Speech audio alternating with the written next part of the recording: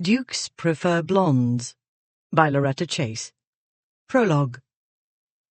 Muse, make the man thy theme, for shrewdness famed and genius versatile.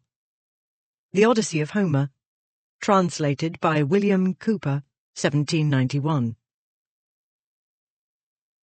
Eton College, Autumn, 1817. To begin with, he was obnoxious. Oliver Radford's schoolfellows didn't need more than a day or two after his arrival to discover this. They didn't need much time either to administer the nickname Raven, though why they chose it was less obvious. Maybe his thick black hair and two piercing grey eyes gave them the idea. Or maybe it was his deep, husky voice, better suited to a grown man than a boy of 10. Or maybe they referred to his nose, although this, while by no means small, wasn't as beaky as many others. Still, he did always have the nose in question in a book, and one of his paternal cousins in fact, said that young Radford reminded him of a raven poking into the guts of a carcass. The cousin failed to mention, or forgot, or perhaps didn't know, not being observant or clever, how extremely intelligent ravens were for birds. Oliver Radford was extremely intelligent for a boy. This was one reason he found the books vastly preferable to his schoolmates, especially his unbelievably stupid cousins. At present he leaned against a wall at the edge of the playing fields, well away from the others, who were choosing sides for cricket. Unlikely and unwilling to be chosen, but required to be present at the character-building proceedings, he had his nose in the pages of Homer's Odyssey. A shadow fell over Oliver, and a fat hand with grimy fingernails covered the page of Greek script. He did not look up. He was, like his father, more than average observant. He recognized the hand. He had good reason to. "Here he is, gentlemen," said Cousin Bernard. "Spawn of the family's labouring branch, our Raven." Labouring was meant to disparage Oliver's father. Since the eldest son inherited everything, the others and their offspring had to find rich wives and/or places in gentlemanly professions, like the military, the church, or the law. George Radford, son of a duke's younger son, had elected to become a barrister. He was successful as well as happily married. All that Oliver had observed told him the other Radfords had extremely small brains, and marriages the antithesis of his parents. That a boy of 10 knew what antithesis meant was another reason to hate him. He didn't help matters. "Naturally you find the law laborious," Oliver said. "Firstly, it wants a mastery of Latin, and you barely comprehend English. Secondly—" Bernard cuffed him lightly. "I'd hold my tongue if I was you, little raven, unless there's tales you want told." "Firstly, if you were me," Oliver corrected. "Since you are patently not, you require the subjunctive. Secondly, tales is plural. Therefore you want the third-person plural of the infinitive to be. The correct verb form is are." Bernard cuffed him less lightly. "Best not to mind him too much," he told the small crowd of his disciples, some of them cousins. "No manners. Can't help himself. Mother not quite the thing, you know. Bit of a tart, but we don't talk about it much." George Radford's family had made a fuss of some kind when he married, at age 50, a divorced lady. But Oliver didn't care what they thought. His father had prepared him for the vicissitudes of Eton and the less-than-likeable relatives he could expect to encounter there. "You're contradicting yourself," Oliver said. "Again." "No, I'm not, you little fart." "You said we don't talk about her, but you did. Do you mind, little raven?" "Not a bit," Oliver said. "At least when my mother pushed me into the world she contrived to keep my brain intact.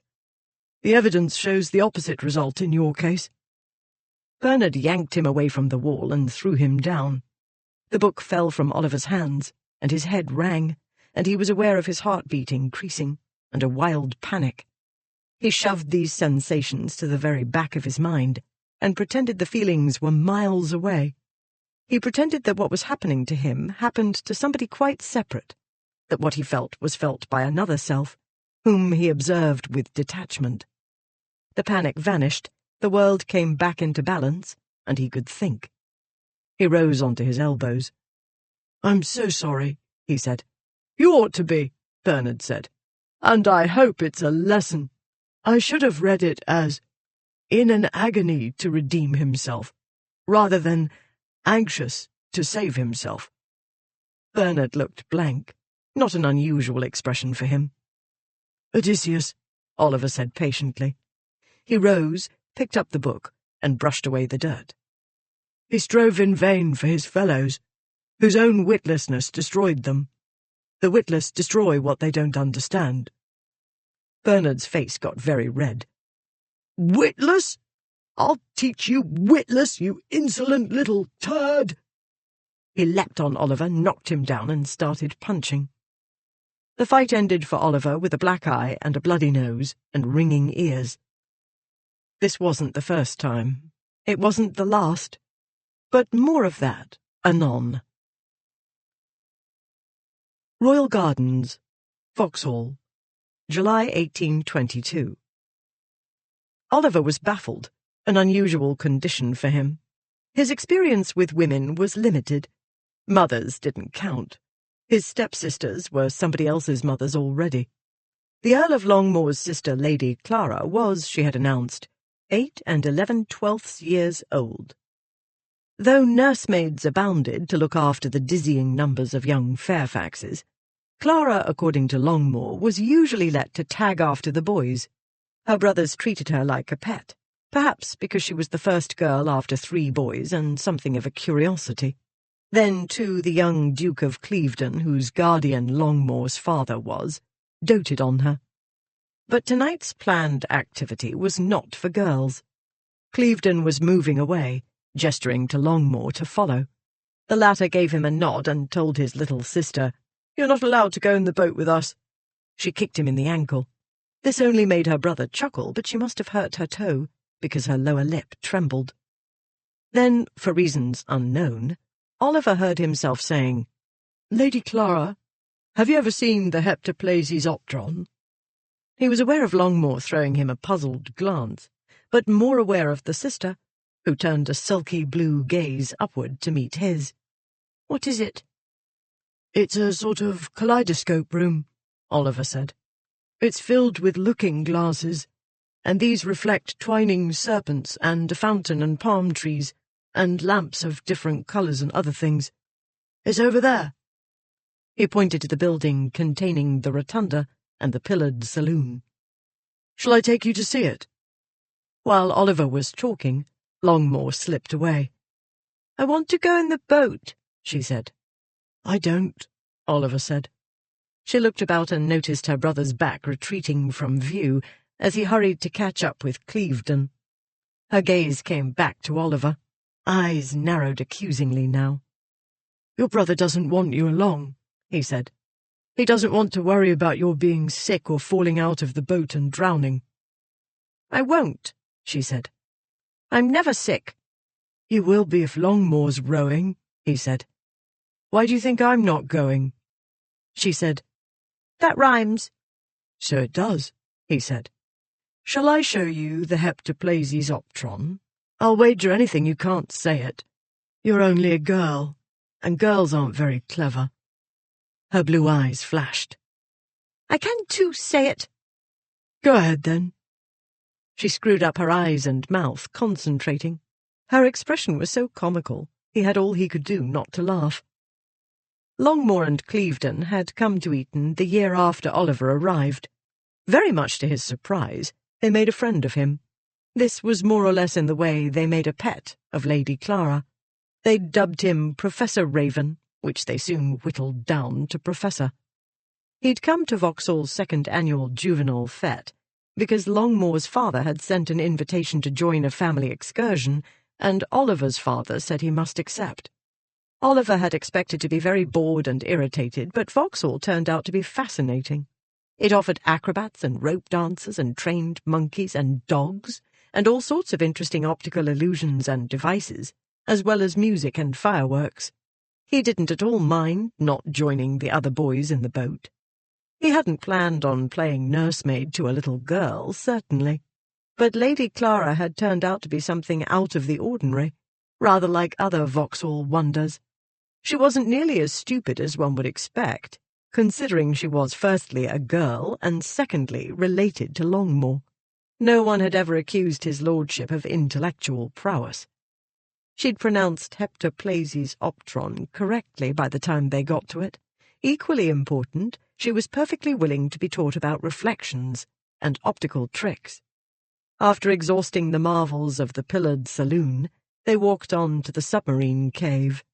After her ladyship had her fill of that, they were moving on to the hermitage, when a disagreeably familiar voice called out, "That the best you can do, little cuz?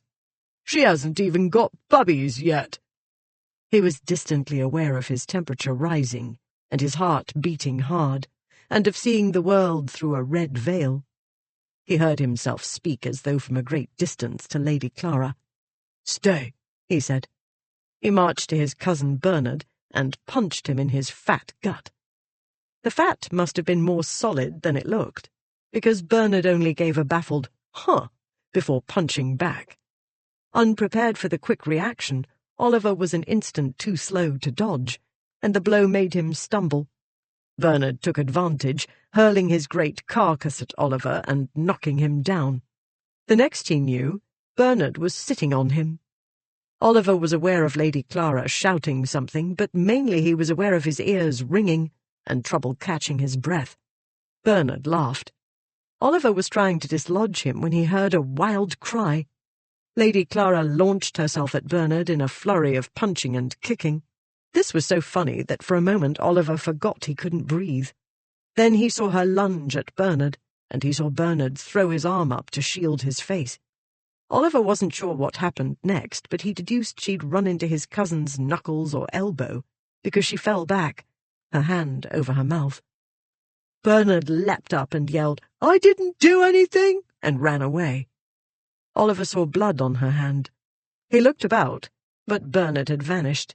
He'd picked his moment as usual when no adult witnesses were about. "The bastard," he said. "The cowardly bastard. At least he could have asked if you were all right. Are you all right?" She took her hand away, then tested a tooth with her thumb. "Is it broken?" she said. She displayed her teeth. No blood there. It must be Bernard's blood on her hand. Her teeth were impossibly white and even, except for the left front incisor. "Did the one in front always have a chip in it?" he said. She shook her head. "It does now," he said. She shrugged. "I hope the chip's stuck in his elbow and stays there forever," she said. Then in a whisper she added, "The bastard," and giggled. Perhaps Oliver fell in love with her then. Perhaps not. Whether he did or he didn't, after that night he never saw Lady Clara Fairfax again. Until... Chapter 1. At the head of Whitehall Street is the noted point of Charing Cross, and immediately above it lately opened Trafalgar Square, where there is to be erected a splendid naval monument, and the new National Gallery of the Fine Arts, now in building, is on the north side of the square. Calvin Colton, 4 years in Great Britain, 1831 to 35. Environs of Covent Garden, London, Wednesday, 19 August, 1835. "Stop it!" the girl cried. "Get off! I won't go!" Lady Clara Fairfax, about to alight from her cabriolet, couldn't hear what the boy said, but she heard him laugh and saw him grab Bridget Copy's arm and try to drag her away from the building she was about to enter. It housed the Milliners' Society for the Education of Indigent Females. The horse safe in her tiger's keeping, her ladyship snatched up her whip, picked up her skirts, and ran toward the pair. She struck the boy's arm with the whip's butt end. He let out a high-pitched oath. He was a mean-looking boy, red-haired, with a square, spotty face. He wore the cheap, showy coat she'd learned to associate with the strutting ne'er-do-wells who infested the neighbourhood. "Get away from her, or you'll get more of the same," Clara said. "Leave this place. You've no business here. Begone before I send for a constable." The boy eyed her in an insolent manner. The effect was spoiled, however, by his having to stretch his head back and cast his beady-eyed gaze upward a distance. For Clara was not petite, and he was not tall.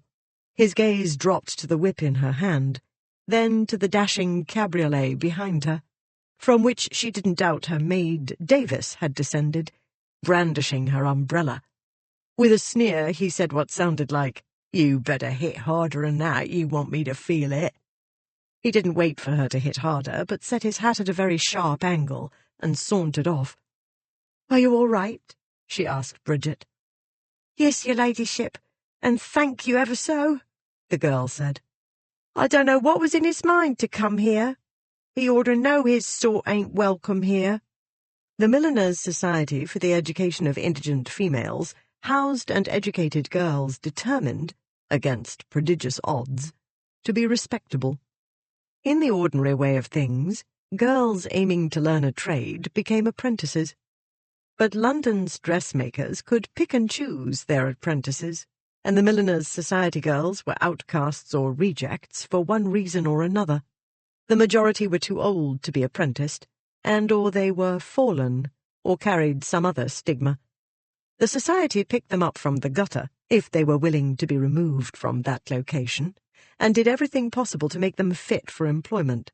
With practice, diligence, and good eyesight, most girls would learn to sew straight, tiny stitches at great speed, and they could be placed as seamstresses.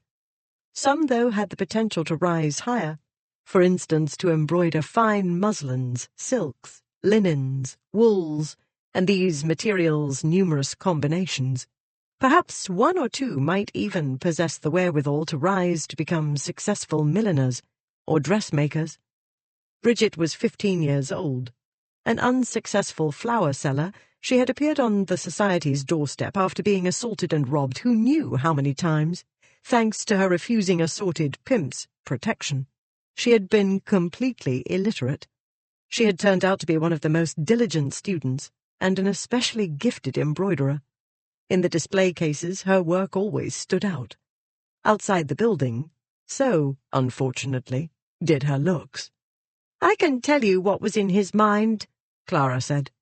"He wasn't thinking much beyond the fact of your being pretty, and what males think when they see pretty girls." Lady Clara Fairfax ought to know. 22 years old as of yesterday, she was the most beautiful and sought-after girl in London, and, according to some, in all of England. Small drawing-room of Warford House, Monday, 31 August, 1835.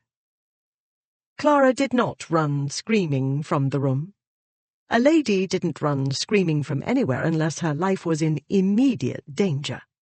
This was simply another marriage proposal. The season was over. Almack's had held its last assembly at the end of July. Most of society had gone to the country, yet her family remained in London because her father, the Marquis of Warford, never left before Parliament rose, and Parliament still sat. And so her beaux lingered in London. For some reason, either they'd joined a conspiracy or had made her the subject of Wagers in White's betting book. They seemed to be proposing on a bi-weekly schedule. They were beginning to wear on Clara's nerves. Today was Lord Herringstone's turn. He said he loved her. They all said so, with varying degrees of fervour. But being an intelligent girl who read more than she ought to, Clara was sure that he, like the others, merely wanted to claim the most fashionable girl in London for his own. She'd inherited the classic Fairfax looks: pale gold hair, clear blue eyes, and skin that seemed to have been poured like cream over an artistically sculpted face. The world agreed that in her these traits had reached the very acme and pitch of perfection. So had her figure, a model for one of those Greek or Roman goddess statues, according to her numerous swains. Her single flaw, on the outside that is, The tiny chip in her left front tooth only made her human and thus somehow more perfect. She was like a thoroughbred everybody wanted to own, or the latest style of dashing vehicle. Her beauty surrounded her like a great stone wall. Men couldn't see above, beyond, or through it. They certainly couldn't think past it. This was because men only looked at women. They didn't listen to women, especially beautiful women. When beautiful women talked, men merely made a greater pretense of listening. After all, everybody knew that women did not really have brains. Clara wondered what women were imagined to have in their skulls in place of brains, or what men thought women did their pitiful excuse for thinking with. "If you would do me the inestimable honour of becoming my wife." She came back to the present and said no, as she always did, kindly and courteously, because she'd been rigorously trained in ladyship. Moreover, she truly liked Lord Herringstone. He'd written odes to her, and they were witty and scanned well. He was amusing and a good dancer and reasonably intelligent. So were dozens of other men. She liked them, most of them, but they had no idea who she was, and did not try to find out. Perhaps it was quixotic of her, but she wanted more than that. He looked disappointed, yet he'd survive, she knew. He'd find another woman he would look at and not listen to, but that woman wouldn't be so unrealistic as to expect him to. They'd wed and rub along together somehow or other, like everybody else. And one of these days, Clara would give up hoping for more. One of these days she would have to say yes. Either that, she muttered, or become an eccentric and run away to Egypt or India. "My lady?" Clara looked up. Her lady's maid Davis had been standing in the corridor by the door during the marriage proposal. Though the door stood open, though any number of large footmen lurked in Warford House's corridors, and though none of Clara's infatuated swains would dream of uttering a cross word to her, let alone attempt to harm her, Davis remained ever vigilant. People said Davis looked like a bulldog, but looks, Clara very well knew, weren't everything. Not many years older than her charge, Davis had been hired immediately after one of Clara's many childhood contretemps. This time at Vauxhall, she protected Clara from fractures, concussions, drowning, and, most important to Mamma, Clara's becoming a complete hoyden. "Where is Mamma?" Her mother usually entered close on the heels of rejected swains to wonder where she'd gone wrong with her eldest daughter. "Her ladyship is in bed with a sick headache," Davis said. This was probably because she'd had a visit earlier from her poisonous friend, Lady Bartham. "Let's go out," Clara said. "Yes, my lady." "To the girls," Clara said. A visit to the Milliners' Society for the Education of Indigent Females would give her a chance to do some good, instead of brooding about men. "Please order my cabriolet." Clara drove herself whenever possible, partly to reduce servants' spying and tattling, but mainly to feel she was in command of something, even if it was one horse pulling a small two-wheeled vehicle. At least it was a dashing vehicle. Her eldest brother, Harry, the Earl of Longmoor, had bought it for her. "We'll stop on the way and buy some trinkets for the girls." She glanced down at herself. "But I can't go in this. They must see me in my finest finery." When a proposal could not be avoided, she dressed as unflatteringly as she dared, to make her rejection sting less. The girls were another matter. The Milliners' Society's founders were London's premier modistes, the proprietesses of Maison Noirot. They made Lady Clara's clothes, and they had taught her that dress was a form of art, and a form of manipulation, and a language in itself. Twice they had saved her from what would have been catastrophic marriages. And so, for their girls, she dressed to inspire. Charing Cross, a short time later. "Look out! Are you blind? Get out of the way!" Clara hadn't had time to see what she was in the way of, when an arm snaked about her waist and yanked her back from the curb. Then she saw the black and yellow gig hurtling toward her. At the last minute it swerved away, toward the watermen and boys clustered about the statue of King Charles I. Then once more it veered abruptly off course. It nicked a passing omnibus, struck a limping dog, and swung into St. Martin's Lane, leaving pandemonium in its wake. Some inches above her head, and plainly audible above the bystanders' shouts and shrieks and the noise of carriages, horses, and dogs, a deep, cultivated voice uttered an oath. The muscular arm came away from her waist, and the arm's owner stepped back a pace. She looked up at him, more up than she was accustomed to. His face seemed familiar, though her brain couldn't find a name to attach to it. Under his hat brim a single black curl fell against his right temple. Below the dark, sharply angled eyebrows, a pair of cool grey eyes regarded her. Her own gaze moved swiftly from his uncomfortably sharp scrutiny down his long nose and firmly chiselled mouth and chin. The day was warm, but the warmth she felt started on the inside. "I dare say you noticed nothing about him," he said. "But why do I ask a pointless question? Everybody flies into a panic and nobody pays attention. The correct question is, does it matter?" He shrugged. "Only to the dog, perhaps. And in that regard one may say that the driver simply put the wretched brute out of its misery. Let's call it an act of mercy. Well then. Not injured, my lady? No swooning? No tears? Excellent. Good day." He touched the brim of his hat and started away. "A man and a boy in a black Stanhope gig trimmed in yellow," she said to his back. Clara was aware of the tall, black-garbed figure pausing, but she was concentrating to hold the fleeting image in her mind. Carriage freshly painted, blood bay mare, white stripe, white sock, off hind leg, no tiger, the boy. I've seen him before, near Covent Garden. Red hair, square face, spotty, garish yellow coat, cheap hat. The driver had a face like a whippet. His coat, a better one, but not right. Not a gentleman." Her rescuer slowly turned back to her, one dark eyebrow upraised. "Face like a whippet?"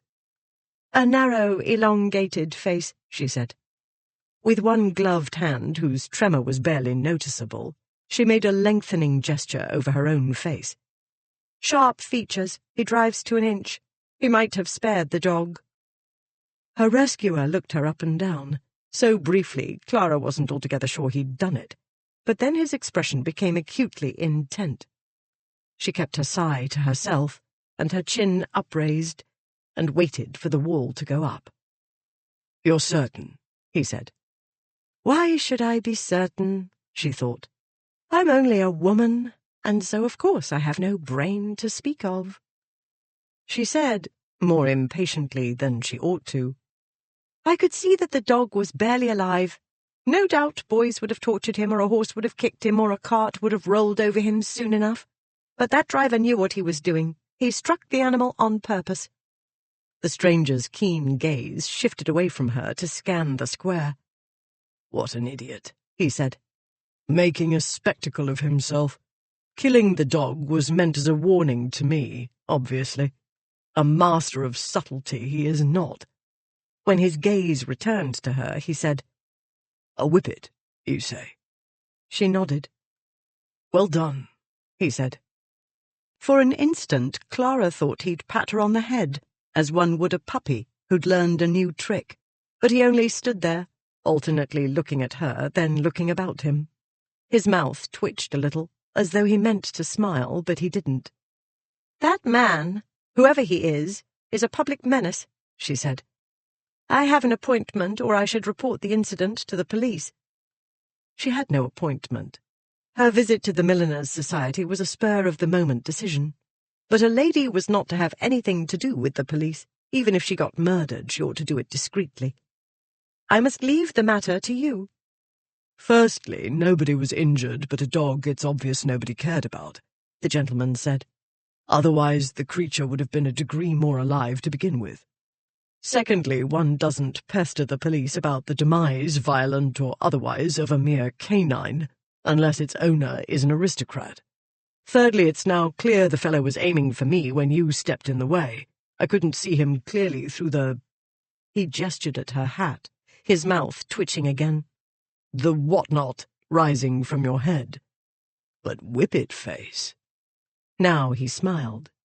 It wasn't much of a smile, being small and quick, but it changed his face, and her heart gave a short, surprised thump. "He's been trying to kill me this age. He's not the only one. Hardly worth troubling the constabulary." He gave her the briefest nod, then turned and strode away. Clara stood staring after him. Tall, lean, and self-assured, he moved with swift purpose through the sea of people surging over the streets converging on Trafalgar Square. Even after he entered the Strand, he didn't disappear from sight for a while. His hat and broad shoulders remained visible above the mass of humanity until he reached Clevedon House, when a passing coach blocked her view. He never looked back. He never looked back. Moments later, after she'd calmed both her maid and her tiger, Coulson, and was giving her horse leave to start, the gentleman's face flashed into her mind, and his voice with its husky overtone seemed to sound again from somewhere above her head. Like a shadow cast by a guttering candle, an image flickered in her brain for a moment, but it was gone before she could make it out. She shrugged, trying to push the incident out of her thoughts, and went on her way, though now and again she did wonder how he'd known to address her as my lady, and why he hadn't looked back. Oliver Raven Radford, Esquire, didn't need to look back. In the usual way of things, he would have sized up the tall aristocratic blonde at the first glance. Fairfax's being ubiquitous, their handsome features distinctive, even society's outsiders recognized them, and he calculated excellent odds of her being one of the many dubbed Lady This or Lady That. Yet he'd given her second and third looks, for 3 reasons. First, his mind had refused to fully accept the evidence of his eyes. He was observant to a degree not usually associated with human beings. Some said he wasn't, quite, and his memory was equally inhuman. But yes, further examination proved Milady's attire to be as complicated and demented as his eyes had ascertained. Secondly, upon that further examination, he felt certain he'd met her before, but he couldn't dredge up from his prodigious memory the time and place. Thirdly, he realized she'd surprised him. He couldn't remember the last time anybody had surprised him. "Face like a whippet," he murmured, and laughed, startling passers-by as he strode along the Strand. "Wait until I tell him. He'll want to kill me twice, and by inches." "Don't look back, you half-wit," said the driver of the Stanhope gig. The boy, one Henry Brockstop, better known as Chiver, for his skill with a knife, or chiv, said, "That were her, the bleeding great bitch what come after me with the horsewhip a week or more back. I wish you'd run her down." This, in any event, is the way his speech would translate into recognizable English. "Moron," the driver backhanded the boy. "And have every last blue bottle in London after me? And the army too? How many times do I have to tell you? Don't touch a hair of a knob's head unless you fancy a slow choke on the end of a rope and a nice lie-down later on a Sawbones's dissecting table, with a lot of other prentice Sawbones watching him pull out your liver and such, and all of them laughing at your tiny precious nuts." He laughed.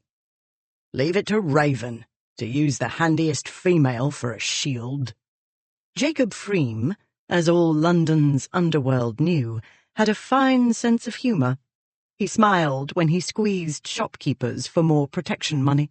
He grinned when one of his boards led a bumpkin into a brothel he wouldn't come out of alive. He chuckled when his boys kicked in an enemy's head. Always good for a laugh, our Jacob. "She's big enough," Chiver said sullenly, rubbing the side of his head. "She can be as big as she wants because she's quality," Jacob said. "And when you see quality, you take off your hat and you bow low and you say yes ma'am and no ma'am and yes sir and no sir. You kiss their arses, you hear me? Nobody cares what we do among our own sort, but you annoy the fine ladies and gentlemen and trouble comes down on you like a ton of bricks.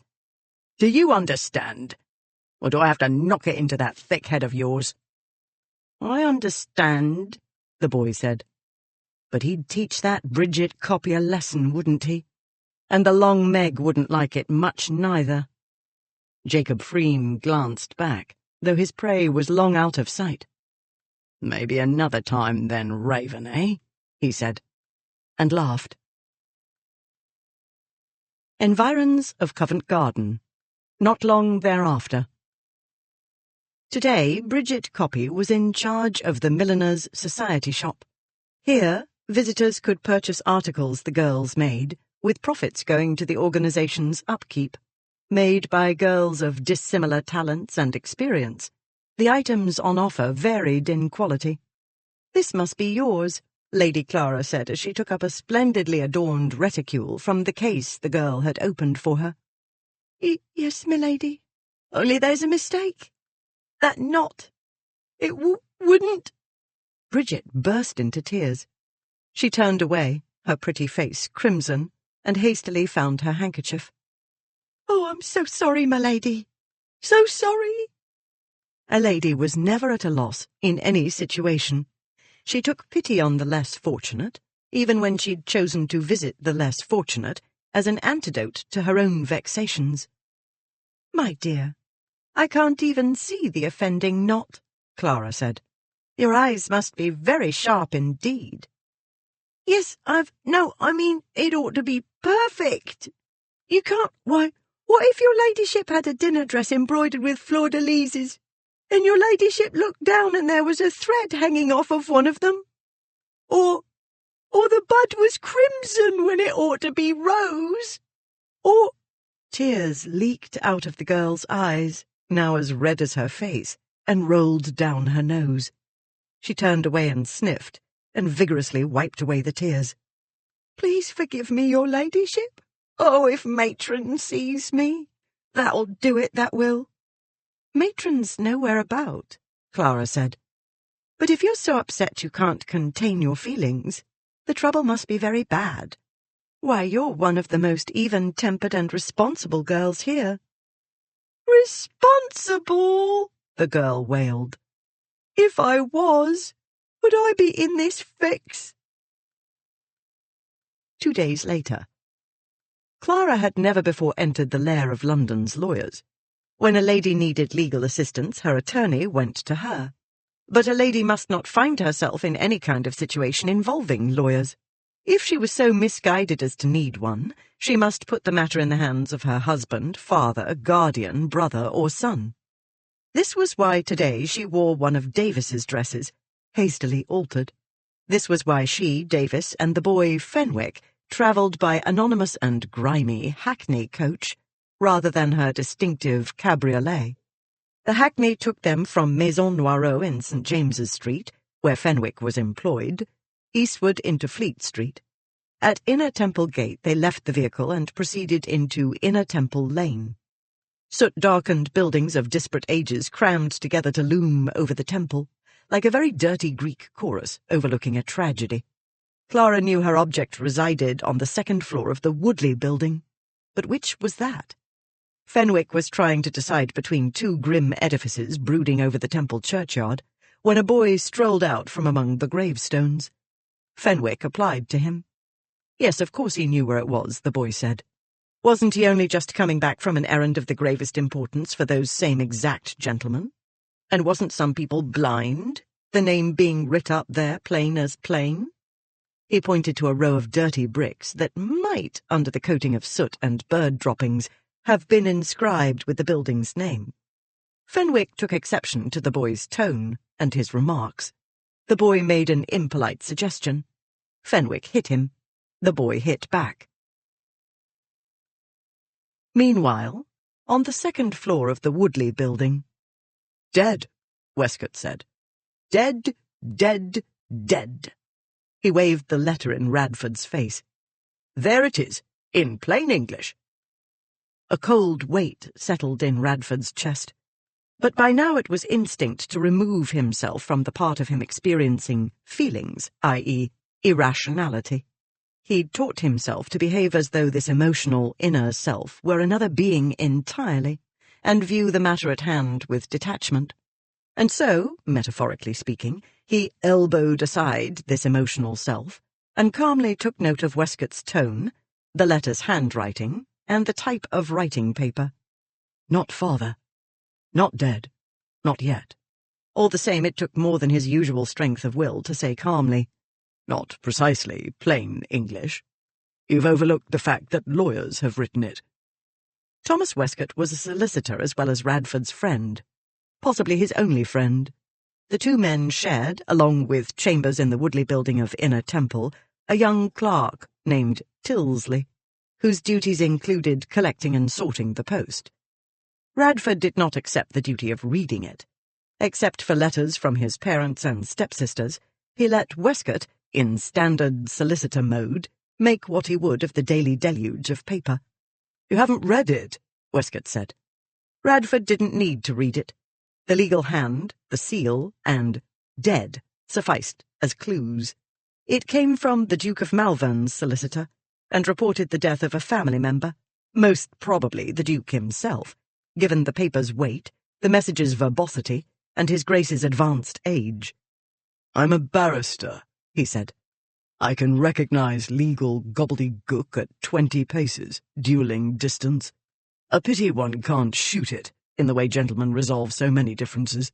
But then barristers who thrive on sordid criminal cases aren't quite gentlemen, are we?" He'd happily followed in his father's footsteps. Since Radford was very good at what he did, he'd never doubted he'd rise steadily in his profession, righting what wrongs and stupidities he could on the way. What he couldn't right or repair were the other Radfords. Bernard's grandfather had set his sons and their sons' wives and children against one another. He was a selfish, vindictive, manipulative man, and his offspring carried on in the same style. Radford's grandfather, being intelligent and observant, had observed this destructive family behaviour and intelligently decided to have no part of it. Father felt the same way. Ages ago he'd said, "The only way to keep your mind from being poisoned is to stay far away from them. Live another life, son. Live your own life." This was exactly what Raven Radford had done. He wanted no part of the ducal viper's nest, and especially not now. 3 months ago, at Grumley's pauper farm, a place where the poorhouses sent their excess children, 5 little ones had died. Fever was the ostensible cause. In fact, Grumley's system of neglect, starvation, and filth had killed them. An inquest had found him guilty of manslaughter. This verdict had led to the criminal trial Radford was prosecuting at present, the most challenging of his career to date. He took the document from his friend and scanned it for loopholes. He was distantly aware of the inner weight's return. His face wore a bored expression. "Only Bernard left," he said. "How the devil do they do it?" The previous Duke of Malvern, Bernard's father, had possessed, in the way of near relatives, 3 brothers, as well as, by his second marriage, 3 sons. Over the years, nearly all the males, young and old, had contrived to die, some of illness, some in accidents. "One would think they were at least capable of breeding," he said. "Blind sheep can do it." "The royal family has a similar problem," Westcott said. "King George III sired 9 sons, and our present heir presumptive? An adolescent girl." "A pity the dukedom can't go to a girl," Radford said. "Those they've got a surfeit of. But the girls can't inherit, and it isn't my problem." He tossed the letter onto Westcott's desk. "Radford, if the present duke dies, Bernard is not 30 years old. His wife is 25. He'll keep trying for sons." Bernard had better not die for at least 50 years. Radford didn't need the letter to remind him his father had become next in line to inherit. George Radford was 80 years old, and in poor health. A fever last winter had permanently undermined his health. His chances of surviving the coming winter were not good. He was going to die, sooner rather than later. He ought to be allowed to die in peace, with his wife at his side, at Ithaca House. the peaceful villa in Richmond he'd named after the mythical Ulysses' longed-for home. The last thing Father needed was the annoyance of taking over vast estates, whose affairs had been mismanaged for years. "Her Grace's health, according to the letter, is precarious," Westcott said. "I'm not surprised," Radford said. "The odds of her dying in childbed are very high, as are those of any woman who endures numerous pregnancies. You may be sure that as soon as she's dead, he'll wed again, no matter how old he is. His father started a second family in his 50s. Radford's own father had married for the first time at 50, because he couldn't afford to marry earlier. This was why Radford and Bernard had been schoolmates. Westcott took up the letter and read it through again. "Something isn't right," he said. "I can't put my finger on it, but I'm sure there's a meaning here we've overlooked. I can't seem to read between the lines, and you refuse to." "I'll tell you what isn't right," Radford said. "It only purports to be a legal document. Amid the lawyerly convolutions, do you distinguish anything more pressing than a summons from Bernard? Can you ascertain anything to be gained by my heeding it? You might at least take the trouble to find out what he wants. Now, have you forgotten the Grumley case?" "I could go in your place," Westcott said, "as your solicitor. Neither you nor anybody else will represent me in this. You don't know Bernard." Father could deal with the lack-brained bully if he had to, but there was no reason he ought to. The last thing he needed now was strain and aggravation. Radford had better write to his mother straight away, warning her. "He'll only waste your time for the fun of it," Radford said. "You and I have more useful things to do. For the present I aim to send that villain Grumley to—" He glared at the door. "Who's there? Where the devil is Tilsley?" "If you refer to your clerk, he's punching a boy in the churchyard." The voice, though muffled by the closed door, was clearly feminine and aristocratic. Westcott, while not as observant as his friend, who was, had no trouble recognizing the diction of the upper reaches of the upper classes. Some of his clients lived in these exalted realms. He hurried to the door and opened it. The tall blonde walked in. Chapter 2. Juvenile delinquents are found in every part of the metropolis. Many of them are in the regular employ and training of older thieves. Others obtain a precarious subsistence by begging, running errands, selling playbills, picking pockets, and pilfering from shops and stalls. John Wade. A Treatise on the Police and Crimes of the Metropolis, 1829. Following a long climb up dark, narrow stairs, Clara and Davis had found, along a passage lined with black doors, the one bearing the name they wanted. Davis had knocked thrice before the men inside took any notice. They seemed to be arguing, but Clara couldn't be sure. One of the voices, the deeper one, sounded familiar, but Clara hadn't placed it by the time she walked in. When the pale grey gaze fixed on her, she started in surprise. Heat sprang from several inner places at once, and raced up to her neck and face, as well as to areas ladies did not acknowledge to anybody, including themselves. This was a disturbing development, but a lady always appeared to be in control, even when she felt as though she'd walked into a lamp-post. "Lady Clara," he said. His keen grey gaze travelled over her, swiftly assessing. "Is that supposed to be a cunning disguise?" The other gentleman said, "Radford, what the—" Clara held up her hand, silencing him. If she didn't immediately seize control, they would. They'd treat her like a child, the way men usually treated women, especially young women. They'd murmur soothing things and send her on her way. They might even tattle to Papa's solicitor. She doubted any lawyerly rules of confidentiality applied to women. "Do not show uncertainty or anxiety," she commanded herself. "For once in your life you can do something more productive than decline marriage offers." She adopted her paternal grandmother's autocratic manner. "Thanks to you, I now know who he is," she said to the other man, who was a degree shorter and fairer, and not dressed entirely in black.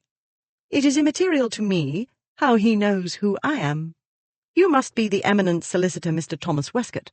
I haven't much time, and I should prefer not to waste it on formalities. As your colleague has so cleverly ascertained, I am Lady Clara Fairfax. This is my maid, Davis. The boy Fenwick, who is trying to kill your clerk, advised me to consult you." As she let her glance rest briefly on the tall, dark man, the sense of familiarity she'd experienced at Charing Cross returned. "He seems to believe Mr. Radford is peculiarly equipped to assist us with a problem." "He's peculiar, I'll give you that," said Mr. Westcott. "This isn't about the mangy dog, is it?" Mr. Radford said. "Because the police have more important matters." "It's about a pauper boy," Clara said. Mr. Radford stalked to the window and looked down. "And you wanted us? Can't mean the fellow down there. He's holding his own. No, wait. Better. He's giving Tilsley a chancery suit on the knob. That boy of yours looks familiar." Having spent a part of her childhood with 3 older brothers, she knew what he was looking at. A chancery suit on the knob involved getting one's opponent's head under one's arm and punching said head with the free hand. "You're familiar to him, which is why we're here," Clara said. "What's the brat calling himself now?" Mr. Radford said. "He doesn't call himself anything," Clara said. "He could teach clams a thing or two. His employers call him Fenwick, and he seemed to think you could help us find a boy named Toby Coppy." Mr. Radford turned away from the window. "Friend of, Fenwick." She'd spent the last 2 days studying the notorious Raven Radford. No easy task, even had she not had to keep her mission secret from her family. His name didn't feature in the usual accounts of parliamentary or social doings. Mainly his name appeared in reports of criminal proceedings, some dauntingly lengthy. From what she'd read, he seemed to be sharp-witted, learned, and tactless to a spectacular degree. Though she hadn't had time to read everything, she'd thought it amazing he'd won so many cases, when judges, witnesses, juries, and even his own clients must have wanted to throttle him. She, for instance, was already growing irritated. "If I might begin at the beginning," she said, "rather than proceed along the haphazard route of your questions." One black eyebrow went up. "Haphazard," he said. "That was a set-down, in case you didn't recognize it," Mr. Westcott told him. "I thought so," Mr. Radford said.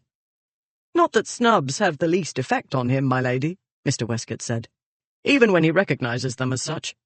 Brilliant otherwise, of course." "So I've been informed," Clara said. "Else I wouldn't be here." "Certainly, my lady," Mr. Westcott said. "And since your ladyship has taken the trouble to be here, we ought to proceed in an orderly fashion. Frankly, I'm puzzled why a man renowned for his fanatical attachment to logic has been perambulating into detours in this strange manner. If your ladyship will be so good as to take a chair, here by the fire, or what is in colder weather a fire, it's cleaner—" He broke off as Davis advanced and wiped the chair with a handkerchief, and him with the censorious eye. "Yes, quite so, thank you," Mr. Westcott said. "And if her ladyship would make herself comfortable, I should be happy to take notes. Radford, we don't need you at present." He gave Clara an apologetic smile.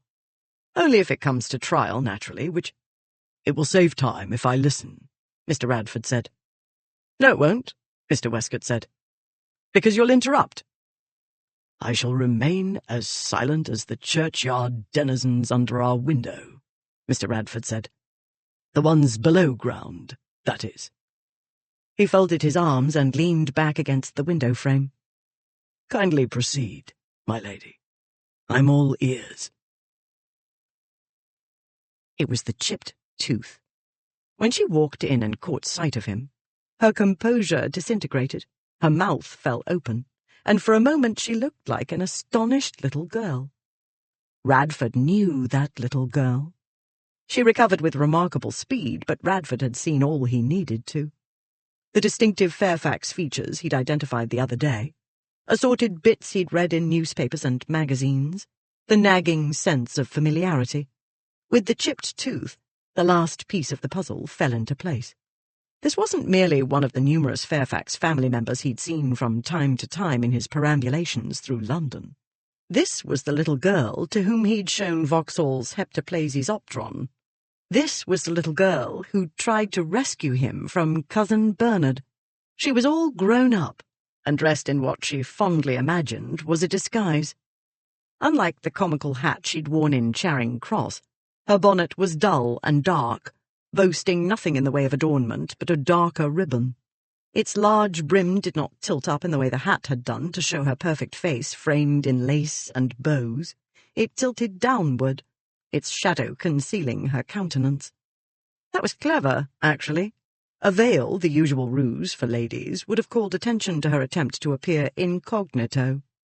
All the same, he would have known her for the Charing Cross female anywhere, even had she been wearing a veil. The drab dress failed to disguise her posture and figure. Remarkably fine figure, he was aware of his irrational self-thinking. It proceeded to imagine said figure in its natural state. Such meditations were not conducive to clear thinking. He wrestled the other self into a dark corner in the back of his mind and focused on watching the lady ignore the chair Westcott had offered and her maid had scoured. Lady Clara remained where she was, posture upright. Horizontal would be better, said the inner voice of unreason. He ignored it and listened to a tale told with a conciseness he would have believed incompatible with the female brain, such as it was. In a shockingly few words, she contrived to explain what the Milliners' Society was and who Bridget Copy was. Her father is dead, she said. The mother is a hopeless drunkard who takes in mending on the rare occasions she's sober. The Milliners' Society has taught Bridget to read and write a little. She persuaded her brother to attend a ragged school. I know I needn't explain to you what that is. Ragged schools were pitiful attempts to teach pauper children the basics they needed to improve their lot in life. The teachers were unpaid, many of them nearly as ignorant as the children. All the same, it was better than the nothing otherwise available to London's impoverished masses. Most members of the upper classes had never heard of ragged schools. Being a duke's great-grandson, Radford was, technically, a member of the upper classes. His life had been different from most, though, and he knew all about these schools. The note of distress in her voice told him the schools were a very recent and disturbing discovery for her. She had no idea how some people lived in London, practically under her nose. But why should she? And how odd it was, her having discovered even so much. She was saying, with Bridget's help, Toby was learning to read and write and do sums. But as you know, less reputable types hang about the ragged schools. Bridget says a gang of thieves has lured him out of school and she hasn't seen him for more than a week. The day, which had brightened remarkably when Her Majesty sailed into his chambers, reverted to its customary grey. A missing child of the lower orders. Radford knew where this story led. Not to a happy ending. First, the accursed ducal letter. Now, another boy lost among London's teeming thousands of unwanted children. Why couldn't she have come to him because she'd murdered somebody? That would have been so much more promising, not to mention stimulating. Bridget wishes to remove him from the gang before they get him hanged, she went on. She's sure the police will take him up in short order. She does not believe her brother has the intelligence or dexterity to be a successful thief. Not for long, at any rate. Oh, better and better. Very likely there was more to this than met the eye. It didn't matter. The boy was doomed. She was wasting her time as well as Radford's. She was completely deluded if she thought the brat could or ought to be rescued. But of course she wouldn't believe him. She hadn't the least idea what she was about. He said, "Do you know which gang, precisely?" "Fenwick has been unable to find out," she said. "Does that tell you anything?" "That London holds a great many gangs." "And therefore?" He led the witness. She regarded him with a polite expression, her gracefully arched eyebrows slightly raised. By now, Westcott ought to have leapt in to state the obvious, or at least give the don't signal, warning Radford he went too far. He glanced at his friend. Westcott was gaping at her as though he'd never seen a girl before. No, in point of fact, he was doing the opposite, what men always did when they looked at women. He was admiring her breasts, in what he must suppose was a surreptitious manner, and had become fully absorbed in that endeavour. Hers Radford would readily admit, were uncommonly good. Either that or her undergarments were constructed to make them look good. He'd debated this point with himself when he met her the other day. Whatever the truth of the matter, Westcott had no business drooling over them. The part of him Radford kept tightly confined was developing a fantasy of pitching his friend and colleague out of the window. Thrusting the mental image aside, he said, "Does the phrase needle in a haystack signify anything to your ladyship?" "Let me think," she said. She screwed up her mouth and eyes in an exaggerated effort of thinking. He remembered the little girl learning to say heptaplasioptron. "Yes," she said. "Yes, it does, shockingly enough." "Good," he said, "because Fenwick assured me you'd know how to find Toby if anybody would. And you've made a name for yourself as an advocate for pauper children." I suspect that's because advocating for paupers, being unusual to the point of bizarre, makes sensational headlines," he said. "In fact, mainly I appear in court for very boring cases. Poisonings and burglaries and assault and libel and such. Few of these cases attracted the more respectable newspapers' attention. The rare cases that did tended to focus on plaintiff, accused, and lurid witness statements, not boring lawyers. Until recently. But the Grumley case— "Ah, yes, the sensational one," he said, "which demands my full attention at present. I promise you the judge will not give me a leave of absence to hunt down this boy, even had I any hope of finding him with a year to do it in." An emotion flickered in her eyes, but even he, usually so perceptive of the subtlest facial cues, couldn't decide whether she was disappointed or relieved. Not that it mattered in the least. "Yes, of course," she said. "I've read about the Grumley horror. I should have realized. How silly of me. You have your work cut out for you there. In that case, perhaps you can advise me how to proceed." "I strongly recommend you leave it alone," he said. "These sorts of things never turn up." He broke off, because her chin went up another notch and her posture stiffened, and he was forcibly reminded of the girl who'd kicked her brother in the ankle. "But how silly of me," he said. "You're not going to leave it alone?" "No."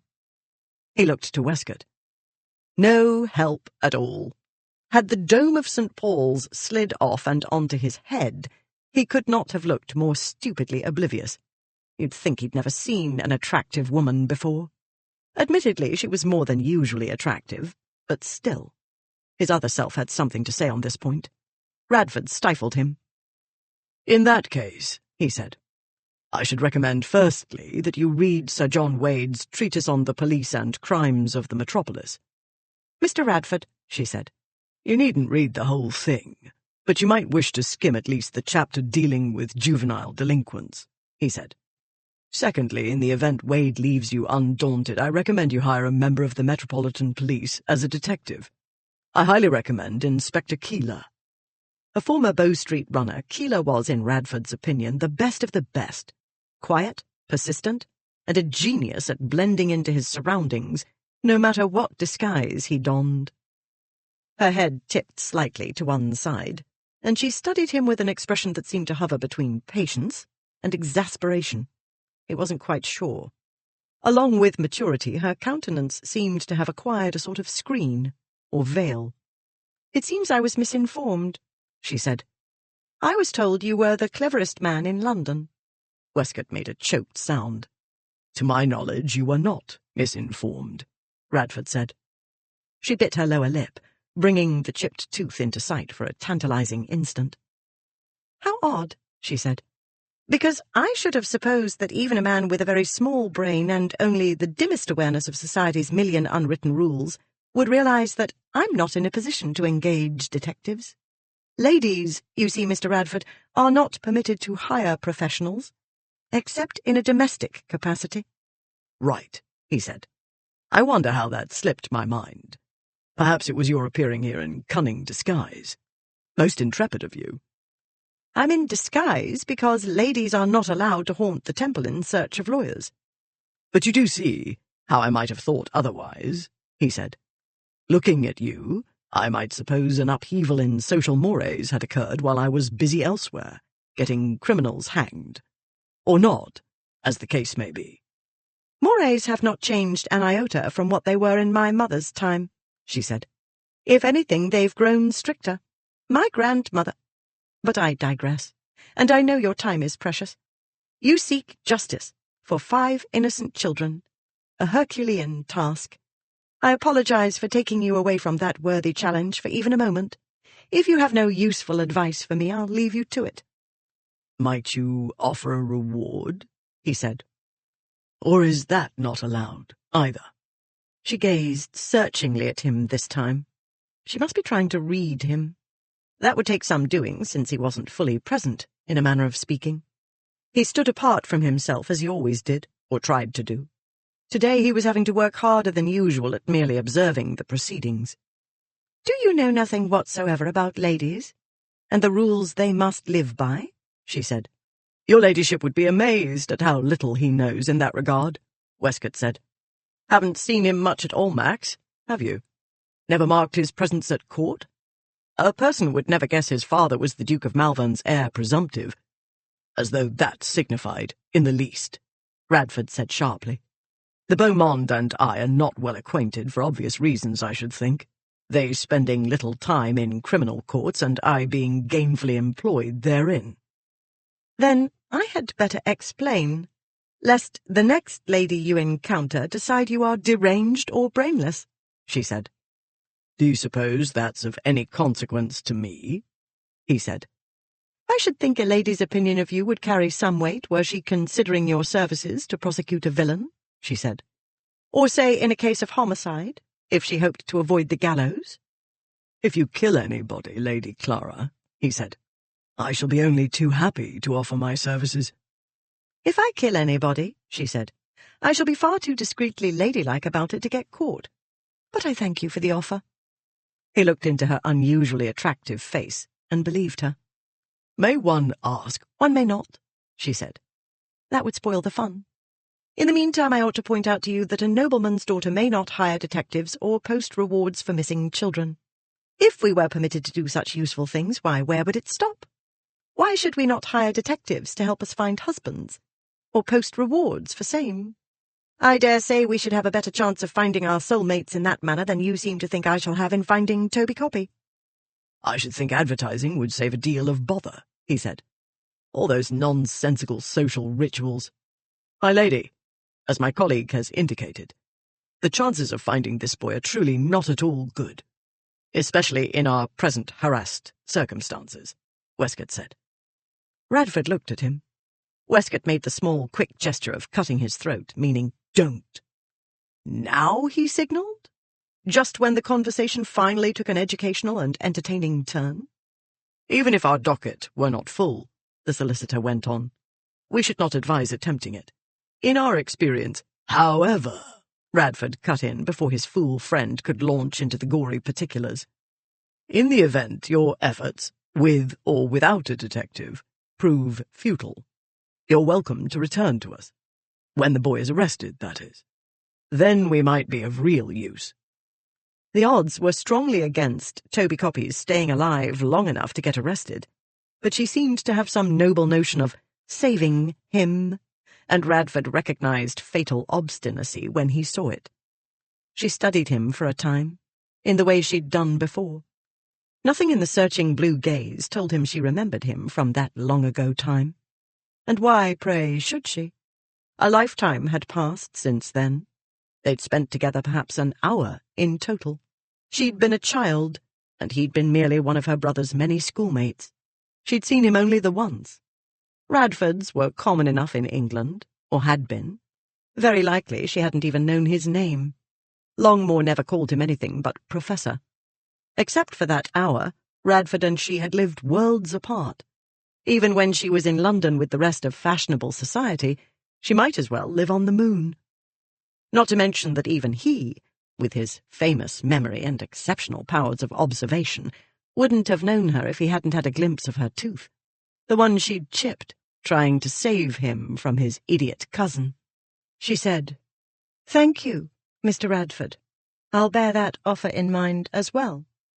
We do greatly regret that we can't offer your ladyship more help. Westcott said. Of course he regretted. He couldn't get enough of gawking at her. She gave a little wave. I quite understand. My foolish mistake. She started for the door, and Westcott hurried to open it. She paused there and smiled, and a ray of light seemed to brighten the sombre room. Well then, no injuries, gentlemen? She said. No swooning? No tears? Excellent. Good day, Mr. Westcott. Good day, my lady. Good day, Professor, she said.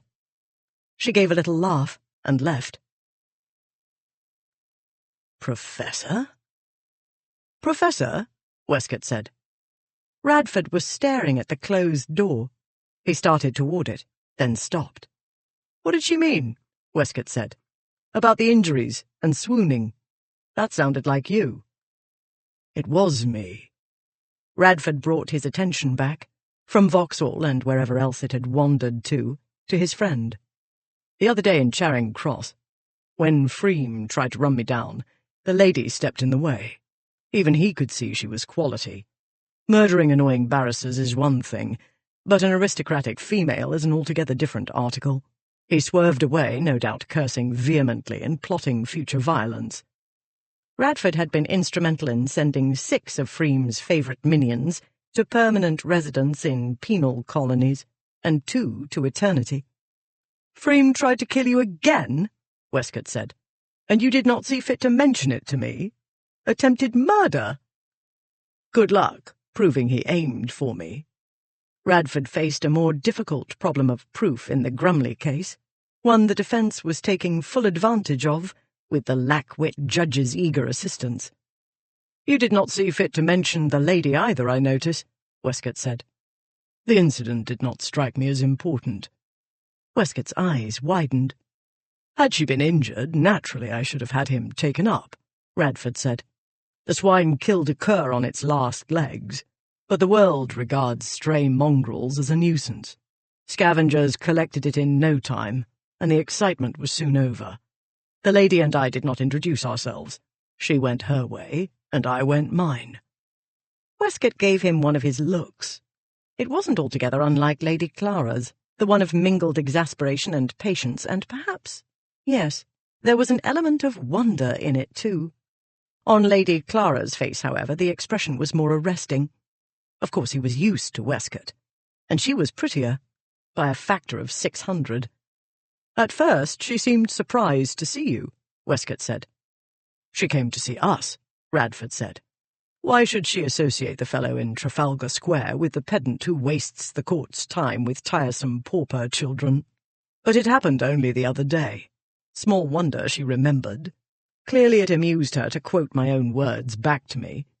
I should like to know how anyone who'd met you would forget, Westcott said. Unless you kept silent, which I am certain is a physical impossibility. And Professor? Westcott's eyebrows rose in a most annoying manner. A nickname her eldest brother gave me when we were at Eton. She must have put 2 and 2 together and concluded I was the Radford he in Clevedon called Professor. He'd been positive she hadn't remembered him from Vauxhall. He was deeply, painfully curious how she'd worked it out, and how she'd contrived to do so without offering the smallest clue she was doing it. A most intriguing veil, or screen.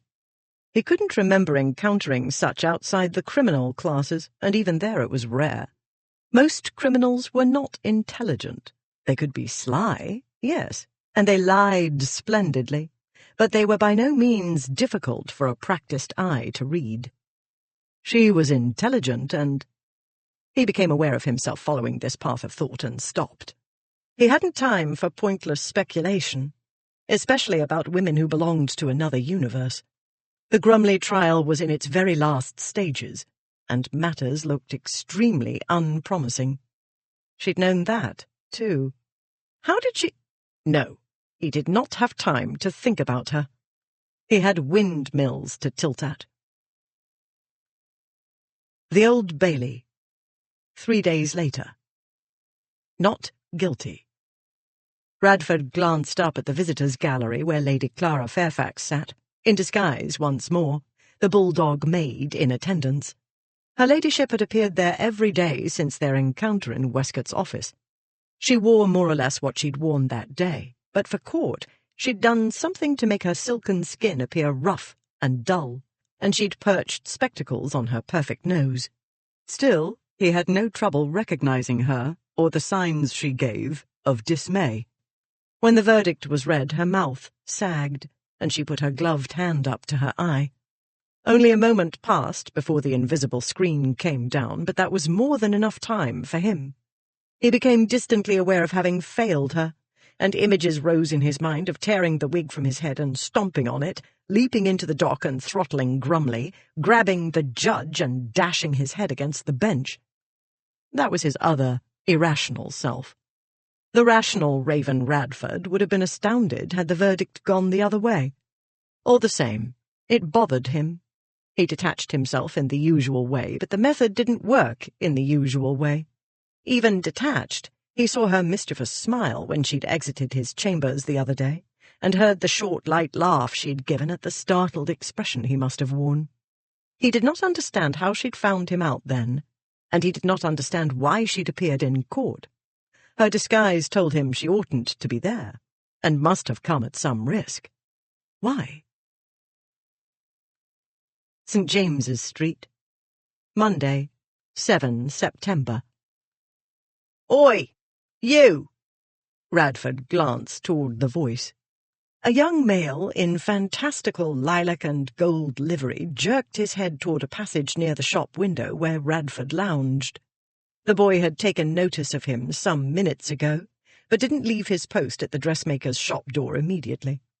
After he'd ushered in a lady, the footboy or porter or whatever he was casually crossed St. James's Street, summoned Radford in this suave manner, and stepped into Crown and Sceptre Court. Radford followed him into the narrow passage. He saw that from here the boy could keep an eye on Maison Noirot's door and dart across the street, should he be needed. "Well then, what you want?" the lad said. Radford regarded the blinding livery for a moment. Then, "Jonesy," he said. "That's a clever disguise."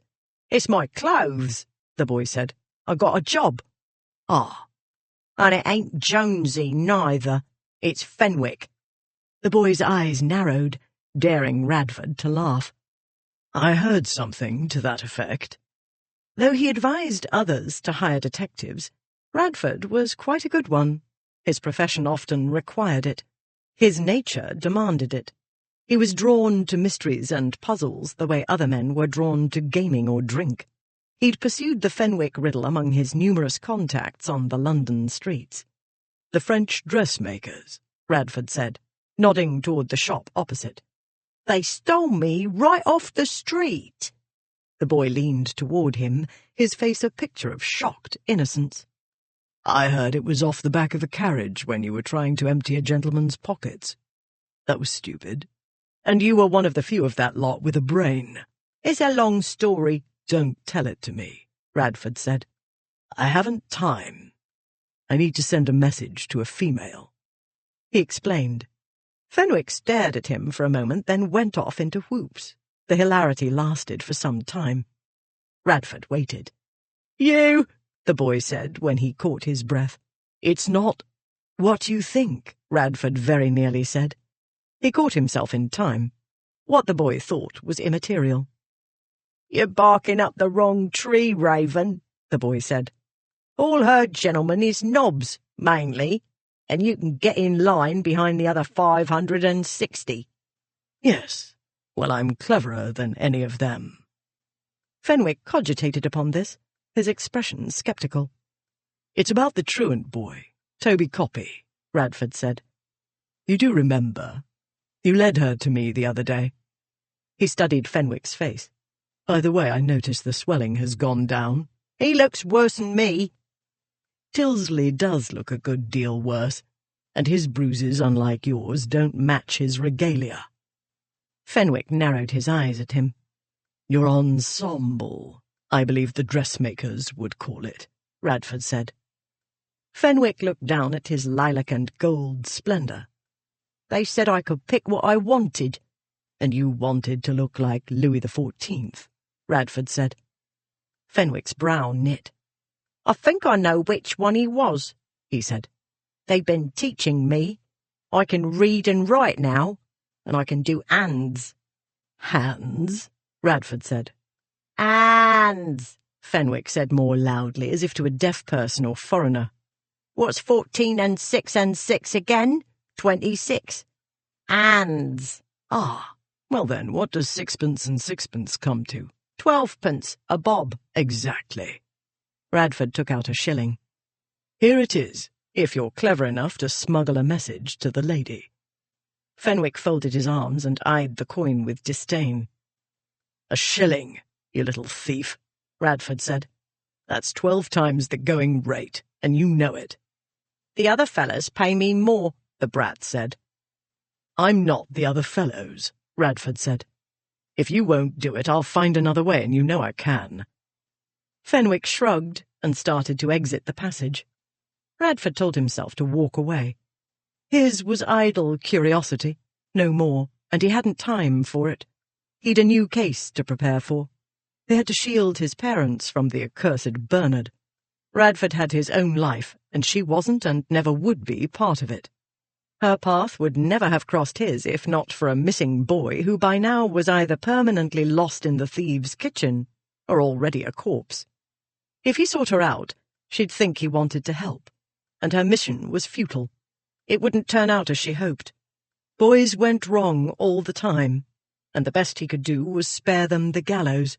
It didn't always succeed. He would leave it alone, as he'd advised her to do. It was the only rational course of action.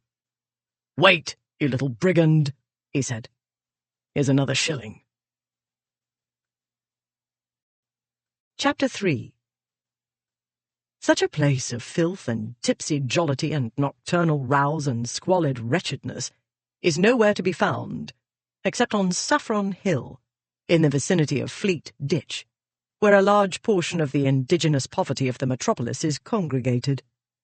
Nathaniel Sheldon Wheaton, A Journal of a Residence during several months in London, 1830. The following day, the Milliners' Society for the Education of Indigent Females stood in a row of narrow, grimy buildings not far from the Bow Street police office. The rear of the building looked out upon a cramped courtyard. Undersized and starved for light, this patch of ground strove, like the girls within, to be something better. Someone had created a facsimile of a garden under the stunted trees. Someone had swept every trace of debris from the ground. Only one lonely leaf marred its neat order, and that, Radford felt sure, would soon be dispatched. Here and there a pot of flowers brightened the gloom. A bench, whose paint had been refreshed within recent months, stood under one of the dingy trees. Head bowed, face in her hands, Bridget Coppy sat on the bench and wept. Lady Clara chose that moment to arrive. Actually, calling it an arrival was like calling the eruption of Vesuvius a fire. Her ladyship wore a pink explosion of embroidered organdy, boasting the gigantic sleeves, still against all reason, in fashion.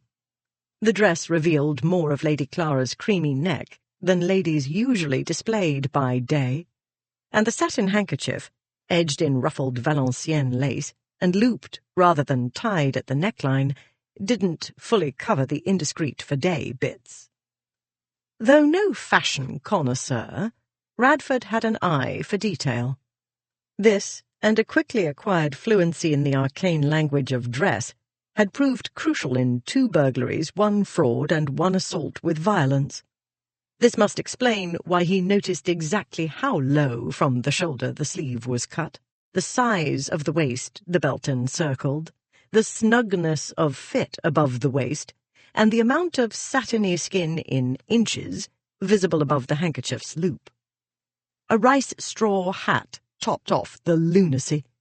Blonde lace frimmed the inside brim, where a pink bow fluttered near her right eye. On the outside, flowers, leaves, and sprigs leapt skyward from a bower of ribbons and bows to add some 10 inches to her height. None of this explained why the wan little garden seemed to perk up and brighten, nor did he choose to pursue the question. Bridget had jumped up from the bench and curtsied the instant Lady Clara appeared. Now, though, as she took in her ladyship's ensemble, her mouth fell open, and only her gaze moved, up and down and all over the apparition in organdy. This stopped the waterworks in any event, for which he was grateful. "Lady Clara," he said, "you're punctual to the minute." He didn't take out his pocket watch. He had an accurate idea of time, especially when it was wasted. Of the last 25 minutes, all but 4, by his measure, fell into that category. "I seem to be late," she said with a glance at the red-eyed Bridget, "but your message stipulated 2 o'clock. "I wished to speak to Miss Copy before you arrived," he said. This would spare his having to listen to 2 females talking at the same time, which females invariably did. "As I supposed, she's told me very little more than what you told me, but in thrice as many words, punctuated by tears." Lady Clara surveyed the girl, who regained her senses sufficiently to wipe her eyes with the back of her hand. "It was Toby, your ladyship," she said. "He come by last night. He was so horrid. It come into my mind when Mr. Radford was asking me questions." Toby was still alive. Given this fact and what Bridget had told him about an encounter with a nasty piece of work known as chiver, Radford was beginning to formulate a theory, one he didn't much like. Meanwhile, he was still trying to detach himself from the news that her ladyship had attacked one of the London underworld's most feared young cutthroats with her horsewhip. "Are you sure you want to save him?" he said. "We might be able to retrieve him, but you can't expect us to undo the corruption of his mind." Bridget nodded. "He's led easy enough, and once I have him home again and back in school—" "He's very likely to be led away again," Radford said. Had the mother not been an inebriate, he would have had more hope. Not much more, admittedly. "If he does it again, I'll wash my hands," Bridget said. "But I know school's hard for him and he isn't clever. I'll try to get him a place as an apprentice, but if he won't stick to it, there's no more I can do." "We'll help you find a place for him," Lady Clara said. "We?" Radford said. "Yes." Her ladyship gave him a level look. He gave her one back, then said to Bridget, "You may return to your duties. I can report to Lady Clara more succinctly as a soloist." Bridget looked blank. "It's all right, Bridget," Lady Clara said. "Do go in, but wipe your face properly first. You don't want Matron wondering what Mr. Radford said to make you cry."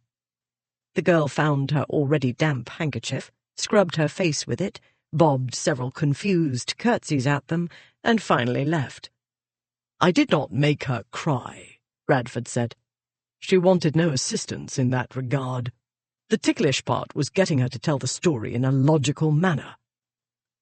Lady Clara gazed at him in the way of a patient teacher encumbered with a student of slow understanding. "She's 15, she said. "She's barely educated. She doesn't know Euclid from Eucharist. Where do you imagine she would have learned logic?" 1 and 1 makes 2, he said. "She wouldn't go from Whitechapel to Shoreditch by way of Bloomsbury. It doesn't require a knowledge of geometry or Aristotle to understand the shortest distance between 2 points, whether it's furlongs or words." "Judging by the speech your honourable friend made in court yesterday, the concept isn't clear even to university-educated gentlemen." "Right," he said. "Why were you in court, by the way?" "I was trying not to get married," she said. He was, momentarily, lost, in an unexpected flurry of emotions too confused for him to sort, let alone name. But he swiftly set aside his bewildered other self. His brain returned to work, and he said, "That would appear to be a brand new way to go about it. But if anybody would set the fashion, I reckon it would be Lady Clara Fairfax." "You've been studying me," she said. "You studied me," he said. "Due diligence, do you call it?" she said. "You're interesting. You were an interesting boy, I recollect. I had better walk about. Some of the girls will be watching at the windows, and the dress shows to best advantage in motion. I'm told they like to see me in my finery. It's good for their morale." While he was trying to digest interesting boy, irritating was the more familiar adjective, She began a slow circuit of the small courtyard. In motion, the dress did appear to great advantage, but he saw more than that. She changed the atmosphere. The effect of beauty, he told himself. People experienced strong feelings looking at a fine painting or hearing splendid music. His other self wanted to sit on the bench and drink her in. That, however, wouldn't produce intelligent or useful results. The opposite, rather. And so he walked with her. "The season is over," she said. "Most of the other families have gone to their country places, but Parliament still sits, and Papa remains to the bitter end. And Mamma needed time to recover from some weddings that weren't mine." He glanced at her. Pink tinted her fine cheekbones. "Some of the gentlemen lingered too," she went on, "and now they're proposing twice a week. I think it's become the latest sport, proposing to Lady Clara Fairfax. And I know what you're thinking." "I doubt that," he said. His other self decided the gentlemen ought all to be pitched out of windows. "But you don't care what people think of you," she said. "And so I won't let myself care what you think of me. That I'm shallow and vain and capricious—" "That wasn't what I was thinking," he said. "No, you don't think of me at all, and why should you?" she said. Gad, was she a simpleton after all? "You have important things to do," she said. "I know. Even Bridget has more important things to do than I. There she is, trying to make something of herself as well as her brother, who's probably a hopeless cause. Yet she won't give up. And there are those poor pauper children, and their parents." She clenched her expensively gloved hands. "It makes me wild to think of the injustice. I don't know how you bear it. But you try to do something. You even somehow make a victory out of failure. And there am I, alas, poor me, running away from my beaux." "Straight into the Old Bailey," he said. "So it was desperation that drove you there." I was vastly puzzled. Never would I have theorized anything to do with your lovers, whose name I understand is Legion. She looked up at him. "That's why you summoned me today? You were curious why I was in court? It had nothing to do with Bridget? Are you completely insane?" "I'm less insane than most people. If by insane you mean irrational," he said. "And it did have to do with Bridget. Peripherally." "But you don't want my help." "With what?" He studied her, his gaze going up to the mad garden on top of her head, down to the toes of her pink half-boots. Once, twice, thrice. "As I recollect, you came to me for help. You didn't set out on your own to find the tiresome boy." "And I'm to do what?" He gave a dismissive wave. "Whatever it is ladies do." He started away. She stamped her foot. He turned back and gazed at the pink-clad foot.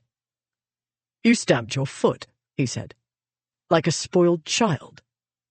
"I am a spoiled child, you insufferable man," she said. "I'm only trying to be a little less spoiled and to be of use to somebody." "You're of no use to me," he said, ruthlessly beating back the other arguing self. "I'm not overly scrupulous about using people when necessary, as anybody will tell you, and I should use you if there were any sense to it. But I will not enter Seven Dials or Whitechapel or wherever the wretched brat's gone to ground, encumbered by a young lady, and not merely a young lady, but a peer's daughter. You'd only be underfoot, and I should have to look out for you as well as myself. If you think I mean to complicate this asinine business needlessly because you're bored and too many men love you, then what small brain you might have once possessed has atrophied." Clara wanted very much to strike him with her umbrella, but she hadn't brought one, and Davis, who always did carry one, was inside, where she'd told her to remain. Furthermore, Clara knew he was right. She'd only be an encumbrance. How on earth had she thought she'd be of any use to him? This wasn't the scrawny adolescent boy who might have broken his hand when he punched the lumpish bully for speaking offensively in her presence. Yes, even at not quite 9 years old, she'd known what that was about. Trailing after 3 older brothers, she'd learned things, like what bubbies meant. She'd understood, too, Perhaps not then, but not long thereafter. That if Harry or Clevedon had been about, they would have done what the Professor did. Probably more successfully, but that made his doing it all the more admirable. Now he was as big as Harry or Clevedon, and judging by the powerful physique whose contours the well-tailored black coat and trousers outlined, he'd spent the intervening years exercising his body as much as his brain. She would not think about his physique. He was intolerably supercilious and conceited. She wished Harry had taught her more about fisticuffs. Fighting worked so well for males, old and young. Never mind who was right or wrong. How she would enjoy giving Mr. Radford a chancery suit on the knob. "I fail to see what's thrown you into such a snit," he said. "Snit? "Do try to use your head," he said. "What other means had I to talk to you? I don't circulate among the haut-tons. I could hardly appear at your door and hand a footman my card. Then your family would wonder how we'd become acquainted.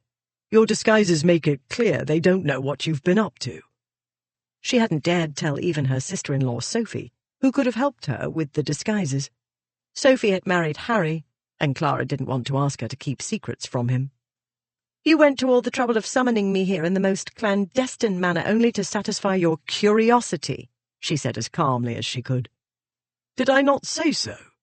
Did it not occur to you that your appearing in the Central Criminal Court was in any way strange?" "That's why I was in disguise," she said. "I never dreamed you'd notice." "That was unintelligent of you." "It was perfectly reasonable." "You great lout. I assumed you'd be concentrating so intently upon your task you'd never heed the crowd in the gallery except as a crowd. But you did glance up, I recollect, and must have recognized Davis." "I recognized you," he said. "Davis only confirmed the discovery." She was aware of inner disturbances. She throttled them, wishing she could throttle him. She kept her temper as best she could and looked up at him, into those keen grey eyes. Such an unusually pale grey, like a winter sky. "You are a prodigy, aren't you? I shouldn't have believed it possible to let one's attention stray for even a moment, yet you penetrated my disguise." "Firstly, my attention did not stray," he said. "It's possible to glance in one direction and pay attention elsewhere at the same time. I took note of the proceedings, though I knew what would be said. Secondly, it wasn't much of a disguise." "Secondly," she said, "it was a very good one. Mr. Bates passed me in Ludgate Street without a second look." "Mr. Bates is unobservant," he said. The penetrating grey gaze swept over her. "I should know you anywhere." She went hot all over. She ignored it. "And firstly usually comes before secondly," he said. "Yes, but the secondly was so provoking," she said. "And so firstly—" "You're mocking me." "Why not? You mock me." His mouth quirked, more discernibly this time. She went on. "Firstly, it was a challenging exercise for me. With my tiny brain, you know, it wanted supreme concentration to find chinks in the defence's arguments. Some of the legal hairs were split so very fine I could hardly make them out. But that was the point, wasn't it? There was no way to prove beyond doubt that Grumley's methods, rather than the fever, killed those children." He folded his arms, and the grey gaze became almost painfully acute. This was a test, she thought, and if she failed she would have to go back to listening to marriage proposals and fantasize about becoming an eccentric and running away to live in a tent in Arabia. She began to walk again, not because she needed to pace, but because she knew her clothes would distract him somewhat, and she would feel less like an insect under a magnifying glass. "Your witnesses made a poor show under the defence's close questioning," she said. "The judge's badgering made them more uncertain and inarticulate. The jury had no choice. Naturally, my learned friend, you would have recognized this long before I did." He stood back and rested one big gloved hand on the back of the bench where Bridget had sat. He said nothing. Clara made herself look away from the gloved hand. "And so I came back the next day to see if I could discover your strategy," she said. He only watched her in a brooding sort of way. This was the tricky part, and he was not going to make it easy. She plunged on. You gave a fine performance of bumbling and desperation, while at the same time calling attention to each of the defendant's acts that, taken together, ought to have led to his conviction. Day after day, that was what the newspapers reported, because that part wasn't legal hair-splitting, but something all readers could understand and judge for themselves.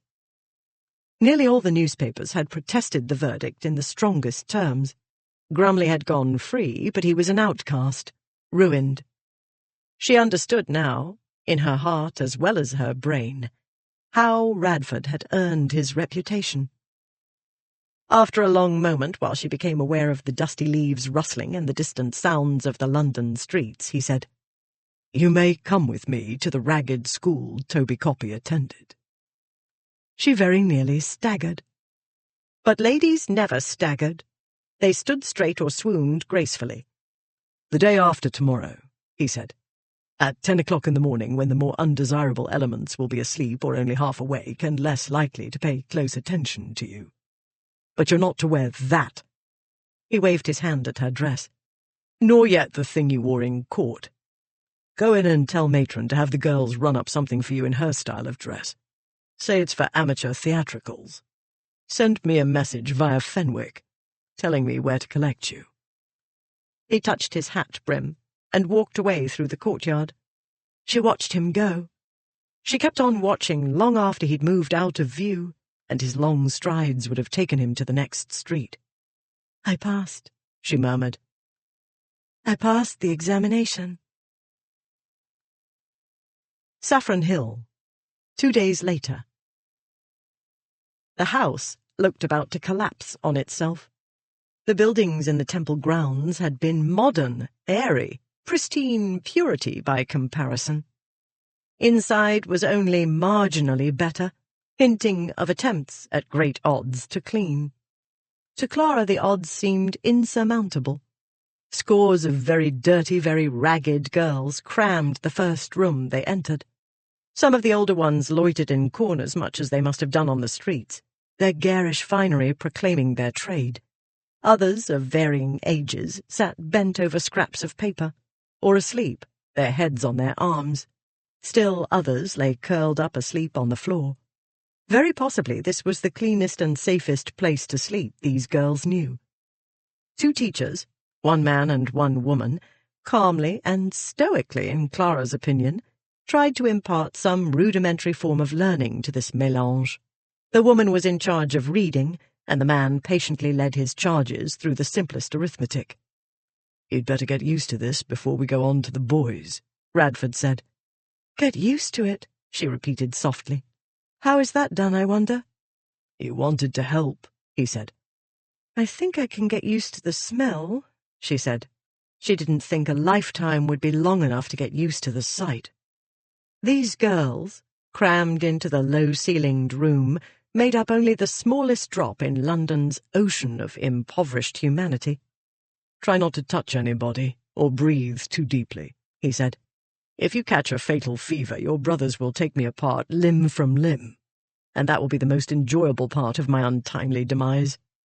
"My brothers will have to stand in line behind Davis," she said. The maid was muttering to herself. Yet, when Clara glanced at her, she thought she saw sorrow as well as disgust in the faithful bulldog countenance. Davis had certainly taken every precaution, dousing Clara's handkerchiefs with vinegar and making sure every inch of her was covered, except for her face. She'd tried to make Clara wear a vinegar-soaked handkerchief over her nose and mouth, but Clara won that battle. 2 of the prostitute-looking girls smiled at Mr. Radford. One started to sashay toward him, but he gave a brisk wave, and she retreated with a smirk and whispered something to the other girl. The male teacher approached them. Mr. Radford led him aside, and they muttered together for a moment. Then the teacher summoned one of the young prostitutes. Mr. Radford jerked his head toward a corner of the room where nobody was lounging at the moment, and the girl went with him. He hadn't invited Clara, but after a moment's hesitation she went too, and Davis trailed after her. He didn't scowl at Clara, as she expected. Instead, he gave her the "what a good puppy you are" look, and said to her, "Ah, Mrs. Faxon, here is Jane, who is acquainted with Toby Coppy." Jane eyed her suspiciously, top to bottom, then in reverse. "Jane, Mrs. Faxon teaches at Bridget Copy's school. They're looking for Toby." "What's he done then?" the girl said. At least, that was what Clara guessed she said. Her Cockney speech was several degrees more impenetrable than Fenwick's. "You know perfectly well what he's done," Mr. Radford said. "He's left school." The girl shrugged. "Who wouldn't?" "You don't." "Well, no one told me—" She stopped abruptly and looked hostile. "Here now. I know your tricks, Raven, like everybody does," she said loudly. "Don't be thinking I'll squeak on Toby or nobody else. I don't nose on my friends." Then more softly, but with the same truculence, she muttered, "Not an ask for a slicing, would I? And you tell Bridget she can thank herself for it." She flounced away. Mr. Radford shook his head. "Come along then, Mrs. Faxon. I knew we wasted our time with this lot. They stick together. This is what they call honour among thieves, in case you were wondering." Radford had to give her credit. Lady Clara passed through the first trial without being sick or even showing signs of swooning. But then she was Longmore's sister, for all she looked so little like him. They went on to the boys' classroom, where anarchy seemed to prevail, although the teachers bravely did their business and a few brave boys worked at learning. There he picked the likeliest lad in the bunch and took him aside in the same way they'd drawn Jane away from the others. Not outside the room, though. That would be the perfect way to learn absolutely nothing. The boy Joss displayed even more hostility than Jane had treated them to, and in the same vein. Having left the boys' area with the same kinds of dismissive comments he'd used in the girls' schoolroom, Radford led Clara and her maid outside. He said nothing. They said nothing, shocked, speechless, no doubt, but hurried along with him to the hackney stand in Hatton Garden, where they climbed into an ancient coach. "That's all?" Lady Clara said once the vehicle was moving. "How many more ragged schools must we visit before we learn anything?" "Were you not paying attention?" he said. "They told us everything." "They all seemed to know you," she said. "Those girls. Jane." She trailed off and looked out of the window, though he'd defy her to see anything through the scratched, dirt-encrusted glass. "They know I don't need every syllable spelled out for me." "Speaking of syllables, I could barely understand Jane," she said. "The boy, Joe, was it? Might as well have been speaking Mesopotamian." "Nor why your ladyship ought to understand, I can't guess," Davis said. "And to think I should see my lady in a place alongside the likes of those creatures and that insolent girl's rags touching your skirts." She glared at Radford. He shrugged. "You can burn milady's attire later, in the dead of night, if you like." "And how should we do that without attracting attention, sir?" the maid said, making the "sir" sound like "you fiend from hell." "Do you suppose I spend any time in the kitchen that they wouldn't wonder at it?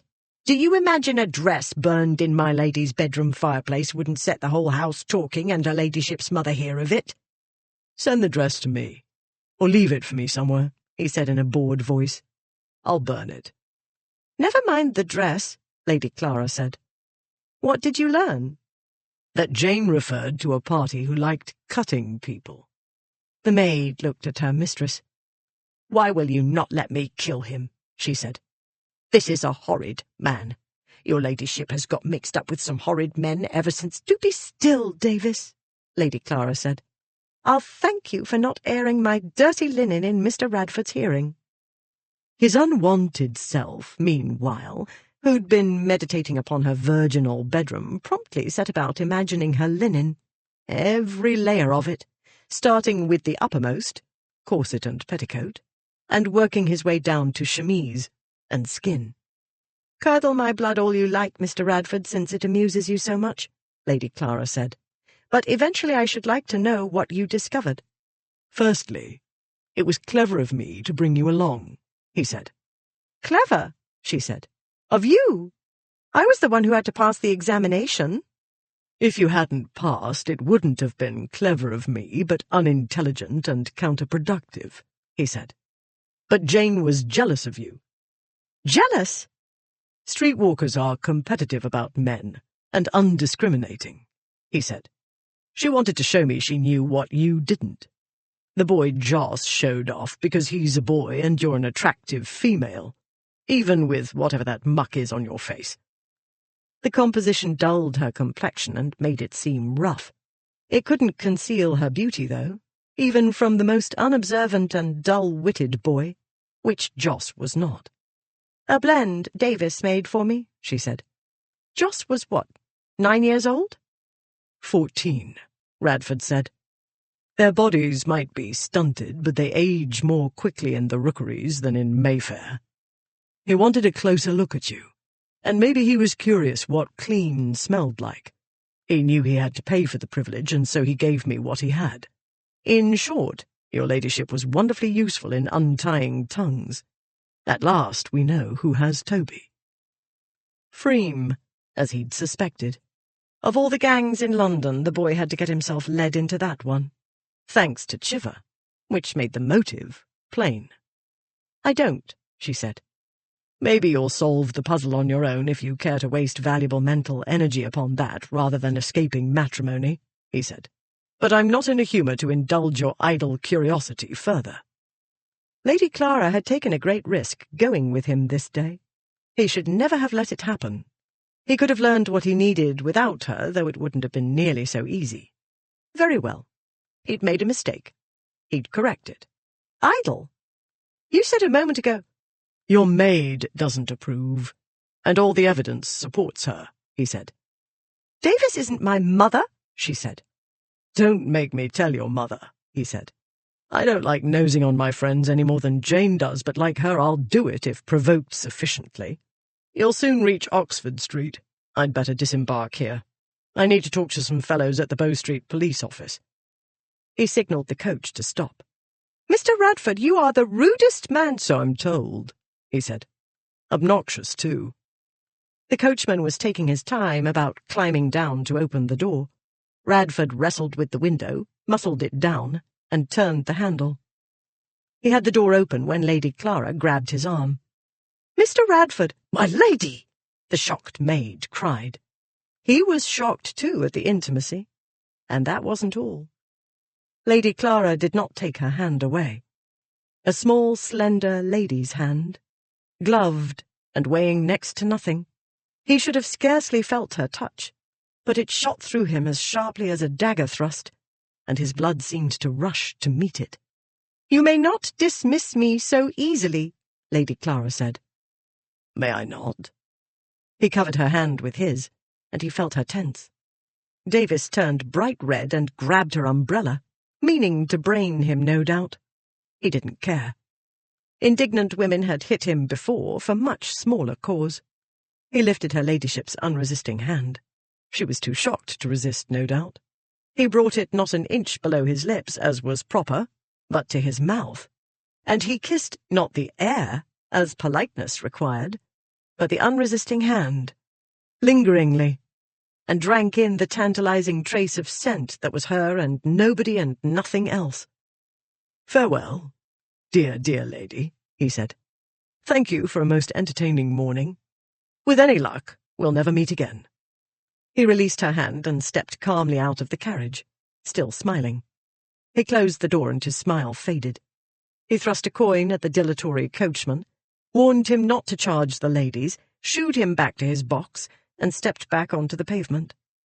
Radford watched the coach trundle along Broad Street, and cursed himself. Clara stared at the hand he'd kissed. When she'd touched him, the whirl of feelings startled her so she'd almost pulled away. She didn't know what to call them. All she knew was that it felt as though she'd come in from the cold and reached out to warm her hands at a fire. And then— She was not a child, and she wasn't as innocent as she ought to be, but when his hand closed over hers, longing and longing and longing. She'd longed for things before, freedom, adventure, forbidden books and places, but never for a man's company. And this wasn't like the other kind of wanting. Those were perhaps no more than wishing. This was deep and aching and bewildering. Stay, she'd almost said. He'd stayed only another moment, only time enough to kiss her gloved hand and shatter her world. It was the warmth of his mouth through the thin leather. That was all it took. She'd felt it race to her heart and make it beat faster, and she didn't know how he could do that, and she couldn't ask him, because he'd gone.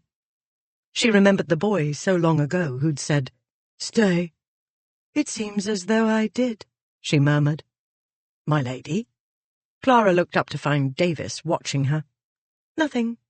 Davis smoothed her gloves. "Well, if nobody kills him soon, he stands a chance to be a judge or Lord Chancellor or even a duke, and I dare say you can make something of him." "As though I'd want to." Clara looked out of the window. Not that one could see anything through the scarred glass. "Certainly not, my lady, of course. Not wise at all. Better to put the likes of him out of your ladyship's life, and easily done. Parliament's up today, and you'll be leaving for Cheshire the day after tomorrow." "Davis." "Tonight will be the parties, and nearly everything is packed, everyone expecting it. Day after tomorrow we leave, and no danger of seeing him again." Clara turned away from the window to scowl at her maid. Not that it made an impression. Usually Davis kept strictly to her place and held her tongue, not wanting to set bad examples for lesser servants. But she'd been with Clara through any number of crises over the years. In private, or if under undue emotional strain, she allowed herself certain liberties associated with longevity, seniority, and the many confidences reposing in her bosom. "I'm not going to Cheshire," Clara said. "I didn't think so," Davis said. "Stop acting like him, all-wise and all-knowing. It's tiresome." "Yes, milady." "I will see this thing through." "Yes, milady." "Tell the driver to take us to Kensington. I need to talk to Great-Aunt Dora." "Not in that dress," Davis said.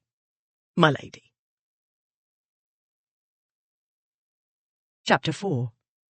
On Thursday, the King went in state to the House of Peers to prorogue the Parliament.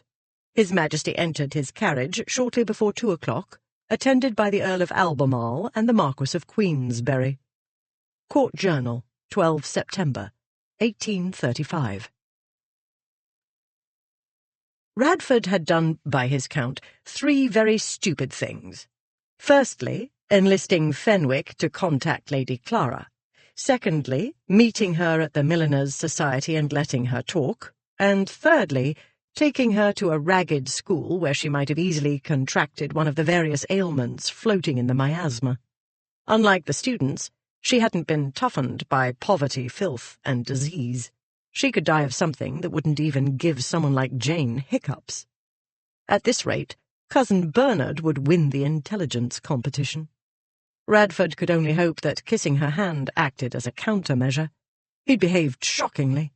More shockingly than usual, that is. She'd have the good sense to avoid him in future. And if his other self objected, well, his other self was irrational, or Radford would have remained closer to him. These logical and sensible thoughts ought to have restored his equilibrium. He'd made a decision and acted on it. He'd taken control of the situation. Yet he couldn't detach himself from the feeling. It was like a ghost clinging to him, the feel of her hand clasping his arm. He felt its weight as he made his way along Drury Lane and into Long Acre. He felt it still after he entered the Bow Street police office and asked to meet privately with the superintendent. The new Metropolitan Police had come into existence only 6 years ago. Initially, practically everybody had hated them. When one was killed in the line of duty, the coroner's verdict was justifiable homicide, but the public was beginning to take a more neutral, if not positive, view. For their part, the police had mixed feelings about Radford. Like so many others, they found him difficult, and at times might have wished murder were less illegal. On the other hand, his network of informers made him useful, and he was an excellent prosecutor. Not wishing to waste anybody's time, Radford reduced the plot to its essentials.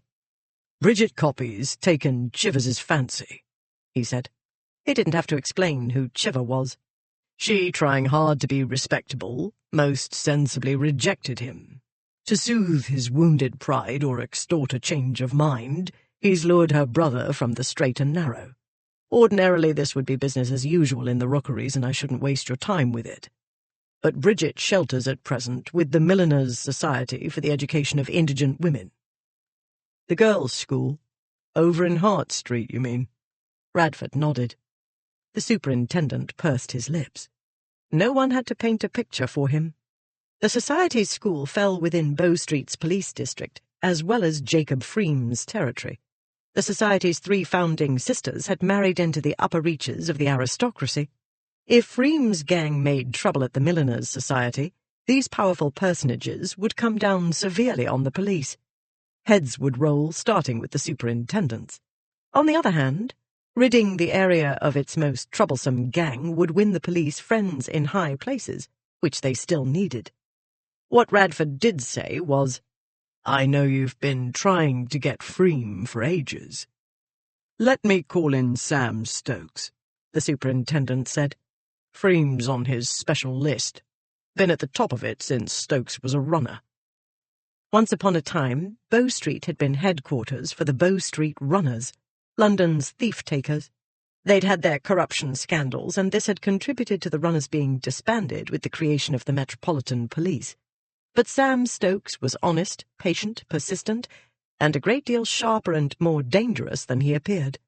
Now an inspector, he was the best detective in the division, perhaps in all of London, though police were no longer supposed to be detecting, but preventing crime. He arrived within minutes of the summons, a nondescript fellow who could have disappeared in any crowd, and whom one might overlook even if nobody else was about. He was of average height and build, with a forgettable face. "Frame again," he said when Raven explained the situation. "I've run up against some slippery ones, but he beats them all. Always seems to know when we're coming for him. We get to his latest den and he's gone. Found another one. We can't even lay hands on his henchmen." Chiver and Husher.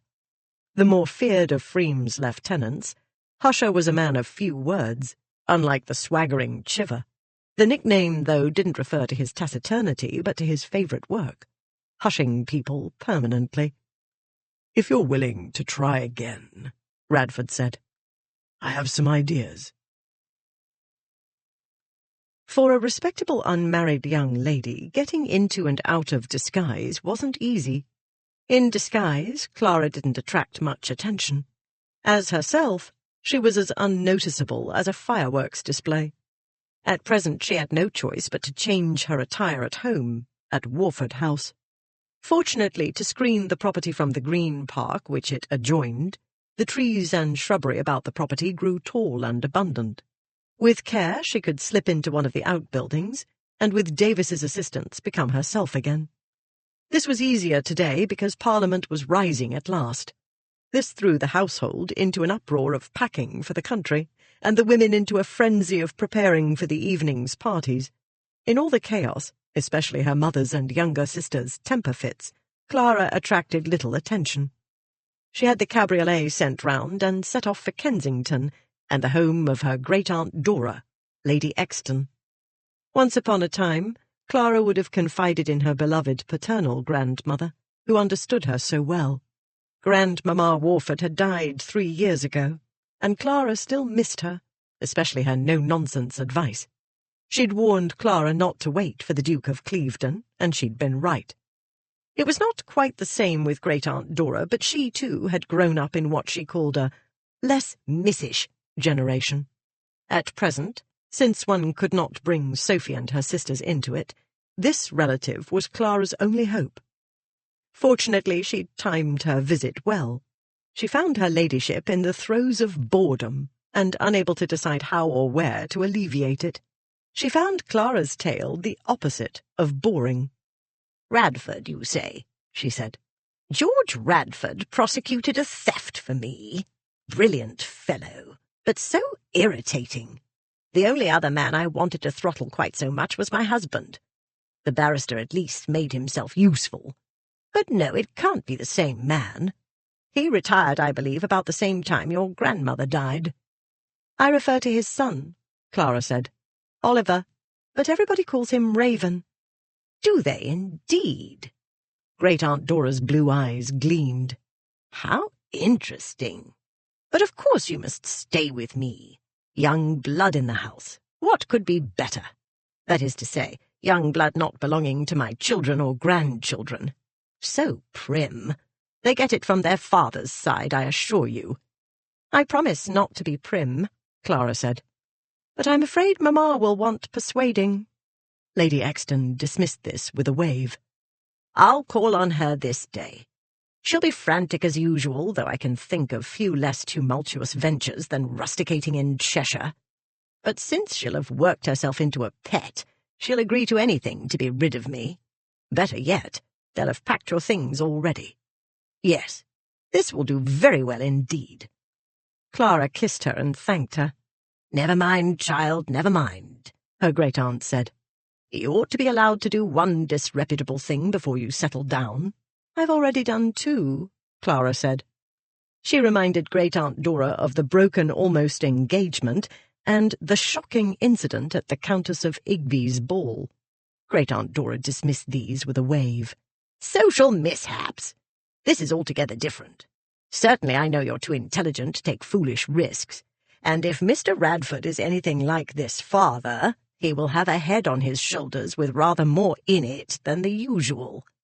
A fine head, set off by thick black hair and a rakish curl at the temple, eyes like a winter sky, a fine imperial nose, and a shockingly adept mouth. But looks weren't everything, and neither was the ability to stir a woman's senses. He was what he was, and would probably become only more so as the years passed. No good would come of trying to make something of a man with a brain like machinery. All Clara wanted was to return Toby Copy to his sister as she'd promised to do. Maybe Toby was a lost cause, but he had a sister who loved him and wanted a better life for them both, and Clara could at least help give him another chance. Then, when it was done, Clara would go back to her world, and her normal life would close about her again, like a boa constrictor. And then she'd suffocate, in the most discreet and ladylike way. After a little more conversation, Clara left, and her great-aunt sent for the butler who'd served her for many decades.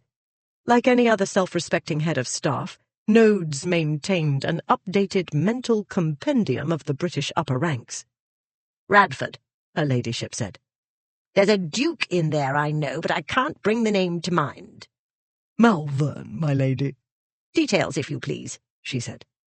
He had, as she knew, far more to tell her than did Debrett's complete peerage of the United Kingdom of Great Britain and Ireland, or any other official listing of the upper orders. These tomes came out only once a year, while her butler faithfully studied the births, marriages, and deaths sections of the periodicals. When he'd finished, she said, My grandniece Clara is coming to stay. I want all made ready for her. And let the household know they're to keep quiet about her comings and goings if they want to keep their places. Yes, my lady. Nodes bowed and departed. Radford spent the rest of the day and early evening talking to informers, who talked to others. At 3 o'clock in the morning, 3 young men were caught breaking into a house in St. Clement Danes. They fought the police fiercely.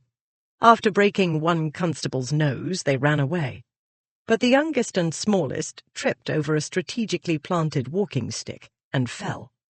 The police arrested the boy, Daniel Pryor, age 13. When they'd taken their prisoner away, Radford retrieved his walking stick and went home. As previously agreed, Radford received the brief to prosecute. Woodley Building, afternoon of 11 September. When Radford entered Westcott's office, he found the solicitor gazing at a large, lumpy article wrapped in brown paper and tied with string. "It's for you," Westcott said. "Came by ticket porter." Radford gazed at the parcel. "I was about to open it," Westcott said. "It weighs little and doesn't smell, which tells me it isn't a dead animal. Now and then Radford received messages from friends or foes of persons he was prosecuting or defending. Since these persons' skills didn't include reading and writing, their communications tended to be symbolic. This time, though, the sender had written Radford's name and direction neatly on the parcel. "I know what it is," he said. He untied the string and pulled away the paper. "Looks like a woman's dress," Westcott said. "What a noticing fellow you are," Radford said. It was Lady Clara's, the one she'd worn to the ragged school. Westcott came around the desk. He studied it for a moment, then he lifted it up and held it against Radford's chest. "This colour has never become me," Radford said. Her scent, faint but unmistakable, wafted up to his nose. "Is this a message?" Westcott said, taking it, and the scent, away. He turned the dress this way and that. "Rather less threatening than the usual." "I'm to dispose of it," Radford said. "Not evidence?" Radford looked at him. "No, of course not," Westcott said. "You'd never destroy evidence. I must have been in the grip of a momentary dispersion of wits." "So it would seem." "Shock, undoubtedly. It's not every day you receive a woman's dress instead of a death threat. Lady Clara's maid has joined the list of those wishing to kill me," Radford said. "How odd," Westcott said. "This news surprises me not at all. What have you done this time?" "I took Lady Clara into a ragged school, where a prostitute's dress had the temerity to touch hers," Radford said. "Lady Clara," a pause. "Fairfax," another pause. "The Marquis of Warford's eldest daughter." Radford nodded. Westcott put the dress down on his desk. "You took her to a ragged school." "In Saffron Hill." "Oh, even better," Westcott said. Radford explained. Then he explained where he'd been for most of the night and morning. Westcott stared at the dress and listened without comment. "The maid couldn't burn it herself without starting gossip in the servants' hall," Radford concluded. "A trifle extreme," Westcott said. "True, prostitutes loiter in insalubrious areas, but it can be cleaned, and I'm sure someone can make use of it. Our charwoman, perhaps." Yes, she well might." Radford took up the dress and went out of the office and into his and Westcott's private living quarters across the corridor. He took the dress into the sitting room and threw it down on a chair. Then he took it up again and looked at it. Then he brought the bodice to his face and breathed in deeply the too faint scent of the woman he must never see again. 5 minutes later he walked out again into the outer office. He thrust the dress into Tilsley's hands and said, "Give it to the charwoman." The Old Bailey. Monday, 14 September. Guilty. Trials in the new court having proceeded speedily that day, Daniel Pryor had a short wait for his sentence, transportation for life. He promptly commenced screaming and wailing. He hadn't done it. It wasn't his fault. It was someone else, like he said. He was nowhere near there, but they was all against him. He pointed at Radford. "I ain't done ravin'," he shouted as the jailer laid hands on him. "But you're for it now." He went on shrieking threats while he was dragged away. They could still hear his muffled screams after the heavy door leading to Newgate Prison swung shut behind him. It was all a show, or at least partly a show. Since he'd appeared in court many times, had assaulted a police officer, and was known to associate with bad characters, Pryor stood an excellent chance of dangling at the end of a rope. He'd informed on Jacob Freem in exchange for the prosecution's recommending leniency, a sentence of transportation instead of death. Radford glanced up at the visitors' gallery. She wasn't there. And why should she be? He'd made it clear he had no use for her, and he'd behaved so very badly in taking leave of her she'd never again have any use for him. He left the courtroom and went to the robing room, where he exchanged his wig, linen bands, and robe for street attire. He found Westcott waiting for him in the corridor outside. "Well done," Westcott said. "The boy put on a fine performance." "It was only partly performance," Radford said. While a long, hellish life in a penal colony is preferable to hanging, it's hardly worth celebrating. All the same, the sentence in this case wasn't grotesquely harsh. Daniel Pryor had been a hardened criminal practically since the day he was born. Given the magic trick you've performed, one of your better ones, by the way, I expected to find you in better humour, Westcott said. We don't have Freem yet. You'll get him. If the wretched boy gave us correct information, and if Freem doesn't get wind of it before the police get there. They stepped out of the building and into a driving rain.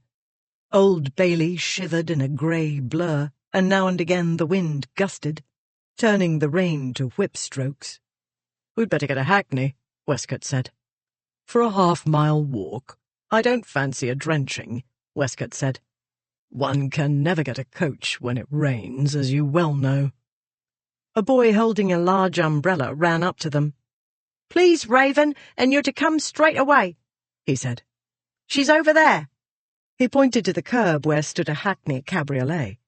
These vehicles were commonly known as coffin cabs, and not only on account of the funereal shape. Curtains drawn and apron in place, it concealed as well as protected its passenger from the rain. Who is over there? Radford said, while his other self came to sharp attention. Her, the boy said. The other being's heart gave a leap, and the wild, dark day brightened several degrees as he strode across the pavement to the cab. Get in, a haughty voice, feminine. Oh, good, he said. Drama. Get in, Raven, she said. He turned to the boy who'd followed him, holding the umbrella over his own head. Tell my friend I'll meet up with him later. The urchin only stood there, looking up at him while rain cascaded from the umbrella onto Radford's shoes. He reached into his pocket. Pirates, the lot of you. I'll give you a bob, but you'd better give my friend the umbrella. The boy snatched the coin and grinned. Thanks, Raven, he called, and raced back to Westcott, or in the direction where Radford had last seen his friend. He didn't look that way to find out whether Westcott waited or not. Radford climbed, dripping, into the cab. The scent of an expensive woman instantly enveloped him. This is cosy, Radford said. 4 stupid things, he thought. I heard you won the case, Lady Clara said. Though the closed curtain turned the cab's interior into a tomb, it wasn't completely dark. The curtains flapped, and light entered through the narrow opening, especially when the wind gusted. He couldn't make out the details of her dress. He smelled damp wool. Mingled with it was a light herbal fragrance he couldn't quite pinpoint, and the scent of her skin which he could. You might have read the result in the court proceedings instead of coming out in this deluge, he said. But you seem to have a self-destructive streak. It isn't enough to invite a lung fever, but you must hire a cab, from which you're likely to be expelled suddenly with fatal results. Hackney cabriolets were notorious. The drivers felt honour bound to show how fast they could go. This led to crashing into street posts and other vehicles, and hurling their passengers into the road. Better yet, no maid in sight, he went on. Have you taken leave of what few wits you possess? He paused and thought. Parliament rose last week. Why are you still here? Firstly, my maid is to meet me at your chambers. We could not all fit in one cab. Then why not? I am trying to answer Council's questions in order, she said. Secondly, I am in possession of all my wits, thank you. Thirdly, I am staying with my great-aunt Dora, who knows all about the case of the disappearing Toby. Radford was aware of his other self's ricocheting between elation and alarm. Freem, Chiver, Husher, still on the streets. Was you wanting to go anywhere, sir? The driver shouted above the beating rain. On account this ain't a stand, and I'm not to be loitering and blocking the traffic, and the constable'll stop by to tell me to move along. The Temple, her ladyship called back. Sir? She released a small sigh. Why is it, when a man comes on the scene, the woman becomes invisible? Fleet Street, as the lady says, Radford said. Inner Temple Lane." To her, he said, "I only wish you were invisible." The cab jerked into motion. She said something under her breath. He didn't ask her to repeat it. He was trying to get away from himself, with limited success. It wasn't true he wished she were invisible. He didn't wish either that he hadn't entered the cab. No man in his right mind would wish to escape sharing a seat in a narrow vehicle with Lady Clara Fairfax, with the curtains drawn. Any man in his right mind would wish for a smaller vehicle, heavier curtains, and a longer journey. Radford would have preferred, however, to be more in his right mind at present. He was deeply conscious of every place his body touched hers, a great many places, varying from time to time as the infernal cab jolted along Ludgate Hill. They had a short distance to cover, but the ferocious rain made even a hackney cab driver cautious. Relatively speaking, that is, since a hackney cab driver's idea of caution matched the average person's idea of homicidal negligence. He wrenched his mind to the last relevant matter. "Who is Great-Aunt Dora?" "Lady Exton, once Lady Dora Fairfax," she said. "Your father prosecuted a theft for her in a difficult case, the thieves being cleverer than average. She said he was brilliant but extremely irritating." He felt a stab of grief, yet he almost laughed, too. In response to his letter, Mother had written, "You know I can't keep your letters from your father, but he says you are not to make yourself anxious on his account. Whatever it is Malvern wants, he'll have to learn patience. Your sire may be loitering at death's door, he says, but no man, no matter how young and healthy, is any match for a wily old lawyer." "I'll mention it to him when next I visit," he said. As soon as this wretched Toby business was out of the way, he'd make for Richmond. He hadn't seen his father since consulting with him shortly before the Grumney trial started. What would he do without him? Who would he talk to? He said, "You haven't told me why you're still here." "Let me think." She put her index finger to her chin. "Because you're irresistible? Probably not. Because Toby Copy hasn't returned yet? Most certainly so. It's clear you're in desperate need of my help." This was so patently delusory that for a moment, possibly the first time in his life, he was speechless. That didn't last long. He said, "I realize your ladyship is very bored, being loved to death, but you ought not to let ennui dull your reason. My world is not like the fantasy one you live in. Mine demands I work within the bounds of the law with the cooperation of the police. We didn't learn Toby's whereabouts until the small hours of the morning. I've suggested a plan, and the police are prepared to carry it out. Nobody needs you." Radford's other self raised an objection. Radford overruled him. The air in the carriage seemed to throb. But she said mildly enough, "And you know what Toby looks like, do you?" "I have a detailed description," he said. "I've seen him," she said, "and spoken to him. More than once. I've given him money. Which of us do you think he's more likely to trust?" "Trust doesn't come into it. Yes, sir, and it was Inner Temple Lane you wanted?" the driver shouted. "Which this is the gate, sir, and Mrs." His hand on the back of her waist, Radford hurried Lady Clara through the gate along Inner Temple Lane, where the walls of the looming buildings shielded them from the worst of the rain and wind, and into the Woodley building. Even so, she was wet through.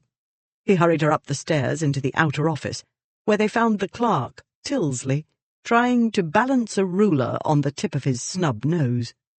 Tilsley dropped the ruler and gaped. This did not make the green and yellow bruises on his face any prettier. "Bring coals," Radford said. "We need a fire before pneumonia sets in. Look sharp, man. You know dead ladies attract unwanted attention." The boy slid down from his stool. "Yes, sir, Mr. Radford, which I noticed the wet, sir, and took the liberty. Accordingly making a fire in Mr. Westcott's office, expecting you and him back soon enough." Lady Clara approached Tilsley and studied his face. "Oh, dear. Did Fenwick do that?" "Thanking you for your kind concern, madam, and assuring you I got my own back, and the other party got in extra only due to cheating. Mrs. Faxon, may I present our clerk, Tilsley? Radford said. He was otherwise engaged when last you called on us. He's far more efficient than appearances would indicate. Tilsley went red at the unexpected compliment, making a rainbow of his bruised face. Radford virtually never remembered to bestow praise. Since you've made a fire, you may now make tea, Radford said. Yes, sir. Radford opened the door to Westcott's office and pushed her in. The day was stormy, and the room with its dark wainscoting and heavy furniture was gloomy at the best of times. She was the only bright thing in it, he thought. Candlelight and firelight glinted on the moisture sliding from her bonnet to her cheek, and down her neck. Wet. He pushed her toward the fire. "Yes, Mr. Radford, I can find the fire for myself," she said. She started pulling at the ribbons of her hat. "Not like that," he said. He went to her and pushed her hands away. "You'll tighten the knot. Does this surprise me? No. Naturally, you have no idea how to untie your own hat ribbons." "You're wrong," she said. "But they're not so manageable when wet and I can't see what I'm doing." "Put up your chin, so that I can see what I'm doing. This brim is monstrous. It looks like a giant duck bill and does nothing to shield the sides of your face." She tipped her head back and looked up at him. Her eyes were the clear light blue of aquamarines. The damp on her perfect skin was like dew on rose petals. The hat was hideous. She was unreasonably beautiful.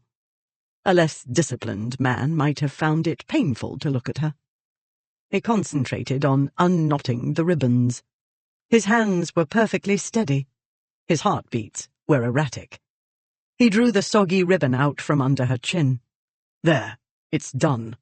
I should advise you to throw it on the fire, but at present I have no ladies' hats to replace it." He snatched the sodden hat from her head and dropped it on the nearest table. "However, I recommend—" He trailed off as he turned back to her. The room's light flickered over hair the colour of champagne. He'd never seen her bareheaded before. He tried to detach himself, but his other self clung, and for a moment he felt he'd been launched into the world of the Odyssey. She was too cruelly beautiful to be a mere human. She was Calypso, or Circe, or Aphrodite herself, the mythical bewitchers of men. But this wasn't a myth, and he was a reasoning human being. He could not be bewitched, because there was no such thing. She was fumbling with the cloak's fastenings. He went to help. "I know it's true, but one must see it to believe it," he said. "You cannot manage even the simplest act of self-sufficiency." He reached for the fastenings. She pushed his hands away. "I'm perfectly capable—" "You obviously are not," he tried again. She jerked away.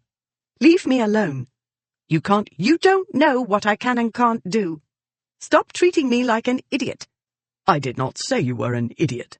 "You say it constantly," she said tightly, "in 100 different ways." "I merely point out simple facts which you seem unable to accept." "I'd like to see you accept them," she said. "I'd like to see you try to live my life. You wouldn't last 20 minutes. "Oh, no. Such a trial it is to live in the lap of luxury where one is endlessly petted and adored." "You haven't the stamina to endure it," she said. "You'd die of boredom in an hour." He stepped back, aware of a fraught note in her voice, and a flash of something, pain, in her eyes. "Very possibly," he began. "But—" "You've no notion how I live in the world you call a fantasy," she went on in the same taut tone. "You've no idea what it's like to spend your life wrapped in cotton wool, with all about you protecting you mainly from yourself because you don't behave as they think a girl ought to do, and they believe something's wrong with you. You don't know what it's like to watch your brothers go away to school and make new friends and have adventures you'll never have, even vicariously, in books. You don't know what it's like to be scolded for reading too much and knowing too much. To be taught to hide your intelligence because otherwise you'll frighten the gentlemen away. To stifle your opinions because ladies aren't to have any opinions of their own but must always defer to men." She stamped her foot. "You know nothing about me." Nothing! Nothing! She burst into tears, and not mere weeping, but great, racking sobs, as of a long pent-up grief. He started to reach for her and caught himself in time. "Stop it," he said, clenching his hands. "Stop it." "No! You're such an idiot!" "You're hysterical," he said calmly, while his heart pounded. "Don't make me pour a bucket of water on your head." She stamped her foot again. "I'm already wet, you moron!" "Oh, good. What I always wanted. An irrational female bawling and stamping her foot because she can't have her own way." "Yes, I'm irrational. You supercilious, conceited, ill-mannered—" "Better and better," he said, aware of heat, inappropriate heat, surging within. "A temper fit over nothing." "Nothing!" She whirled away and grabbed her ugly hat from the table. "Going so soon?" he said. "And you condescending thickhead!" She hit his arm with the hat. "You obnoxious—" She hit his chest. "You'd better stop," he said. "I'm trying to be the sane one in the room, but you're making that exceedingly difficult." She made it impossible. She was a goddess in a passion. The blaze of her blue eyes and the pale fire of her hair and the crimson glow of her cheeks. She flung down the hat and grabbed the lapels of his coat. "I wish I were a man," she said. "I would knock you down. I would plant you a facer. I'd break your nose. No, really, I mean it," he said. "You're murdering my brain." And he took hold of her shoulders and bent his head and kissed her. Chapter 5. The Barrister. 1. In considering his duty to his client, he reflects upon the propriety of his acting, upon the person for whom he should act, and his mode of acting. The Jurist.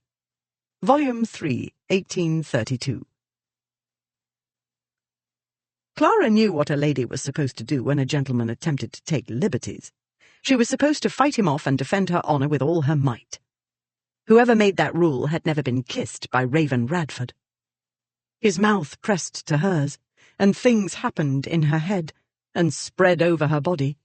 Alien feelings in a great overwhelming rush, like a windstorm, and all the rules of ladyship, written in a massive tome in her brain, flew off the pages and vanished. She did not push him away. She held on for dear life, and gave back the best she could, given limited experience. Given no experience. What had previously passed for kisses before, compared to this in the way playing with tin soldiers compared to Waterloo. She let go of his coat to reach upward and wrap her arms about his neck, and her body lifted to fit against his. He made a sound deep in his throat, and moved his hands downward from her shoulders, past the barrier of her sleeve puffs, to grasp her upper arms. He started to draw away, but she wasn't ready. She held on, and after a heartbeat he slid his hands to her waist and pulled her closer. His kiss grew more fiercely determined, as though he would wipe every recollection of anything remotely resembling kisses from her mind, and imprint his permanently upon it, and upon her body, where the alien feelings simmered into excitement and happiness and a yearning for more. Strange feelings, and most likely wrong, as so much was for young ladies. She let herself swim in them, the way she'd swum in childhood in forbidden waters. She floated on the rise and fall of his breathing, fast, like hers. She swam in the heat radiating from his big frame, and the warmth and strength of his hands, in a sea safe and not at all safe. Beyond it, on some far horizon, lay another realm toward which she was moving on a strong current. Not safe, not safe. She didn't want to be safe. She'd been too safe all her life. She wanted to be in danger like this, caught in his arms and crushed to his powerful body. She wanted not to think at all, simply to be aware of him and everything about him and about this moment. The feel of wool and linen, and the faint rustle of her cloak against his coat, and the sense of coal-fire smoke and damp wool and linen mingling with the smell of mail. This mail. She wanted to burrow into him. She wanted the heat and the deepening kiss and the feelings pulsing along her skin and through her veins that made her restless, wanting some vague more and more still. She inched her hands upward to tangle in his hair, so thick and black and beautiful, like a raven's wing. Raven. She heard the groan deep in his throat. He pulled her closer still. A moment later, she felt him tense. Then she heard it. So quiet the room was, the taps sounded like thunder. She tried to push the sound to the back of her mind, but it wouldn't stay there. She felt him withdraw, though he didn't let go. A knock. And another sharper one. Then came Tilsley's voice, pitched to be audible through the closed door. "The tea being ready, madam and sir, only wishing not to interrupt at inopportune junctures and breaking a train of, thought." Mr. Radford lifted his head and looked at her for a moment as though he didn't recognize her. Then he took his hands away and stepped back so casually. She stood, meanwhile, her world upended, and broken bits of the life she used to know scattered about her like a child's discarded toys. It was only thanks to years of training that she didn't cry out or stagger, or even look about her like one stupefied, which she was. All these things happened inside. She'd never been kissed before. Whatever she'd thought those things were, they weren't kisses. She'd never known desire before. Whatever she'd felt before was merely the thrill of being naughty, and not very naughty at that. She'd thought she was sophisticated. She was the greenest of greenhorns. Standing on shaky legs no one could see, she looked up at him, into grey eyes like an approaching storm. Years of training kept her composed on the outside, while inside her heart was stumbling about in her rib cage, and all she could think was, "I've made a very bad mistake," and the next thought was, "I don't care." Yes, come in, Tilsley," he said. "What are you waiting for?" The door opened a crack. "Permission, sir," came the voice behind it. "Having received instructions on 2 separate occasions regarding the same subject, to wit, not bursting in on those intervals of Mr. Westcott and Mr. Radford being with clients, them pointing out the degree of urgency to be considered, for instance, the premises not to be equated with Newgate. And as to that, the gentleman offering the kindly reminder how it's not like anybody's waiting on the scaffold with the rope round his neck and I'm running in with a royal pardon." Mr. Radford bit his lip. "A good boy, but talkative." He walked, perfectly steady, while her knees were hanging on by a thread, to the door, and opened it fully. Tilsley, his face scarlet, stumbled slightly over the threshold, but managed not to drop the large tea tray he carried. He placed it carefully on the table nearest the fire. He livened up the fire with more coals, and a deft application of poker. He did not look at her, or Mr. Radford, once. After urging them to let him know if anything else was wanted, and promising to stay within easy calling distance, Tilsley went out, closing the door behind him. A moment's silence followed, while the candlelight and firelight glimmered over the book-filled shelves and the walls and tables and chairs, and made shadows on Mr. Radford's face. And while she thought, "What am I going to do? What am I going to do with him?" Then, "I'm not going to ask if you're done being hysterical," he said. "It would be plain to the meanest intelligence that you've stored up years of that article, and it's bound to break out at intervals. I'm not going to apologize for kissing you. I'm not going to make excuses for doing so. The facts are simple and obvious. You were in a passion. Lady Clara Fairfax in a passion is very exciting. I'm a man. I succumbed to a normal and natural masculine urge." He met her wondering gaze. "And I will not promise never to do it again. If you choose to continue plaguing me, you will have to take your chances. My self-control is above the average, but I am not an automaton, and my mechanism is not clockwork." "Firstly," she began. Her voice was unsteady and hoarse. He held up his hand. "I'm going to unfasten your cloak and you will try with all your might to resist impulses to scream at me or do me an injury or demand a discussion." "I'm not plaguing you," she'd been about to say. But that was a lie. She'd plagued him from the start. And it was all very well to tell herself she wanted to see this thing through and help a girl who was trying so hard to make a decent life. But Clara wasn't needed. She only wanted to be needed.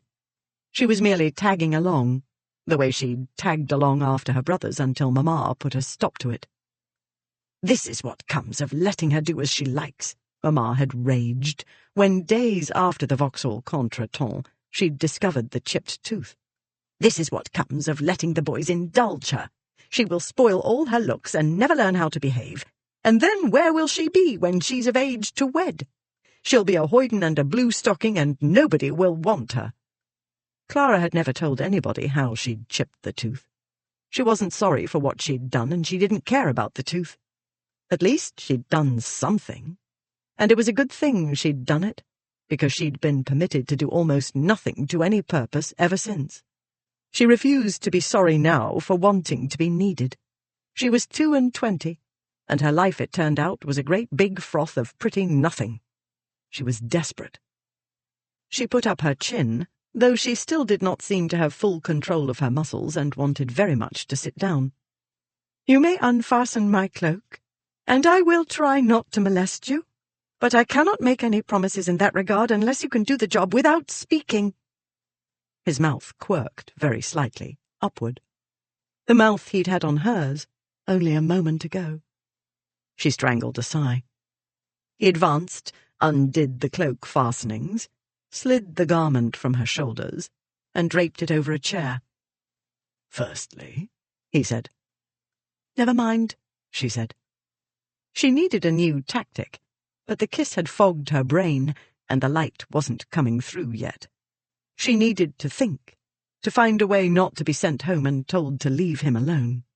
She tried to find a clue in what he'd said, but her mind wouldn't cooperate. All she knew was this was the only man in the world who'd follow a kiss like that, with a speech like that. She walked as steadily as she could to one of the chairs by the table holding the tea tray. "One thing I do know how to do is preside over tea." "Your shoes are wet through," he said. "You ought to take them off." She looked at her half-boots, the ribbons threaded through long sets of tiny eyelets, a dozen or more pairs of them per boot. These were not conveniently placed down the front or even the outer side, but along the inside. She looked up at him. "I know how, in theory. In practice, I should have to be a contortionist." Not to mention she was on fire at the mere thought of exposing her stockinged feet to his view. "I'll put my feet on the fender while I drink my tea. Not that I ever take cold, but I know you've got it into your head I'll expire of a little exposure to damp. It seems I'm not the only one in this room afflicted with hysteria. I may be a lady, and useless in many categories, but I'm not delicate." She sat and concentrated on the tea tray. A fine-quality black tea. No tea cakes or sandwiches, but fresh bread and butter cut and arranged neatly. Fresh, rich milk, too, a discreet sniff told her. He took the other chair. "I thought you said your maid was to meet you here." "Maybe she ran into Mr. Westcott and they were overcome with passion and commenced an affaire d'amour. That will be interesting. She'll arrive with her hair in wanton disarray and her clothes buttoned incorrectly." He smiled, and her heart squeezed. It was only a ghost of a smile, here and gone in a heartbeat, but it changed his face, and she glimpsed, too briefly, a man just out of her reach. She performed the hostess task she could have done blindfolded in the middle of an artillery bombardment. He took a lump of sugar and no milk and made 2/3 of the bread and butter disappear with smooth efficiency. She'd never thought of him eating. She'd never thought of him hungry. She wasn't sure she'd thought of him as human, except when she recalled the boy at Vauxhall. And a moment ago when he'd touched her, when he'd kissed her, passionately. Or so it had seemed. How could she be sure? She'd wanted passion. She'd rejected the man supposedly meant for her because she knew he didn't feel it for her, nor she for him. She still wasn't sure what passion was. She'd only had a chance to experience its possibility. She drank her tea, but eating was beyond her ability to feign normality. She told him to finish the bread and butter, and he did. And for some reason her heart ached, watching him. "It seems I was famished," he said when he was done. "But it was a long night with our young criminal."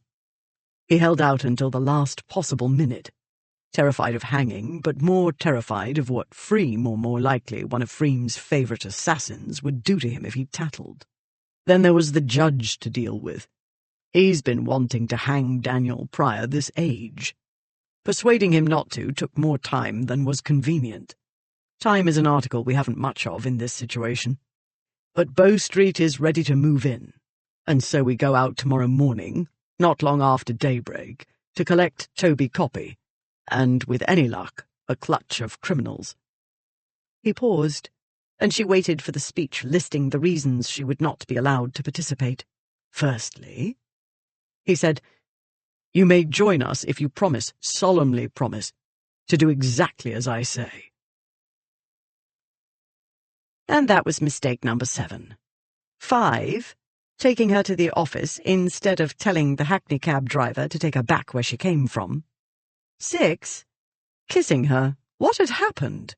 What had happened? He was still unsettled.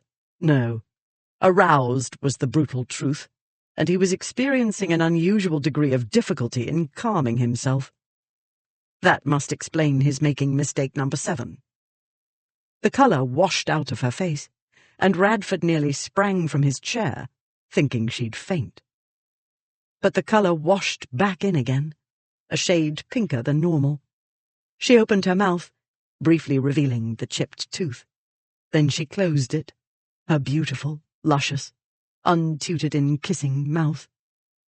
His other self was gnashing his teeth. If Tilsley hadn't banged on the door and shouted. But what-ifs were nonsensical. Tilsley had interrupted in the nick of time, and that was that. "When you say—" Her voice had climbed half an octave higher than usual. She paused, lifted her chin, and went on in her normal tone. "When you say I must promise to do exactly as you say—" "That is precisely what I mean," he said. "If you can't promise, on your sacred word of honour—" "Suppose somebody kills you," she said.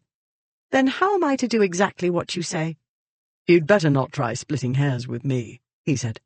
"I do it for a living, and I've been doing it since before I earned a living. I'm requiring you to do what I require clients to do.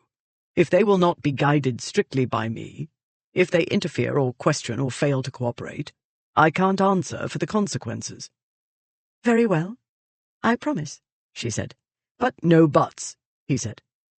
"I can't believe I've offered to bring you along. I devoutly wish I hadn't, but it's too late. You murdered my brain, and I've said it, and if I go back on my word you'll cry, and I've had enough of that for the present." That wasn't altogether true.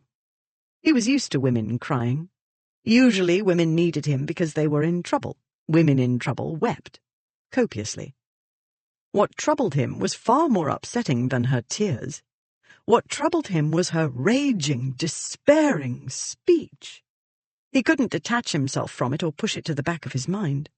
It stuck in the front of his consciousness like the sharp instrument she no doubt wished to plunge into him. He remembered the little girl, intelligent and brave and full of life, and now he saw how the life of a lady had closed about her like a cage. He understood, because he was too intelligent not to, that she was suffocating. That was why, he realized. That was why he'd made mistake number 7. "Please," she said. "I promise to do what you say." "Please? Oh, good. Stab to the heart follows stab to the head." "Very well," he said. "Firstly, you may not bring your maid. It'll be bad enough my bringing a female into it. 2 females is not to be contemplated." She opened her mouth, and he knew she was going to argue. Then she took a deep breath, folded her hands, and nodded. "Secondly—" He broke off because he heard voices in the outer office. "What the devil do you mean?" Westcott was saying. It's my office.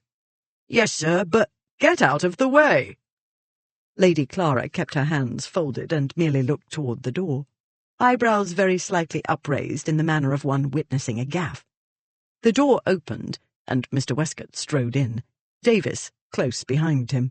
I say, Radford, this is the outside of enough.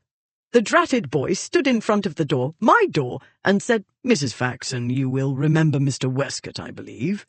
Radford cut in. Lady Clara gave a regal nod. Her hair was coming down and her dress was wrinkled, but her damp clothing directed blame to the rainstorm rather than to Radford. Not by so much as a twitch or a blink did she betray the truth of what had happened recently, and not even Westcott would suspect that his friend and colleague had kissed her in a most ill-considered manner, might easily have gone further than was remotely acceptable or safe, and had not yet recovered fully. "I was beginning to grow alarmed, Davis," Lady Clara said. "I expected to find you here waiting for me." Westcott did not give Davis a chance to respond. As though she were a client, he went into full attorney mode and answered for her. Miss Davis would have been here in a matter of minutes, but for the crowd in Old Bailey when the session ended, he said. As often happens, her hackney driver made a detour to avoid the crush, but there was an accident near the Fleet prison. Somebody injured and a vehicle smashed. I didn't see it, Davis said. I couldn't see anything between the rain and the dirty window. My driver told me why he had to stop. A crowd had gathered. We were obliged to wait for some time. Did you make the same detour? Radford asked his friend. I'd expected you long before now. I decided to wait out the worst of the rain at the coffee house, Westcott said. When it had abated somewhat, I made use of the umbrella you so kindly sent to me and walked. I met Miss Davis at the gate. Then we're all accounted for, Lady Clara said. Yes, my lady, and time to be returning, Davis said. Lady Exton will be expecting your ladyship. The lady, that is to say Mrs. Faxon, will not be returning quite yet, Radford said. We have business to transact. We're going to retrieve Toby Copy, and I require the lady's assistance. The maid's eyes widened, and her mouth opened. Then it snapped shut and set in a tight line. Westcott, not being a servant, didn't feel any need to subdue himself. Are you quite mad? He said. You cannot take late Mrs. Faxon. Is vital to the mission, Radford said, with a glance toward the door. Tilsley, to his knowledge, wasn't a habitual eavesdropper. The door was thick, in any event, yet he must have heard something to make him decide to play sentry. Radford moved to close the door. Then he said in a low voice, Let's keep our clerk out of this for the moment. The fewer who know, the better. He looked at Davis. I give you my word no harm will come to your lady. Neither she nor I will participate directly. This is a police matter, and they don't want amateurs bollocksing up their plans. But the enterprise will proceed more smoothly and rapidly if the lady is on hand to identify Toby. If he balks, she'll persuade him to cooperate. It's all right, Davis, Lady Clara said. I'll be surrounded by police, armed with batons. Yes, my lady, if you say so. If I may say so, I must strongly advise the lady against it, Westcott said. If anything goes wrong...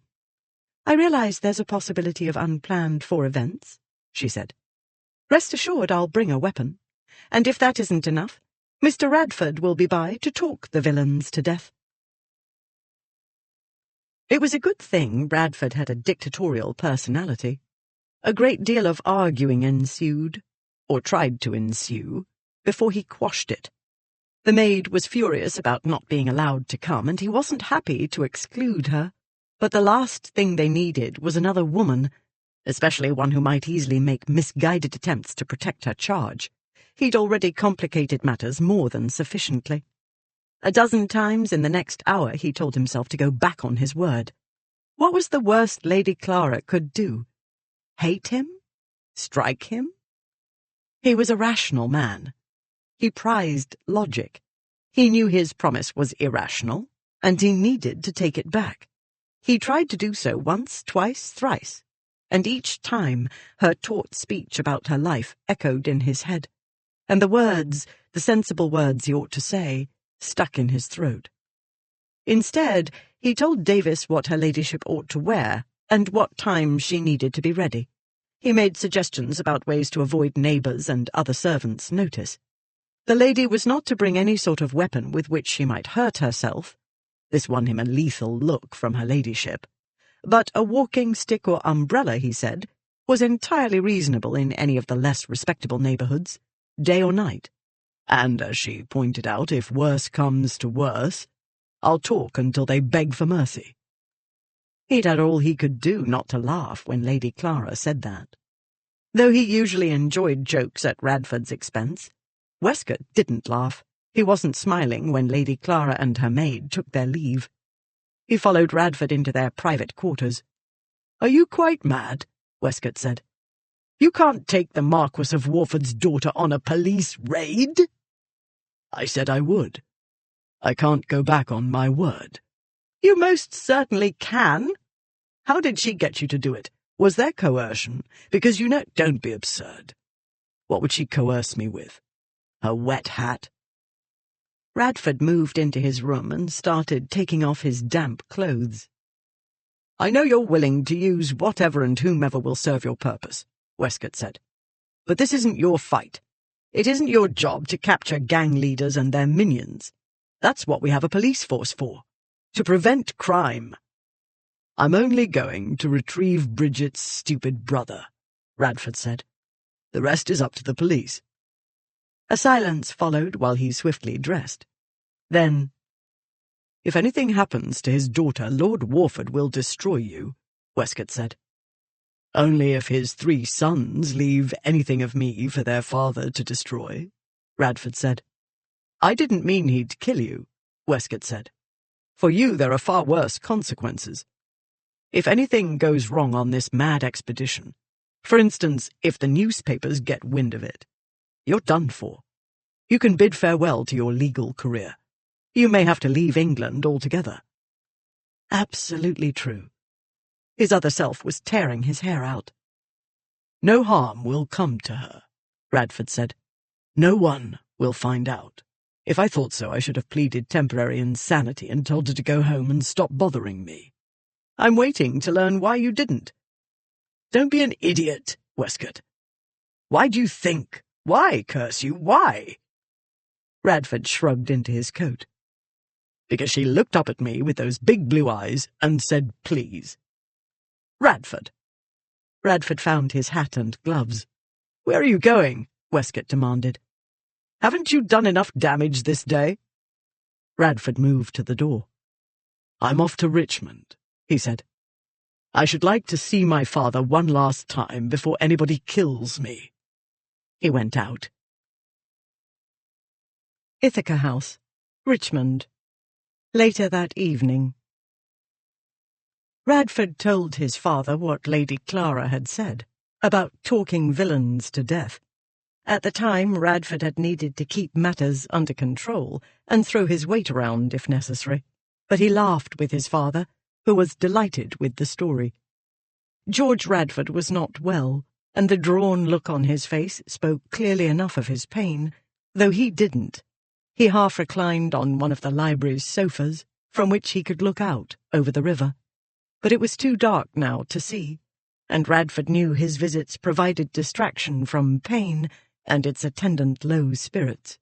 And so he talked, telling his father nearly everything, as always, and leaving out some details, as he often did. Kissing Lady Clara was one of the left-out details. The way his father questioned him, though, told Radford the paternal brain still functioned at its customary high rate of efficiency. "But of course you must let Lady Clara help," father said. "She went after Chiver with a horsewhip, you said." Evidently unaware of the connection to Toby's disappearance, her ladyship had not mentioned the altercation when she first told the story, in Westcott's office. Not until Radford questioned Bridget had he learned of it, and realized how much it told one about Lady Clara. The incident had made Bridget idolize her, and this was why Bridget had confided in her, and set off this absurd man-hunt, boy-hunt. "She isn't timid," Radford said. "I've never believed in coddling women," his father said.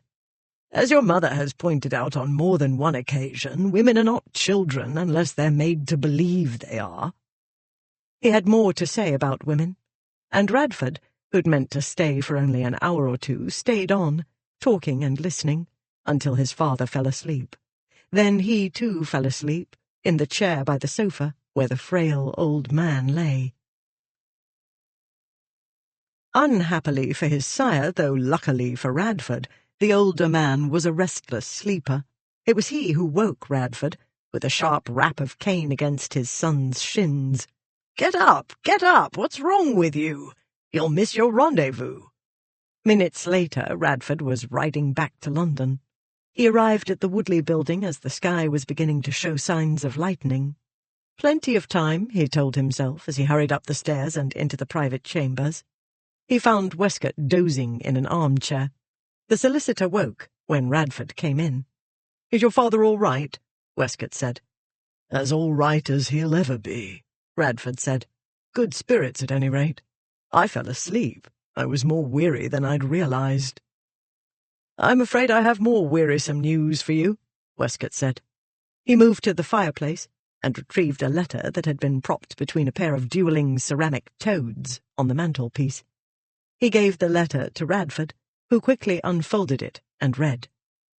Her Grace the Duchess of Malvern had died after miscarrying. Radford was wanted at the Duke's residence immediately. Chapter 6. Why should hackney coaches be clean? Our ancestors found them dirty and left them so. Why should we, with a feverish wish to keep moving, desire to roll along at the rate of 6 miles an hour, while they were content to rumble over the stones at 4? Charles Dickens, Hackney Coach Stands, January 1835.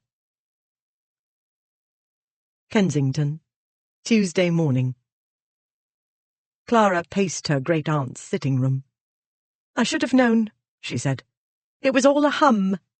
He said it only to pacify me. The wretched man's gone without me." She'd risen at a time most young ladies of her station would be arriving home from the night's entertainments. She'd gone to bed early like a child, and dressed this day like a school-teacher, and all for nothing. She looked again at the prim little watch pinned to her prim bodice. "I should have realized. He was much too cooperative, that is to say, relatively speaking. Never mind. I know where we're to meet the police. I'll go on my own." Davis stood at the window looking out. "I wonder if Mr. Radford gave you the correct information." Clara stopped pacing. "You think he lied, on top of everything else?" "I cannot say, my lady," Davis said. "I'm unfamiliar with the streets he referred to. Maybe he told the truth. Either way, you might wish to take a footman with you." "I can't take a footman." "If you mean to go without Mr. Radford, my lady, you do well to take somebody," Davis said. "Only consider what might happen should your ladyship arrive when not expected or wanted. I should not put it past Mr. Radford to tell the police to arrest you. In that case, your ladyship would wish to have a servant at hand to fetch a solicitor." "Arrest me?" Clara said. "They wouldn't arrest Lord Warford's daughter if I stood over Mr. Radford's corpse with a bloody knife in my hand. No one would dare to arrest me, no matter what Mr. Know-Everything said. Why, Papa—" She trailed off as she realized what she was saying, what she was thinking. If Papa found out what she was up to— oh, never mind what he'd do. It would be a happy party compared to what Mamma would do. She'd give herself a heart seizure, and Clara would feel guilty for the rest of her life. "Quite so, my lady," Davis said, reading her face, if not her thoughts. "At any rate, here he is." Clara hurried to the window. Like all hackney coaches, the one slowly trundling by the house was an ancient relic, once the pride of a great family. Then, in her great-grandmother's time, perhaps, it had been bright yellow. Now it was a mottled mustard. While its windows seemed newer and cleaner than most, they were small.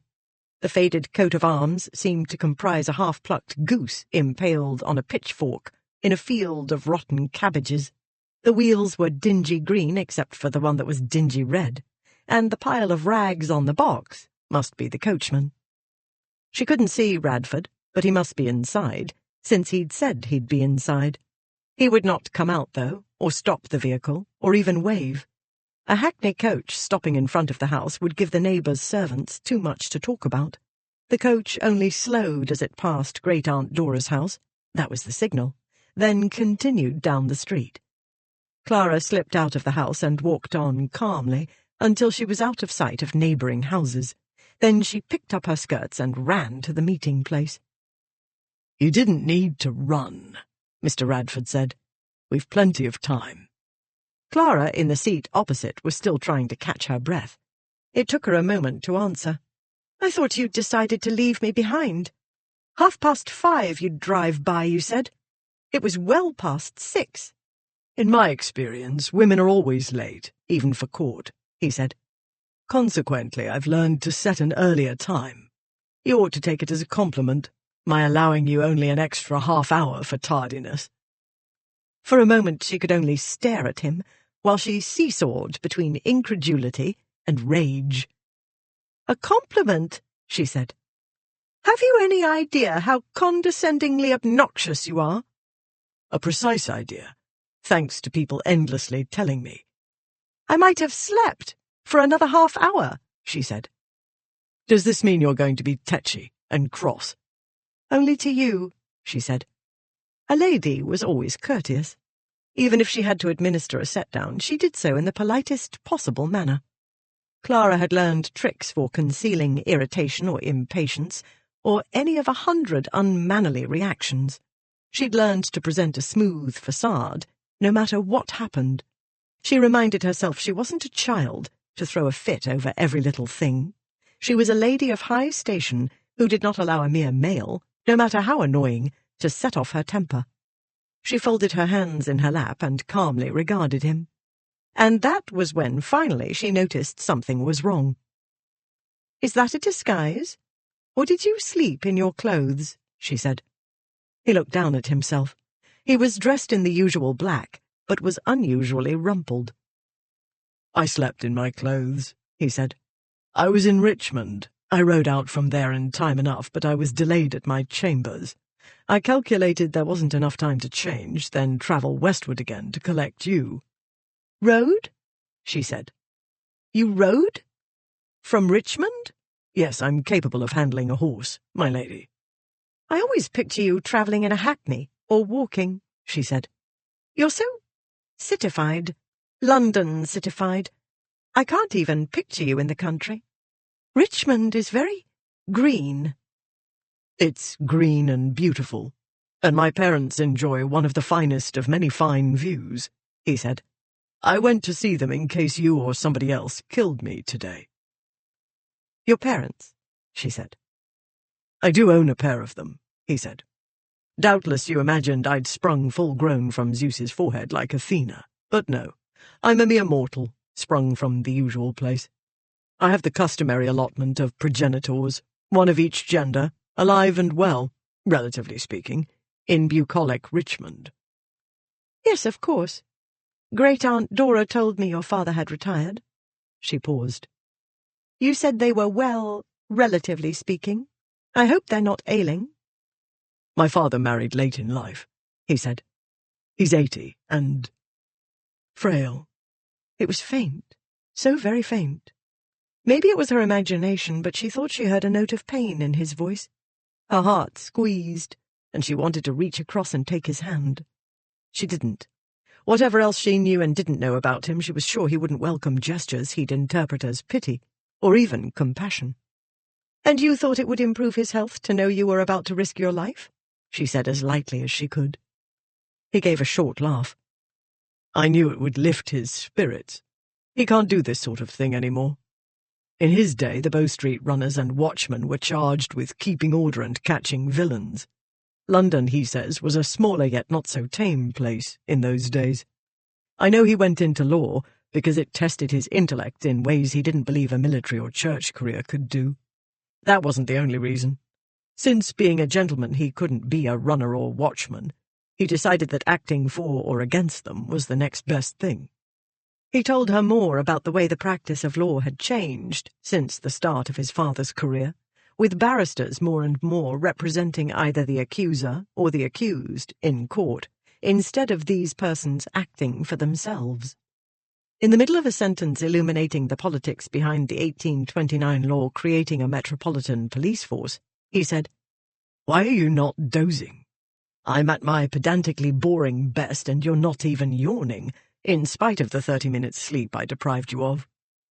"Were you trying to put me to sleep?" she said, "in hopes I'd doze through whatever is to come?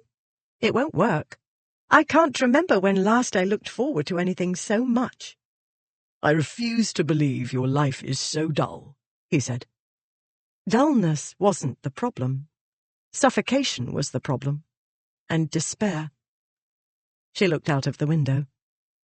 It's not the sort of thing one realizes until one catches a glimpse of something else. I thought I was more or less content until the day I saw that nasty boy try to make Bridget go away with him. It had happened on the day after her birthday. It was as though she'd passed a milestone and come unexpectedly upon a sign at a crossroads.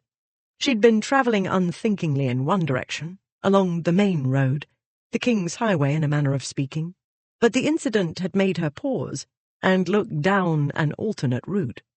She hadn't realized until she said it, and even now she wasn't sure she fully understood. All she knew was that her view of the world had changed. "Let's hope we catch the nasty boy today," he said. "He isn't one you want running about on the loose carrying a grudge. And as to that, I have a few points to cover. Points I had to leave out of yesterday's discussion because of the other parties present." "I don't recall any discussion," she said. "I recall your telling me what I was to do and my being obliged to hold my tongue. I recall Mr. Westcott raising objections which you overruled." "Do you mean to lecture me on my personality flaws all the way to the rendezvous?" he said. "Because if you're not interested in the details of what's to come, I should like to prepare myself for death, disgrace, or, worst of all by far, the end of what was to have been a brilliant legal career." She turned away from the window, sat back, folded her arms, and met his gaze. "Oh, good," she said. "Drama." The house stood in a crooked alley off Drury Lane, squeezed in with others of a similar ilk. Some were more and some less decrepit, but all were uninviting. Its ground floor held a dismal shop, bearing no identifying features. The morning light had hard going trying to illuminate the alley at all. At these shop windows it gave up trying. The objects lurking behind the murky glass might have been furniture or crockery or old clothes or coffins, for all one could tell. A china dealer's shop stood next door, boasting windows marginally cleaner and a legible sign. Apart from a pawnbroker near the alley's western end, the other businesses seemed to carry on anonymously.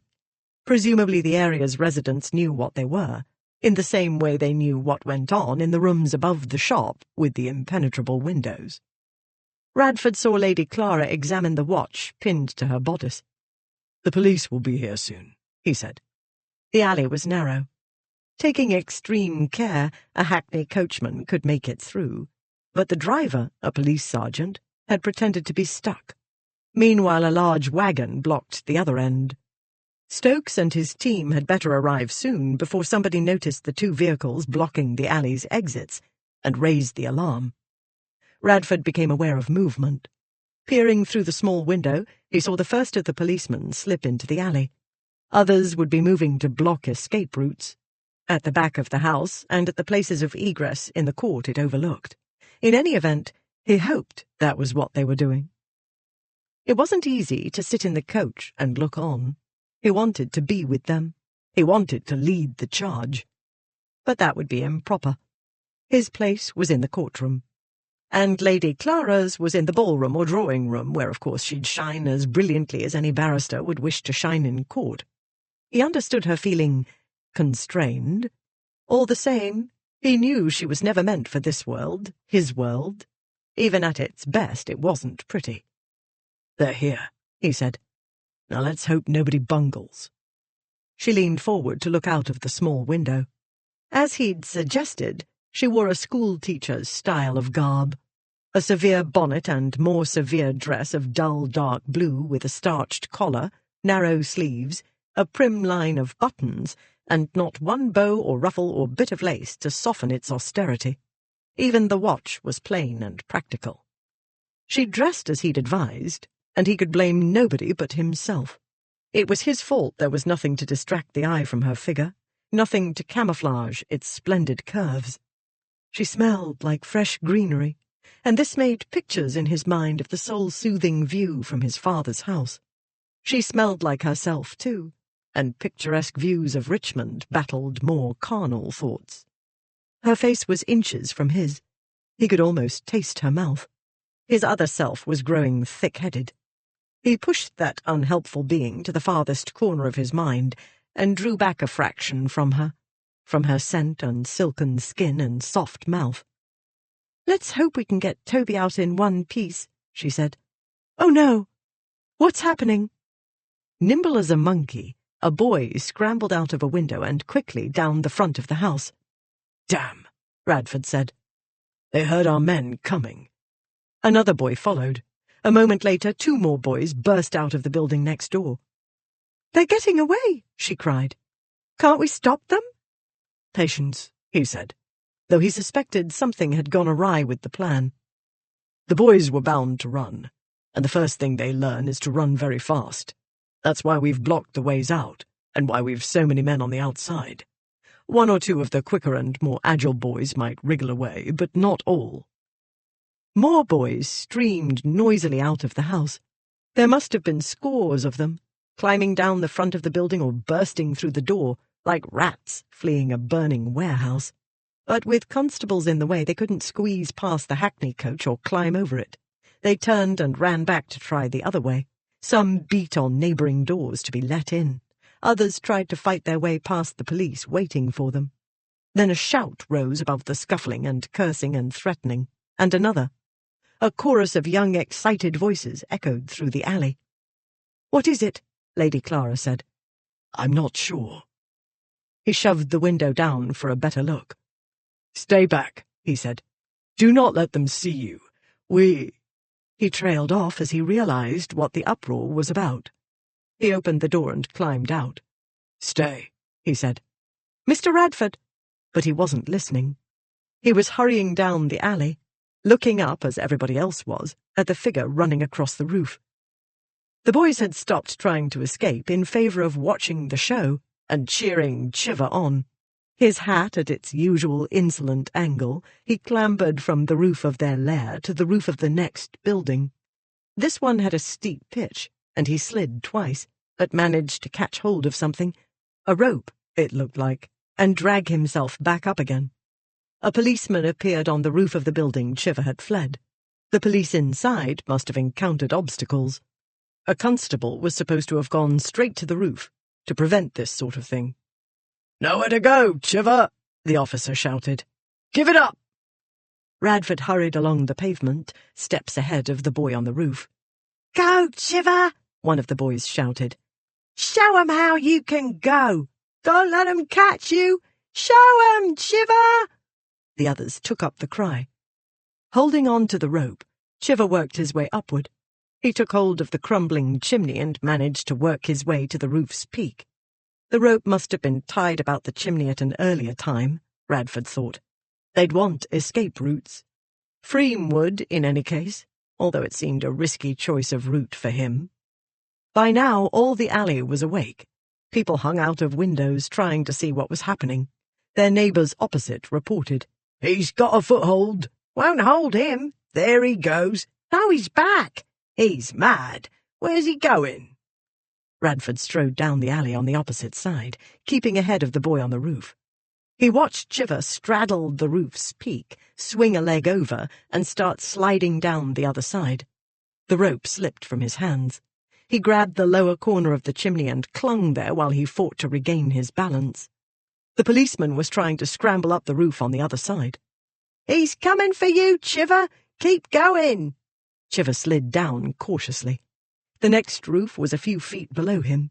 He jumped down and ran across it, and stopped abruptly, inches from empty air. Between this building and the next yawned a gap. The two buildings leaned away from each other, making the space between them wider at the top. The roof he needed to get to wasn't level with the one he stood on. He'd have to leap upward across 10 feet of space. "Give it up!" Radford shouted. "You haven't got wings." "That you, Raven?" the boy called. "Why don't you fly up and get me then?" He laughed. "Go on!" one of the boys shouted. "You can do it, Chiver! You can do it!" The boys began to chant, "Fly, Chiver, fly!" Chiver pulled his hat to a sharper angle. "I can do it easy," he shouted back. He started to back away for a running start, but the constable was climbing down from the peaked roof. "Stay where you are, boy," he shouted. "Don't think I will," Chiver shouted back. "Don't be a fool," Radford shouted. "Your legs aren't long enough." "Yeah, we'll see. Watch me fly, Raven. Watch me!" With a laugh, the boy stepped back a pace and leapt, an instant before the constable could grab him, and caught hold of the roof edge. The boys, who'd gone utterly still during the leap, burst into cheers. Chiver clung for an endless moment, legs pumping as he tried to pull himself up. There was a hush as he swung one leg up toward the roof.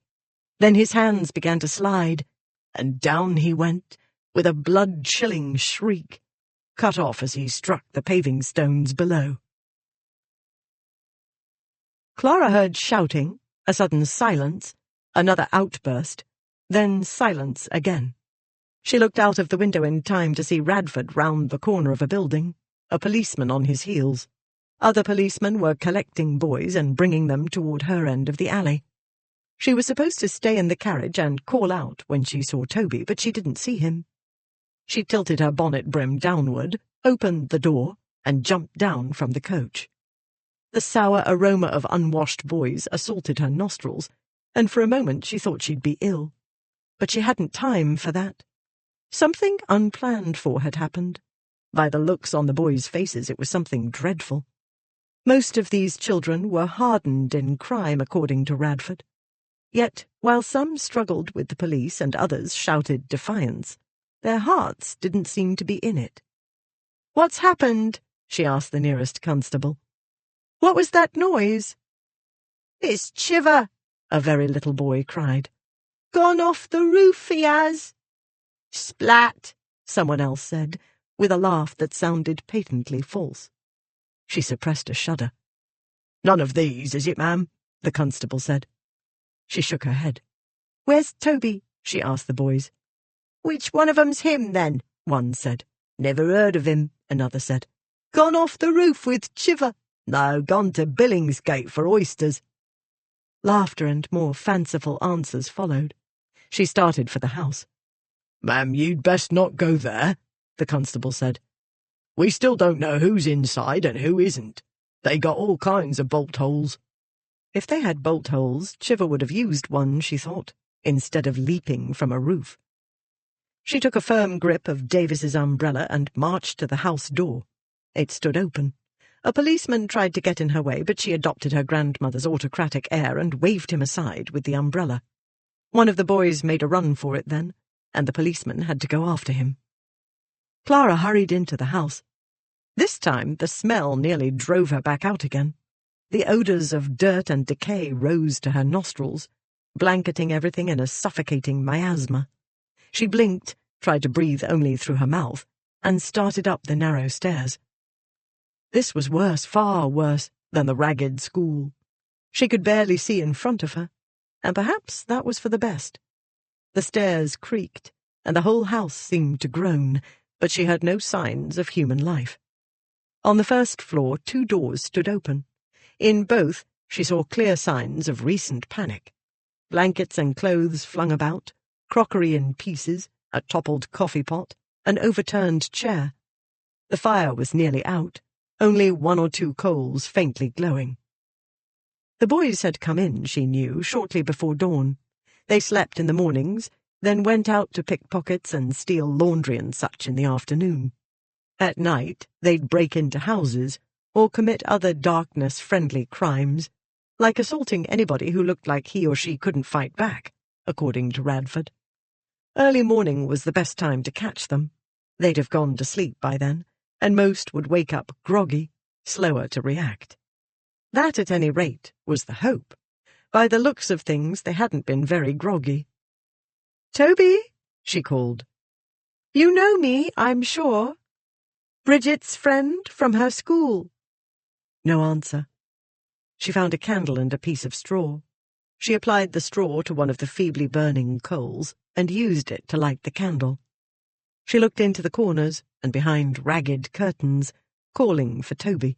She checked the other room in the same way. No response. Heart sinking, she went out into the gloomy corridor and climbed the rickety stairs to the next floor. The first door showed her a room smaller than the ones below, but crammed with baskets of metal and wooden objects. Articles of clothing and bed linens hung from ropes. The thieves' booty, a treasure trove of evidence for the police. "Toby," she called. She thought she heard something. It might have been pigeons or rodents squeaking. Holding the candle high, she went out and into the other room. "Toby?" A sob, other sounds. Words, possibly, but unintelligible. "Toby, it's me. Bridget's friend. You remember, I'm sure." A groan, a cough. She moved toward the sounds. They came from a heap of foul-smelling rugs. As she neared, the heap moved. "Toby? Help me. I can't run. I'm so sick." She knelt and drew away some of the rugs. The boy lay curled into a ball, shivering. "Toby." "They left me," he croaked. "Will I die?" Some of the smaller boys were wailing about Shiver, and one of the older ones got a clever idea and started screaming, "Murder! Them raw lobsters have killed poor Henry." Oh, good. Just what was wanted now. A riot. The other boys took up the cry, then the people in the windows of neighbouring buildings. Some rubbish rained down on the police, but no bricks. In any case, they were used to abuse, and had on several occasions demonstrated skill in quelling riots. Sam Stokes appeared without Freem in custody, which meant the gang leader had slipped away again. The inspector's bland face gave away nothing. Any disappointment, dismay, frustration, or other emotion he felt did not disturb his unremarkable exterior. He waded into the fray with his usual calm unobtrusiveness. Radford left him and his men to deal with it and turned back into the alley. His gaze went straight to the coach and its open door. He started to run. "Where is she?" he shouted. A sergeant jerked a thumb toward the house. "Went in, sir. I had no way to stop her, not without violence. She was armed with an umbrella. You can't control one female carrying an umbrella." He didn't wait for an answer, but ran into the building. "Clara, I warn you, you'd better not be in here. Clara!" He raced up the stairs, his heart pounding. These old buildings were notoriously ramshackle. They fell in all the time. Only last week 4 people had died in a building collapse. But no. Freem might risk his boys. He could always find more boys. But he wouldn't store his plunder in a shaky building. Rodents and other vermin would abound, though, and fever-breeding filth. The walls were damp. The place stank of mildew and worse. And who knew what cutthroats lurked in hidden places? But that was Radford's other self, in a panic and letting his imagination run wild. He thrust him out of the way and stormed up the stairs. "Stay, I told you," he muttered. "When I get my hands on you, my fine lady, you'll wish you'd remained at home with your needlework and your lovers." He was starting for one of the open doors when he heard the sounds above. Footsteps, making the floor creak.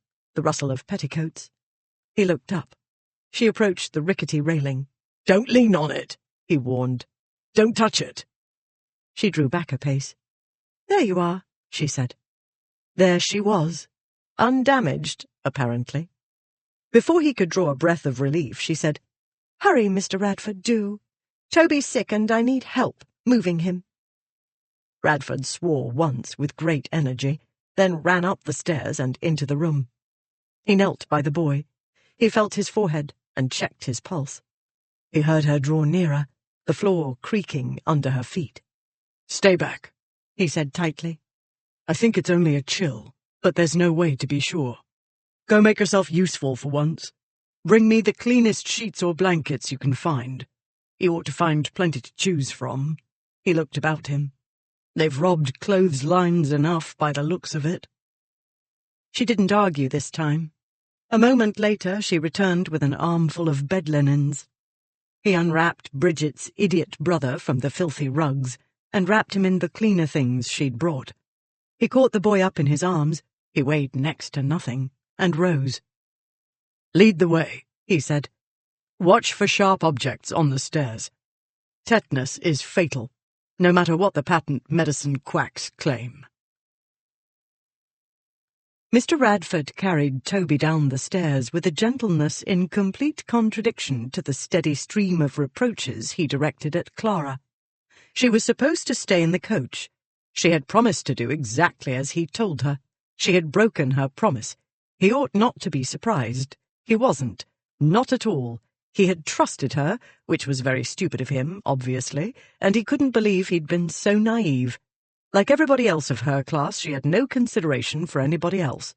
She was welcome to risk her own neck. Indeed, he hoped she would, at another time and far away from him, but she had no right to risk his career. If somebody had garroted her while she was fussing over Toby Copy, Raven Radford's reputation would be ruined. He'd be lucky if he was permitted to practice law in Outer Mongolia. Near the landing, before the ground floor, they met the police going up. Mr. Radford interrupted his vituperation to tell them where the thieves' plunder was. "No sign of Freem?" an officer said. "We haven't seen Husher either." Mr. Radford suggested where they ought to look for hiding places. To Clara's knowledge, he'd barely glanced at his surroundings. But he must have done more than glance, because he seemed to have memorized the room and its contents, in detail. He'd noticed at least a dozen things she hadn't, but then she'd fixed her attention on Toby. "Some of them might still be about, but I doubt you'll find Freem," he added. "If he was here when we arrived, he would have made himself scarce while Chiver was putting on a show for us." Then Clara saw the risk she'd taken, and why Mr. Radford was taking a fit. The building hadn't necessarily emptied when the police came. One boy had run onto the roof. Others might have hidden. Freem might have been there, and someone named Husher. While the police ran after escaping boys, these villains could have been standing behind the clothing and linens hanging from the ropes, looking for a way out. If they'd caught her, she'd have made a fine hostage. Her mind swiftly painted a picture of what would have happened next, and after that, and after that. She had to clutch the handrail, because the blood was rushing from her head. "Don't you dare faint now," Mr. Radford said. "And get your hands off that filthy rail. You'll pick up a splinter. Do you never think? You could get a fatal infection. Why must I tell you everything?" The blood rushed back, and for an instant she saw herself raising Davis's umbrella and swatting him with it. Later, she told herself, when he hadn't a sick child in his hands. But at least he'd made her too angry to swoon. They'd very nearly caught Jacob Freem. He'd turned up late to examine the boys' hall, one of their better ones. Then he'd learned that one of the new boys was sick. As if that wasn't galling enough, he'd found out finally who the brat really was. He'd woken Chiver and knocked him about for mixing personal matters with business. Between that and debating how to get rid of the sick boy quickest, Freem had failed to notice anything amiss in the alley below. By the time he did notice, police were coming up the stairs and pouring into the courtyard, blocking all the ways out. He'd sent Chiver up onto the roof, ostensibly to get away. The truth was, Freem needed a diversion. While everybody was taken up with Chiver, Freem slipped into the next building through a concealed door only he knew about. He stayed hidden in the china shop until the excitement died down. He hadn't been able to see much, but he'd heard a few things. A woman's voice calling for Toby, a woman who spoke in toff accents. Raven shouting to Clara. Freem didn't believe in coincidences. He didn't believe in much of anything. He could do ands, though, like putting together 2 and 2. The tall knob female who'd called for Toby, and the tall knob female who'd given Chiver a beating for bothering Toby's sister, had to be the same Clara Raven shouted at. It was a bad idea, Freem had told the late Chiver, to get mixed up with the upper orders, but Chiver hadn't much in the way of brains.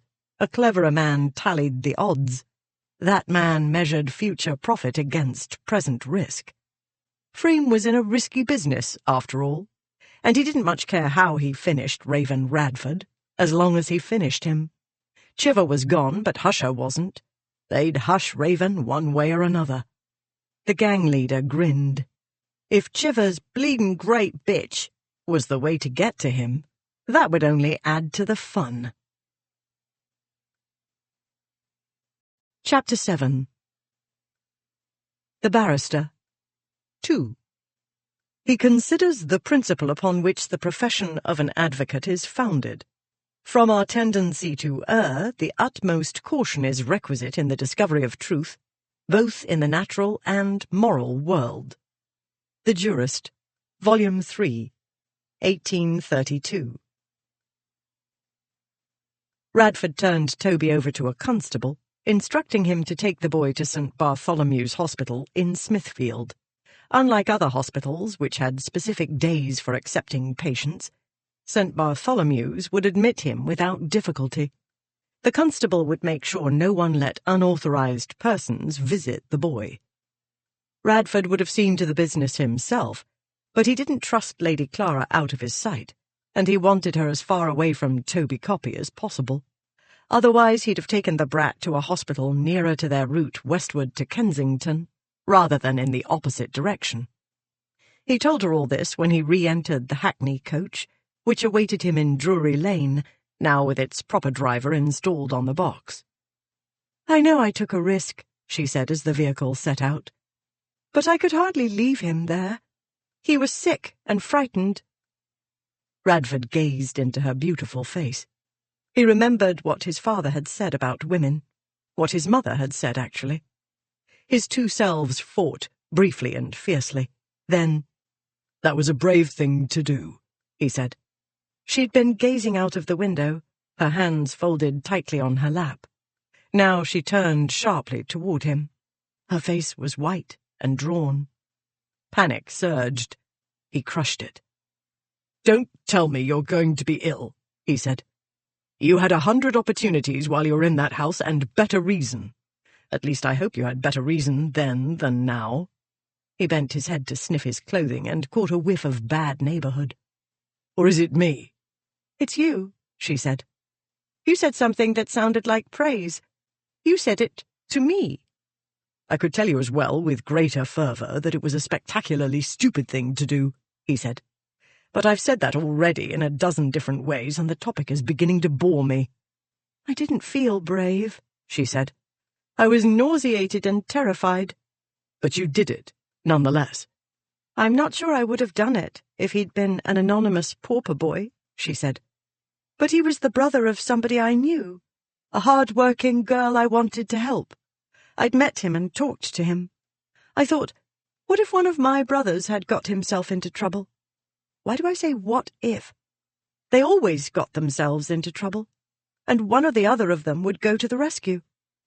She paused briefly. "They came to my rescue, too." Radford remembered the little girl attacking Bernard. "But you're a girl," he said. "Given your upbringing, it was nothing short of heroic. I speak as counsel for the defense. As counsel for the prosecution, I can produce indisputable evidence of reckless stupidity and temporary insanity. Even I would think twice, thrice, 10 times before erupting into a place like that. We're not like those children, Lady Clara, you and I." "We," she echoed. "Yes. Contrary to appearances, I had a gentleman's upbringing. Frankly, I nearly lost my breakfast when I crossed the threshold. I couldn't believe Freem lived in a place like that, as Daniel Pryor insisted. But how would the boys know for certain where Freem lived? He might have his own suite in a brothel or gaming hell elsewhere. But it's simpler to house the boys in a species of dormitory and store the merchandise near trusted dealers in stolen goods." "The pawnbroker on the corner?" "Very likely." She said no more, but turned to look out of the window again. The windows were clean. He'd had that seen to, and insisted on the coach's interior being cleaned, among other things. The morning light gave her face a pearly glow, but her pallor remained.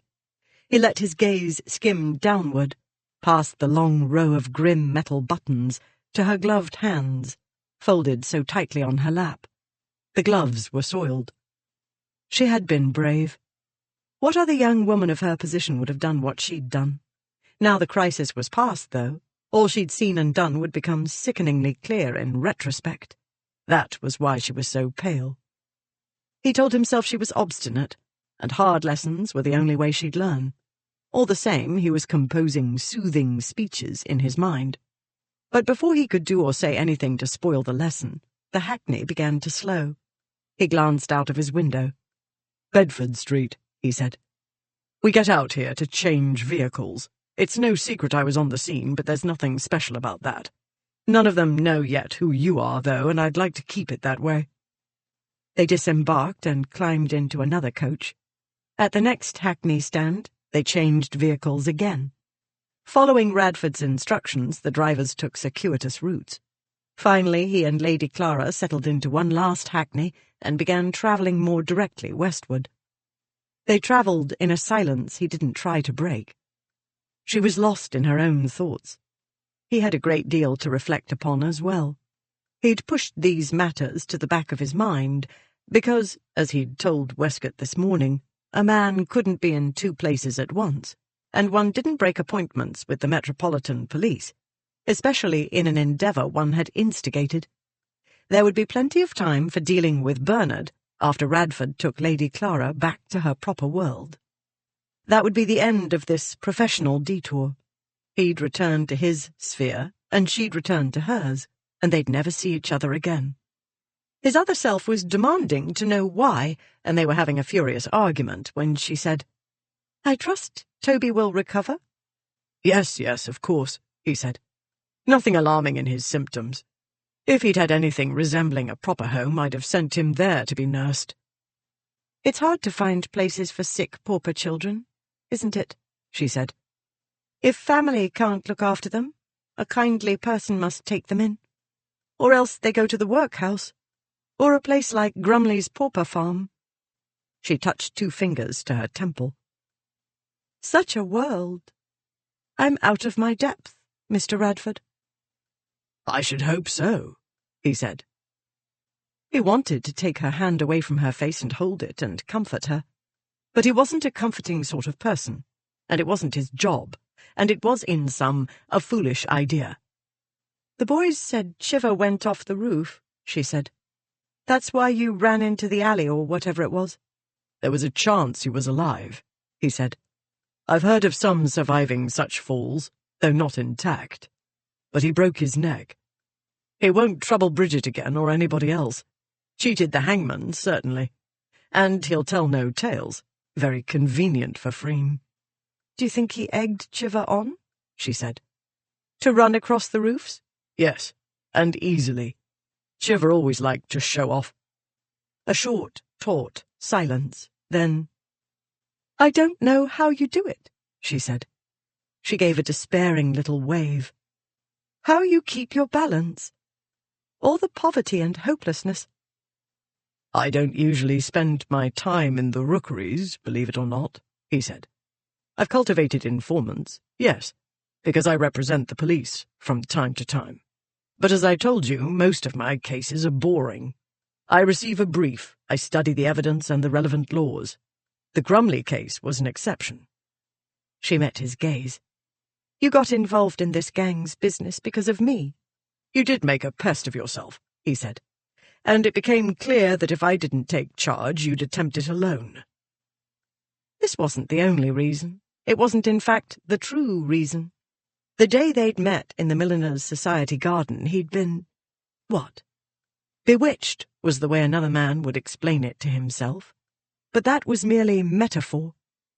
He'd watched her walk in the shriveled garden, in all her organdy and lace, with the flowers and sprigs shooting from her hat like rockets. He'd watched her walk, everything about her fluttering, while he'd listened to her and marvelled at her neat summary of his strategy. The strategy Grumley's counsel had failed to understand until too late. Not alone, she said. I'm not that reckless. But I would have plagued somebody else. His other self decided that whoever the somebody else was, he ought to be pitched out of a window. The rational Radford said, I looked on the bright side. Here was an opportunity to get rid of Freem. It wouldn't change the world, or even a neighbourhood. Another gang leader would take his place in no time. No danger of that species becoming extinct. But he's exceptionally keen on killing me, and that's rather a nuisance. Instead of looking upon me as a worthy adversary, he holds grudges. But that's the criminal mind, Lady Clara. A very small thing it is. They see the world through their own narrow lenses. She looked away from him. As do I, she said. I had no inkling until I saw the ragged school how very small my world is. Today was even more educational. You don't need these lessons, he said. Generally speaking, no. But among other things, they've taught me how little idea I have of how to begin looking for a place for Toby. It took a moment for this to sink in, because he'd been lulled into thinking they were having a rational conversation. For once, he seemed to be speaking to a sort of friend. It was like talking to Westcott, but Westcott with a much more attractive exterior. But she wasn't a friend. She was an unusually intelligent and headstrong woman. A wrong-headed woman. Did I say temporary insanity? He said. My lord, honourable colleagues, gentlemen of the jury, kindly permit me to point out my own grievous error. The woman in question does not suffer from temporary insanity. It is a chronic condition. Her blue gaze, quizzical, came back to him. Now what set you off? You will not find a place for Toby Copy, he said. You'll have nothing more to do with him. You're not to come within a mile of him. I promised Bridget I'd find him an apprenticeship, she said patiently. Where on earth is the harm in that? I'll talk to Matron and see if we can find lodgings for him near the Milliners' Society after he recovers. Matron will be able to advise me as well about finding work for him. He gazed at her, into those innocent blue eyes, and found himself wrestling the urge to shake her. He opened his mouth, ready to call her 10 kinds of idiot. Patience, he counselled himself. She was naive, that was all. Patience, however, wasn't one of his virtues. He had to work hard to scrape up a few bits and make himself say, with what was for him superhuman forbearance, No. She wrinkled her brows at him. That is not a good idea, he said. You cannot bring Matron into the Copy family's problems. You'll complicate Bridget's situation at the school. The other girls will think she's being favoured. They'll make her life difficult, more difficult. You don't understand these people and their world. You admitted as much yourself, and you don't know the half of it. They don't think the way you do or the way you did at their age. You must keep out of it. Permanently. I promised, she said. Then keep your promise in a sensible manner, he said. Westcott is fully capable of finding Toby employment. Her brow knit, and it was proof of the extraordinary power of her features that she only looked more impossibly beautiful. I hadn't thought of that, she said. I must be more tired than I realized. I didn't get very much sleep. Images rose in his mind of her lying wakeful in her virginal bed. Being a man good at solving problems, he easily imagined ways to help her sleep. He crushed the images. "Then think of this as well," he said. "Try to apply reason to the situation you've placed yourself in. A reasoning being would grasp the importance of removing herself from the neighborhood until the excitement died down. A reasoning being would understand why she needed to keep out of sight until people forgot what she looked like." "Here's a refreshing change," she said. "You're the first man who's ever told me I'm easy to forget." His other self was acutely aware he wouldn't forget her, ever. How much farther to the house in Kensington? He said, "For boys like that, yes. They've plenty of exciting distractions, like trying not to starve to death or get beaten or jailed or hanged. They drink to excess, too. Go away for a month or so, and when you return, nobody will be able to pick you out from a clump of a dozen aristocratic blondes." "Only a month or so," she said. "Fancy that." 6 months or forever would be wiser, he said, but I know better than to propose it. "You're overreacting," she said. "I've noticed this tendency in you. It comes of having to be dramatic in court, I know." "Dramatic?" "Do try to think it through in a rational manner," she said. "Firstly, it's unlikely I'll see any of those boys at Almack's or the Queen's drawing room. Secondly, most, if not all of them, will soon leave London for a lifelong residence in a penal colony on Norfolk Island. Thirdly, all they know of me is that I'm a lady who was looking for Bridget Copy's brother. What's remarkable in that? Everybody knows ladies patronize the Milliners' Society. Everybody knows ladies throw charity about to make ourselves feel useful and virtuous. Everybody knows how bored we get, being rich and pampered and having scores of lovers languishing after us." She was right. Absolutely right. "You have a point," he said. "Do I?" She leaned forward to peer into his face, and he caught the faintest whiff of her scent. "Did you find it painful to say that?" "It looked painful. All the same, I'm all aflutter." She sat back and pretended to fan herself with a gloved hand. "But," he said. "There's always a but," she said. "The trouble is, they know you can identify them." She dismissed this with a queenly wave, not at all marred by the dirty glove. "Very silly of them," she said. "Everybody knows we ladies can't tell the difference between one pauper and the next. They all look the same under the dirt and rags. Not that anybody wants to look closely at them, since it means getting near enough to smell them. Everybody knows we're perfectly happy to let cutthroats and thieves go about their business as long as they stay out of our neighbourhoods and stick to robbing their neighbours and cutting their throats." He narrowed his eyes at her. "Are you quite finished?" "Not nearly," she said. "They know we'd never appear in a place as sordid as a courtroom. A lady would never be so vulgar as to stand in the witness box. She might as well stand in the dock, because her reputation would certainly be found guilty and hanged, possibly drawn and quartered too, and minutely dissected thereafter." She lifted her perfect chin and gazed at him defiantly. His other self was painfully tempted to do something the rational Radford was sure would only make matters worse. "Very well," he said. "Do as you like. I haven't time to play nursemaid. I've a libel to prosecute, a dying father to look in on, a funeral to attend in Herefordshire, and a mad cousin's ghastly affairs to sort out, practically simultaneously. I shall leave you to Lady Exton with my greatest sympathy." She would go her way, and he would go his. In a very short time, in fact, at the end of this trip across London. He looked out of the window, because looking at her was making him unhappy and restless, and he was having the devil's own time detaching himself. He was surprised to see how far they'd come already. "Ah, we're nearly at Hyde Park Corner," he said calmly. Clara wanted to tear her tongue out. She wanted to slap herself. But she did neither of these things because the first was easier said than done, and the second was vulgar and possibly a symptom of insanity.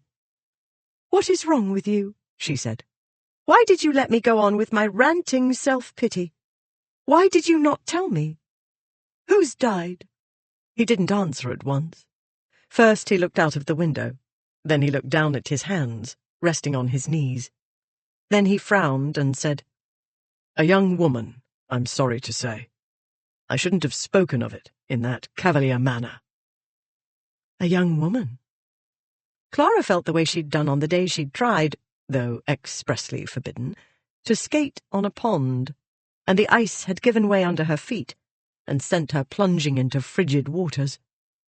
She ignored the feeling. It was too foolish for words. He was a man, an attractive man, if one overlooked the obnoxiousness. But women had to overlook men's personality flaws, else nobody would ever wed and or reproduce, and the human race would come to an end. Naturally, there would be a young woman in his life. Did Lady Clara Fairfax think she was the only woman in the world because a lot of silly men acted as though she were? Did she think Mr. Radford would be like all the rest, forsaking all others, or pretending to worship at her altar? What nonsense! She knew she was merely this year's most fashionable woman to pursue, and that was mainly her dressmaker's doing. Fashion wouldn't rule him. He'd judge for himself. He was nothing like the other men she knew. "After such a morning," she said, "with so much on your mind, who'd expect you to watch every single word? But here am I, showing off my skills in argument when you've lost someone you care for. You shouldn't have let me babble on like that." "Firstly, listening to you was educational and entertaining," he said. "With discipline you might make a fair advocate, were women admitted to the bar.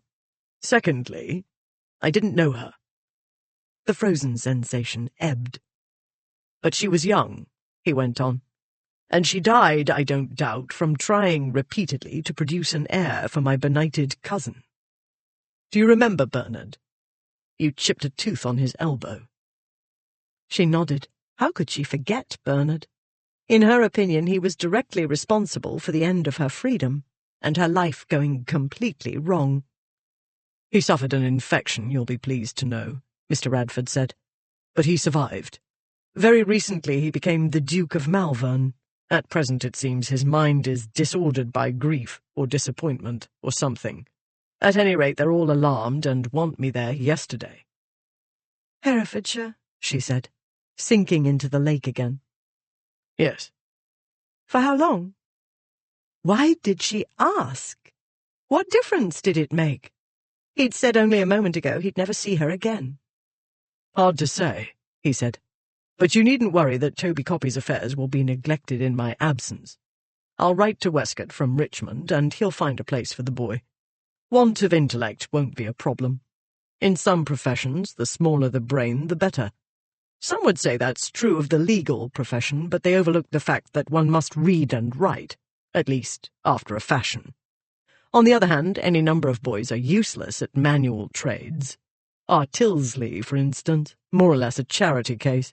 But our reasoning was, firstly, we got him young and cheap, and could train him up properly without having to break him of bad habits. Mr. Radford." His cool grey gaze met hers. "Lady Clara." She swallowed. "I dare say we'll never see each other again." "I calculate the odds strongly against," he said. "Stay," she wanted to say. "I'm not ready for you to be gone from my life." She said, "Then I'd better thank you now for helping me recover Bridget's brother." "You'd better not," he said. "This entire undertaking was against my better judgment." "It wasn't against mine," she said. "It was difficult and painful and sickening and shocking, but it was what I wanted to do, and I did it. I didn't simply hear about it or read about it. I was there. I was a part of it. I saw a world and understood a few things I could never have properly understood before. And I think I'll be better for the experience." "I think you're romanticizing," he said. "I think you'll have nightmares. I think your maid had better burn every stitch you're wearing. I'll be kicking myself all the way to Richmond and parts beyond for not tying you to the carriage seat. Only look at your gloves." She looked at them. They'd become remarkably grubby in a remarkably short time. She peeled them off. "Even when you were dressed in that imbecile disguise the first day you came to my chambers, you were unsoiled," he said. "You won't be the better for this." "I will be," she said. "And Toby will be, too." "Yes, poor Toby. You're so fanatical about keeping your promise to his sister. You're mighty whimsical about your promises, I notice. What about your promise to me? Please, you said, in the most pathetic way. And I, of all men, should know better than to be moved by pathetics. And big blue eyes threatening tears. Big blue... But no, I'm as slow-witted as every other man in London, it seems. Please, you said. I promised to do what you say, and I believed you. Oh, Mr. Radford, she said. She moved to the edge of the seat and leaned toward him. Don't owe Mr. Radford me, he said. Impulsiveness, that's what it is. This is how you end up with a chipped tooth. I hope dirty gloves are the worst of today's souvenirs. Thank me, indeed. It'll be thanks to my making one mistake after another if you end up with a splinter infection or tetanus. 7 mistakes by my count. No, 8. Number 8 was believing you when you promised. No, we're up to 9 at least. Number 9 was... Stop, she said. Stop it! She reached across and grabbed 2 fistfuls of his coat. Before he could say anything more or she could think twice, she pulled him toward her and kissed him, on the lips, fiercely, desperately, in the most unladylike manner. Mistake number 10, she was in his lap, and Radford didn't know how she'd landed there or who was the perpetrator, and he didn't care. He'd raged at her because he couldn't say what he wanted to and hadn't wanted to think what he was thinking. He wasn't ready to say goodbye forever. Kensington was drawing ever closer and he was in turmoil. He wanted more time. He wanted to turn the Hackney in another direction, any other direction, even though his reasoning self knew what he had to do and all the reasons he ought to do it. But now she was in his arms and kissing him, without doubt or hesitation. She grasped the back of his head firmly and possessively, knocking his hat off and holding him in place, as though he'd be fool enough to try to get away. And she kissed him in a way that showed how quickly she'd learned from him. She showed as well how dangerous were the lessons he'd taught her. The last time he'd had only a tantalizing taste of possibilities. The last time he'd tasted surprise and a little shock and uncertainty, along with the innocent taste of Clara. This time she did damage. This time her soft mouth's pressure vibrated through him to make his heart vibrate too, and drum heat through his muscles. His brain shrank to nearly nothing, far too small to form a coherent thought. Instead of thinking, he felt the delicious pressure of her mouth, the heat of her body pressing against his, the weight of her perfectly rounded bottom in his lap. He wrapped his arms about her and crushed her to him. She fit so perfectly in his arms, and it seemed so exactly right for her to be there, as though she belonged and always had. She smelled of bad neighborhood as he did, but that was irrelevant. The real Clara came through. The light herbal scent that blended so perfectly into the scent of her skin and filled his nose and his head and made a fog where there used to be sharp clarity. The dwindling taint of the ugly world they'd visited gave way to the immediate warmth and scent and taste of her. He broke the kiss to bury his face in her neck and drink in her scent. He kissed the inch of skin above the stiff collar of her dress, and she gave a little gasp that eased into a sigh. She bent her head and kissed the top of his, and tangled her fingers in his hair. He shivered at the touch. He tipped his head back and looked up at her, into her unearthly face, and she put her hand over his eyes and brought her mouth to his again. This time her kiss was fiercer, so potent that she made him forget she was an innocent. He pressed for more, his tongue urging until she parted her lips to him. The kiss quickly deepened, his tongue tangling with hers. She moved her hands down to grasp his shoulders so tightly, as though she'd hold him forever. He slid his hands over her back, down along her straight spine to her waist. The dress was stiff and severe and forbidding, as he'd insisted it be. Under it, layers of undergarments made a barrier between his gloved hands and her skin. Even in his fogged state, he knew he wouldn't get nearer to the real girl. But for now, she was real enough, in his arms. He slid his hands down to clasp her waist, then upward over the gentle curve to the swell of her stern bodice, and upward again to cup her breasts. He wasn't thinking. It was all instinct and practice. He slid his thumb to one forbidding button and pushed it through its buttonhole. Her hand covered his. She broke the kiss. He stilled as much as he could. He became suddenly aware of the pounding of his heart and the harshness of his breathing. He was far more heated than the situation warranted. One button! She was breathing hard, too, her bodice rising and falling under his hand. He thought she'd push him away, but she only kept her hand over his, over her breast. He looked up at her. Her face was flushed, her lips swollen, her eyes shining. Her hat was tipped askew, and under it a lock of pale gold hair had come loose to dangle near her eyebrow. He did not want to be rational and sensible, because that meant stopping, and he didn't want to stop. Not yet. Not for a long time. He wanted to do unspeakable things to her ladyship, with her ladyship, here in a dilapidated hackney coach. He made himself come to his senses. He slid his hand out from under hers and tucked the button back into its buttonhole. He didn't want her to come to her senses either, but she did. She eased off his lap and back onto her seat in one smooth movement. She straightened her hat, smoothed the front of her dress, folded her hands, and looked out of the window. She said, "I'm not going to ask if you're done being hysterical.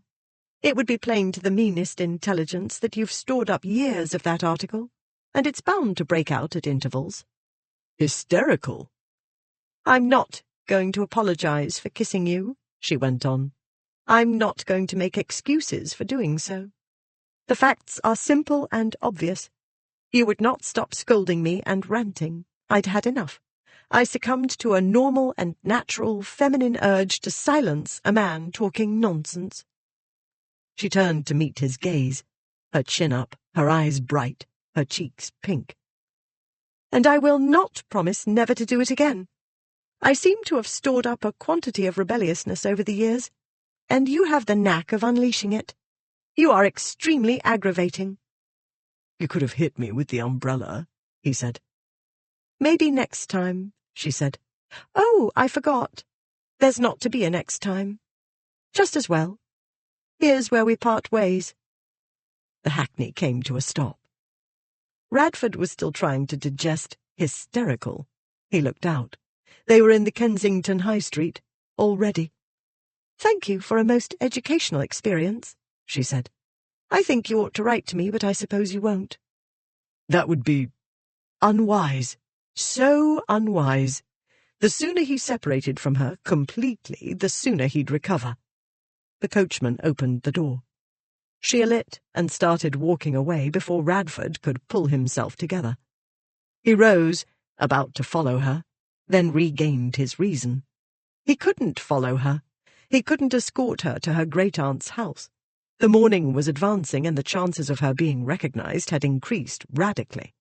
The coach door closed. He sat down again and watched from the window until she turned the corner and vanished from view. He signalled the coachman to drive on, though Radford was no longer sure where he was going. He looked down at his hands, and wondered at them and at himself. His gaze fell to the coach floor, and he saw her gloves, which she must have dropped when she reached out to take hold of him.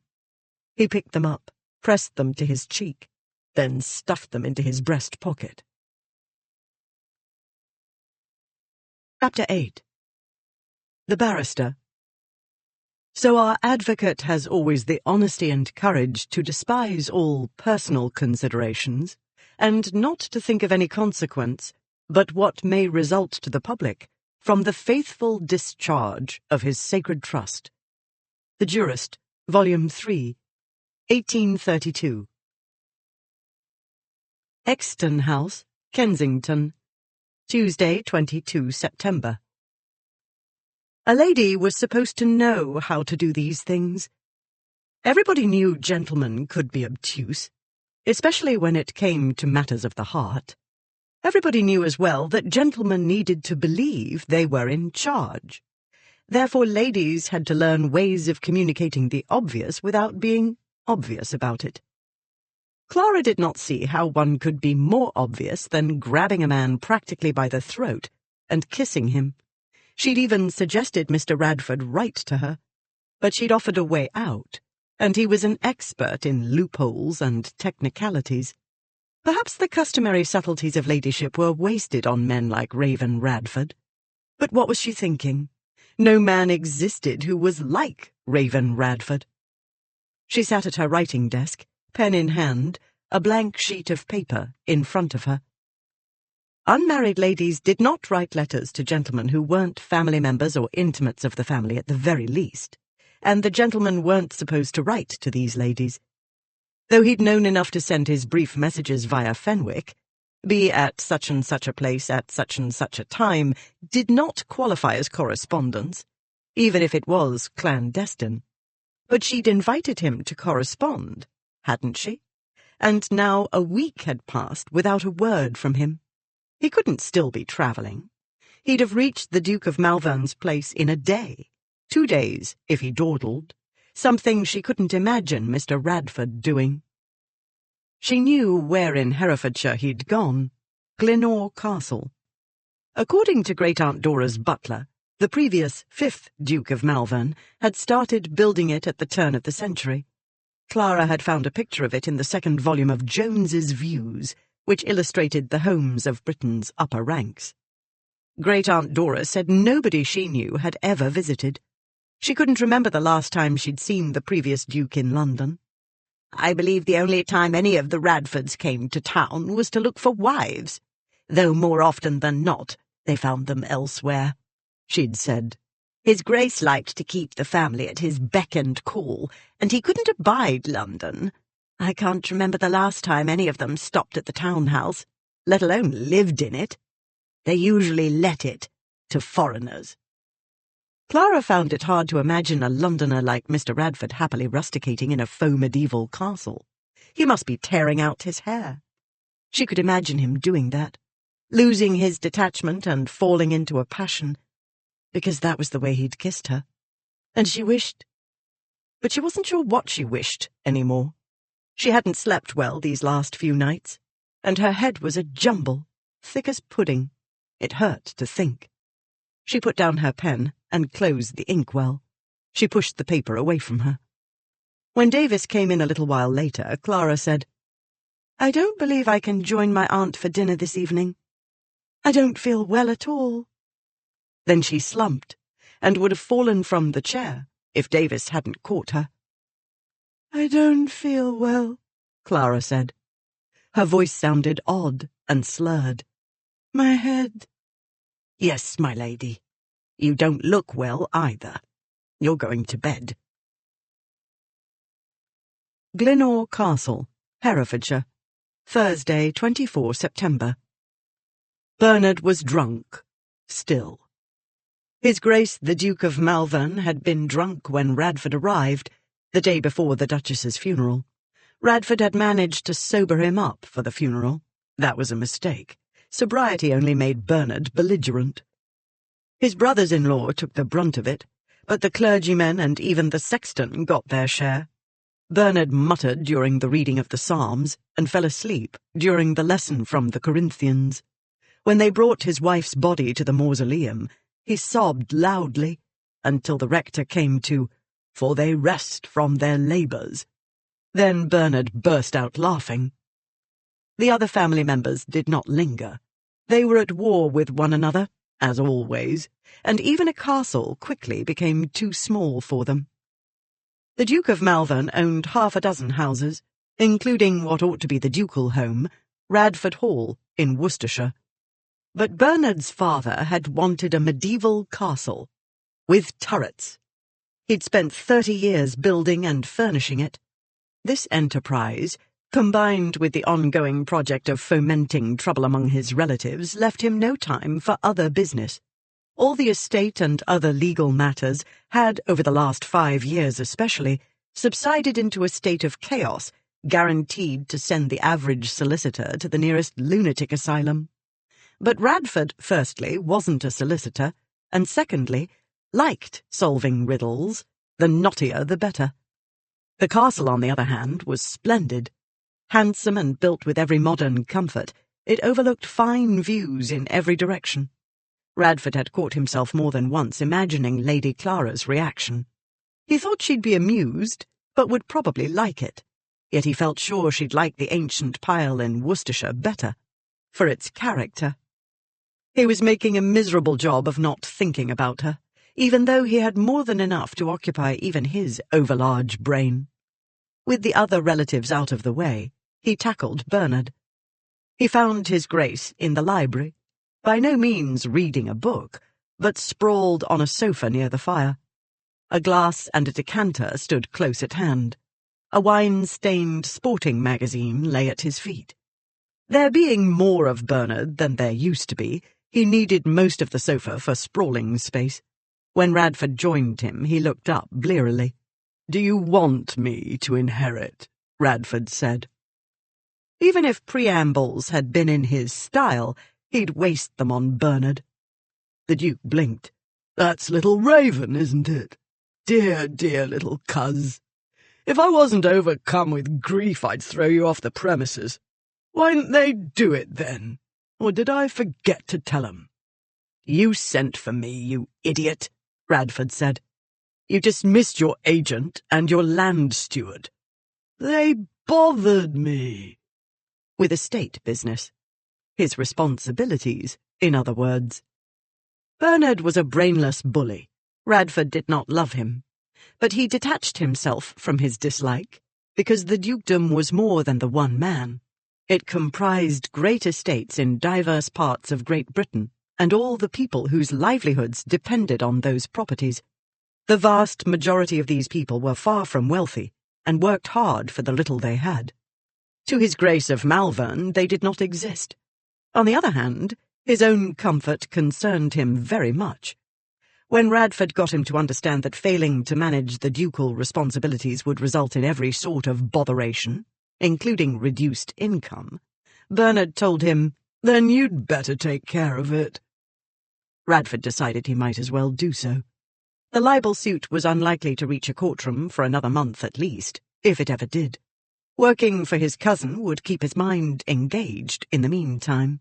Radford would have less time and mental space for wandering into unproductive musings and what-ifs and debates about whether to write to Lady Clara. "I realize you're a pleasanter person, relatively speaking, when you drink," he told his cousin. "Ergo, for the sake of those who must live with you, I will not tell you to stop altogether. But unless you're eager for me to inherit, I recommend you reduce the quantity of intoxicants by at least 1/2. He stepped closer and studied the Duke's eyes. They weren't grey like Radford's, but hazel. The whites were not white, either. It was hard to be certain even in daylight because his eyes were always bloodshot, but Radford detected a yellow tinge. "Your physician believes an excess of yellow bile presents an immediate danger to your health," he went on.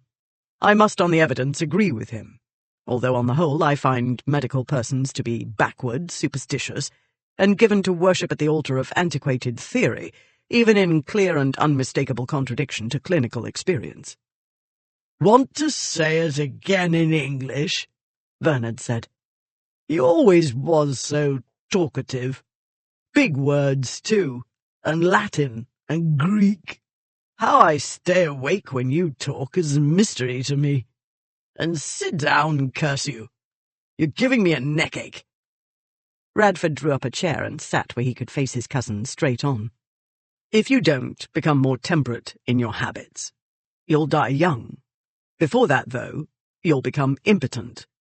Meaning—" "I know what that means." Bernard laughed. "Sad, soggy cock. That your trouble, little Raven? That what makes you such a pain in the arse?" "It's your cock we're talking about, you numbskull," Radford said. "Now here's the thing. You want to remarry, right? Want to try again for little boys?" "Live ones," Bernard growled. He blinked hard, and his face crumpled into quivering folds.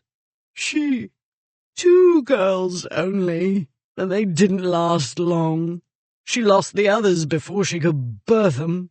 Then she was sick. Well, how was I to know, silly cow? Don't know why I miss her. because she was better than you deserved, which I am sure will always be the case. Listen to me, cousin. We both know that many parents would sell their nubile daughters to a duke wanting an heir, no matter if he was covered with warts and boils and succumbing to syphilitic dementia. Bernard heaved himself forward, but since his great belly wouldn't let him go far, he failed to appear threatening. Comical was more like it. I ain't poxed, you beaky little turd. For your future bride's sake, I'm glad to hear it, Radford said. I'm glad as well to know your education wasn't entirely wasted, for you seem to understand some big words. If I wasn't sick with grief, I'd land you a facer. The Duke sank back onto the sofa.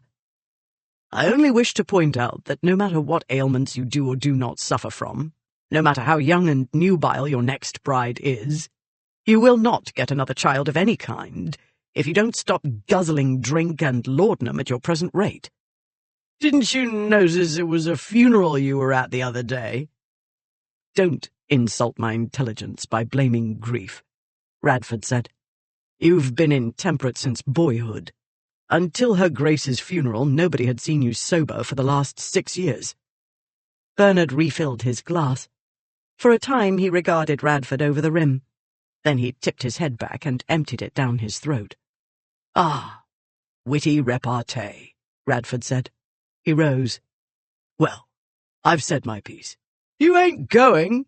No such luck, Radford said, for either of us.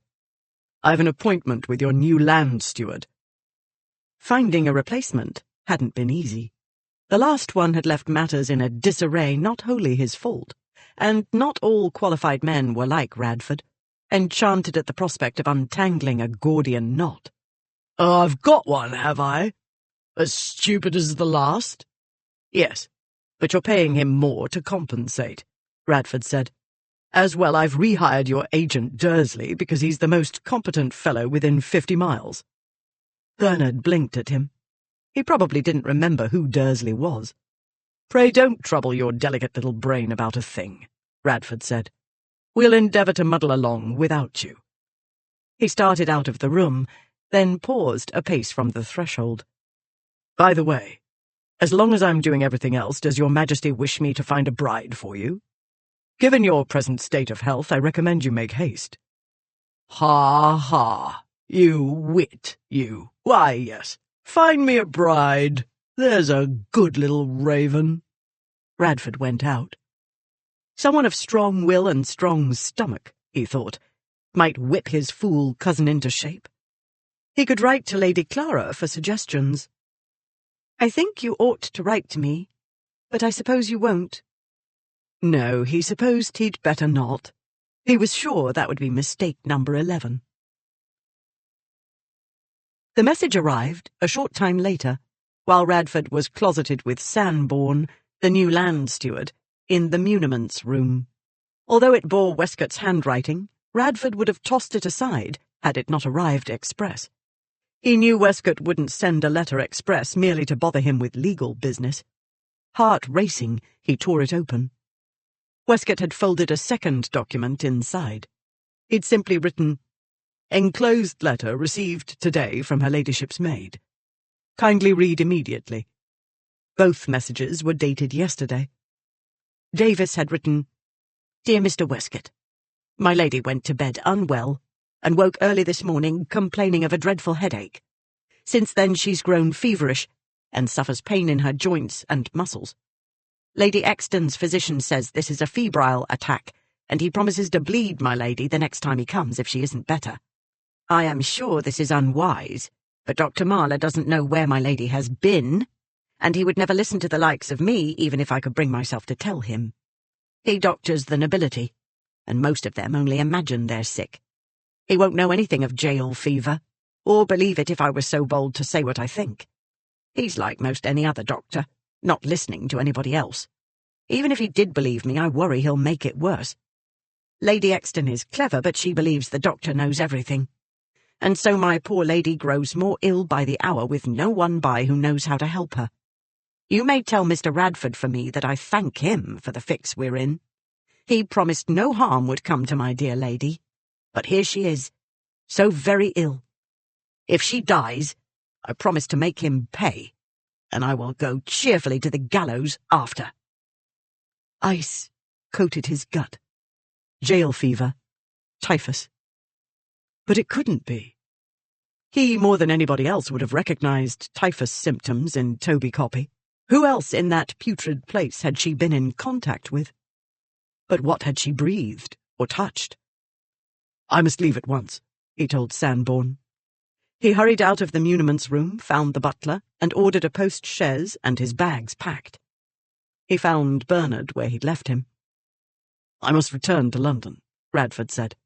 "It's urgent." "No, you don't," Bernard said.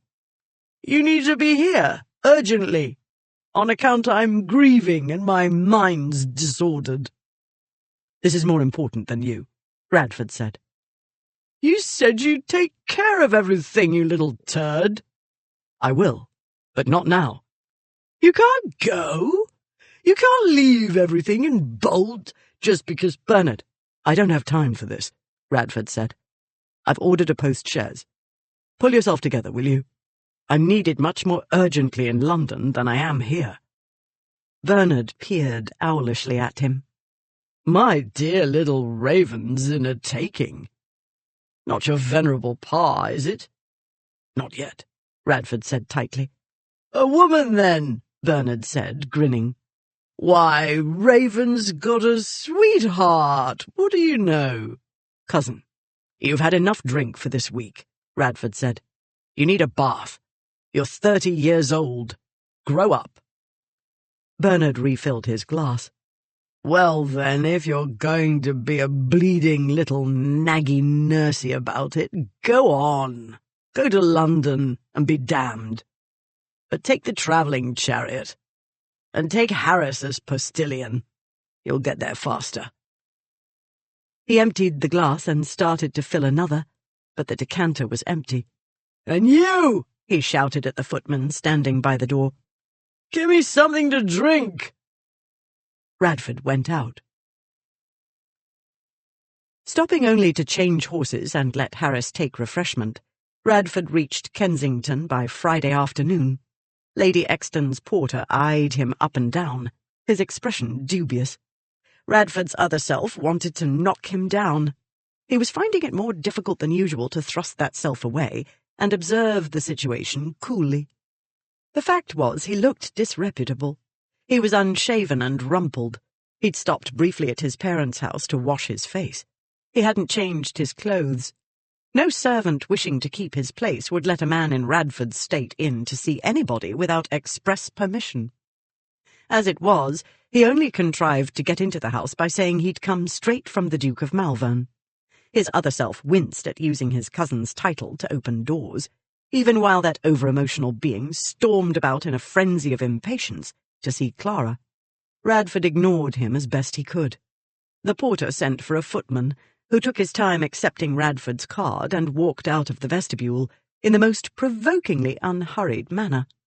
Radford exerted enough self-control not to knock the man down and walk over him. Instead, he told himself to calm down and settled for pacing the small antechamber he was taken to. If the footman came back to say Lady Exton was not at home, then Radford would knock him down. After an interminable wait, the footman returned and showed Radford into a drawing-room. Lady Exton's pallor and state of distraction told him the maid hadn't exaggerated. "I must see Lady Clara at once," he said. "Certainly not," Lady Exton said. "I've sent for Dr. Marler again. He'll set her up in no time." "I'll lay you odds he's never seen a case of typhus," he said. "Typhus? My grandniece? Have you taken leave of your senses?" "I can make a strong case for the diagnosis, but we haven't a moment to lose," he said. "Even if your physician has experience of the disease, he's likely to kill her. With the very kindest intentions, and volumes of medical wisdom to prove the rightness of his course, he's bound to bleed her, which even some of the most benighted of his benighted profession know is unwise in these circumstances." He wanted to strangle the oaf of a doctor. It was bad enough for Radford to have lost a day when every minute counted. It was worse knowing that every minute of the lost time left Clara vulnerable to others' ignorance and prejudices. "And you've medical training, have you, Mr. Radford?" "I've had typhus and lived," he said. This had happened in Yorkshire, after he and his father had visited an infamous school there. It was a case not unlike the Grumley pauper farm, one his father had prosecuted. They'd both caught the disease, from the children, or poison in the air. No one knew exactly how it was transmitted, although nearly everybody believed it was contagious. His father had fallen ill first, and Radford had taken care of him because they trusted nobody else. Luckily, they'd studied the ailment in preparation for the trip. The numerous treatises, reports, and lectures offered contradictory theories and treatments, but one or two contained elements he deemed more logical than the others, as well as presenting, along with the usual anecdotal evidence, helpful statistics. He'd adopted and adapted the treatments he believed least likely to kill the patient. "We haven't time to argue, my lady," he said. "Every minute counts." The odds were he'd arrived too late as it was. Catching the disease in the first stage was crucial. "Tell me where she is, and save me the trouble of finding her." "You may be a famous fellow in the criminal courts, Mr. Radford, but you are not a physician," she said. "You will stay away from my grandniece. For all I know, this is your doing," she added in a lower voice. "She was with you last week, and she hasn't been right since." It was his fault Clara was in danger of dying. He knew it. But listening to accusations like berating himself only wasted time. He marched out into the staircase hall and shouted, "Davis!" 2 large footmen marched into the staircase hall. "You're not Davis," he said. "Davis, where the devil are you?" The maid appeared at the top of the stairs. "You took your time," she said. He started for the stairs. A footman lunged at him. "You, Tom," the maid cried. "You leave the gentleman be, or I'll mend your manners, see if I don't." Tom retreated. "Davis!" Lady Exton's voice behind him. The voice of authority, before which servants quailed, or at least pretended to, if they knew what was good for them. Davis, the faithful bulldog, stood her ground. "My lady, I sent for this gentleman on her ladyship's account, and I expect him to do what needs to be done. With respect, my lady, your doctor didn't know the ailment when it stared him in the face, and I only hope he hasn't signed her ladyship's death warrant." Lady Exton gasped. The lady's maid beckoned to Radford. "What are you waiting for? You had better help my lady, or I shall help you to the hereafter well ahead of schedule, sir." "Davis, I shall write to Lord Warford about your behaviour," Lady Exton said. "Yes, my lady, I expect you will. Mr. Radford, why do you dawdle?" He ran up the stairs. There was noise outside the room. Horrible noise that made Clara's head throb. But it had been throbbing forever. And the headache had spread to her arms and legs, and it was in her stomach too. She felt a cool hand on her forehead. Not Davis's hand. Oh no, not the doctor again so soon. He'd said he'd cut her, and she doubted she had the strength to fight him now. She felt so cold. Shivering, she opened her eyes. "How dare you fall ill?" he said. His voice was low and rough. Not the doctor. She tried to focus, but it hurt her head. The room was too bright. There was a blinding glare about his head. The voice, though. She knew this voice. She was dreaming, then. "You'd better get well," he said. "Davis will murder me if you don't, and then she'll hang. You don't want your faithful maid to hang, my lady, and certainly not on account of a trifling fever." "Raven," she whispered. Yes, she was dreaming. She closed her eyes. Dr. Marler arrived a short time thereafter. Since Lady Exton lacked the confidence to keep him out of the sick room, Radford had to deal with him. He tried reason, but he might as well have talked to a brick. The doctor objected to being questioned, interrogated, as he put it, by a lawyer. But Radford had dealt with recalcitrant judges and criminals. He badgered the witness until the witness began to shout, Radford reminded him this was a sick room. The doctor stormed out. Radford followed him out into the corridor, still questioning. How many cases of typhus had he treated? Was it a common malady among the upper orders? Was the doctor familiar with Richard Miller's clinical lectures on the subject? "How dare you imply that her ladyship suffers from that vile disease?" Marlowe raged. "Miller wrote of an epidemic in Glasgow. It is a disease of the lower orders. Jail fever. The Irish." "It's a contagion, which may float in the atmosphere or adhere to clothing and other articles," Radford said. "One who visits for charitable purposes, for example, a schoolroom or crowded and poorly ventilated living quarters, may be exposed.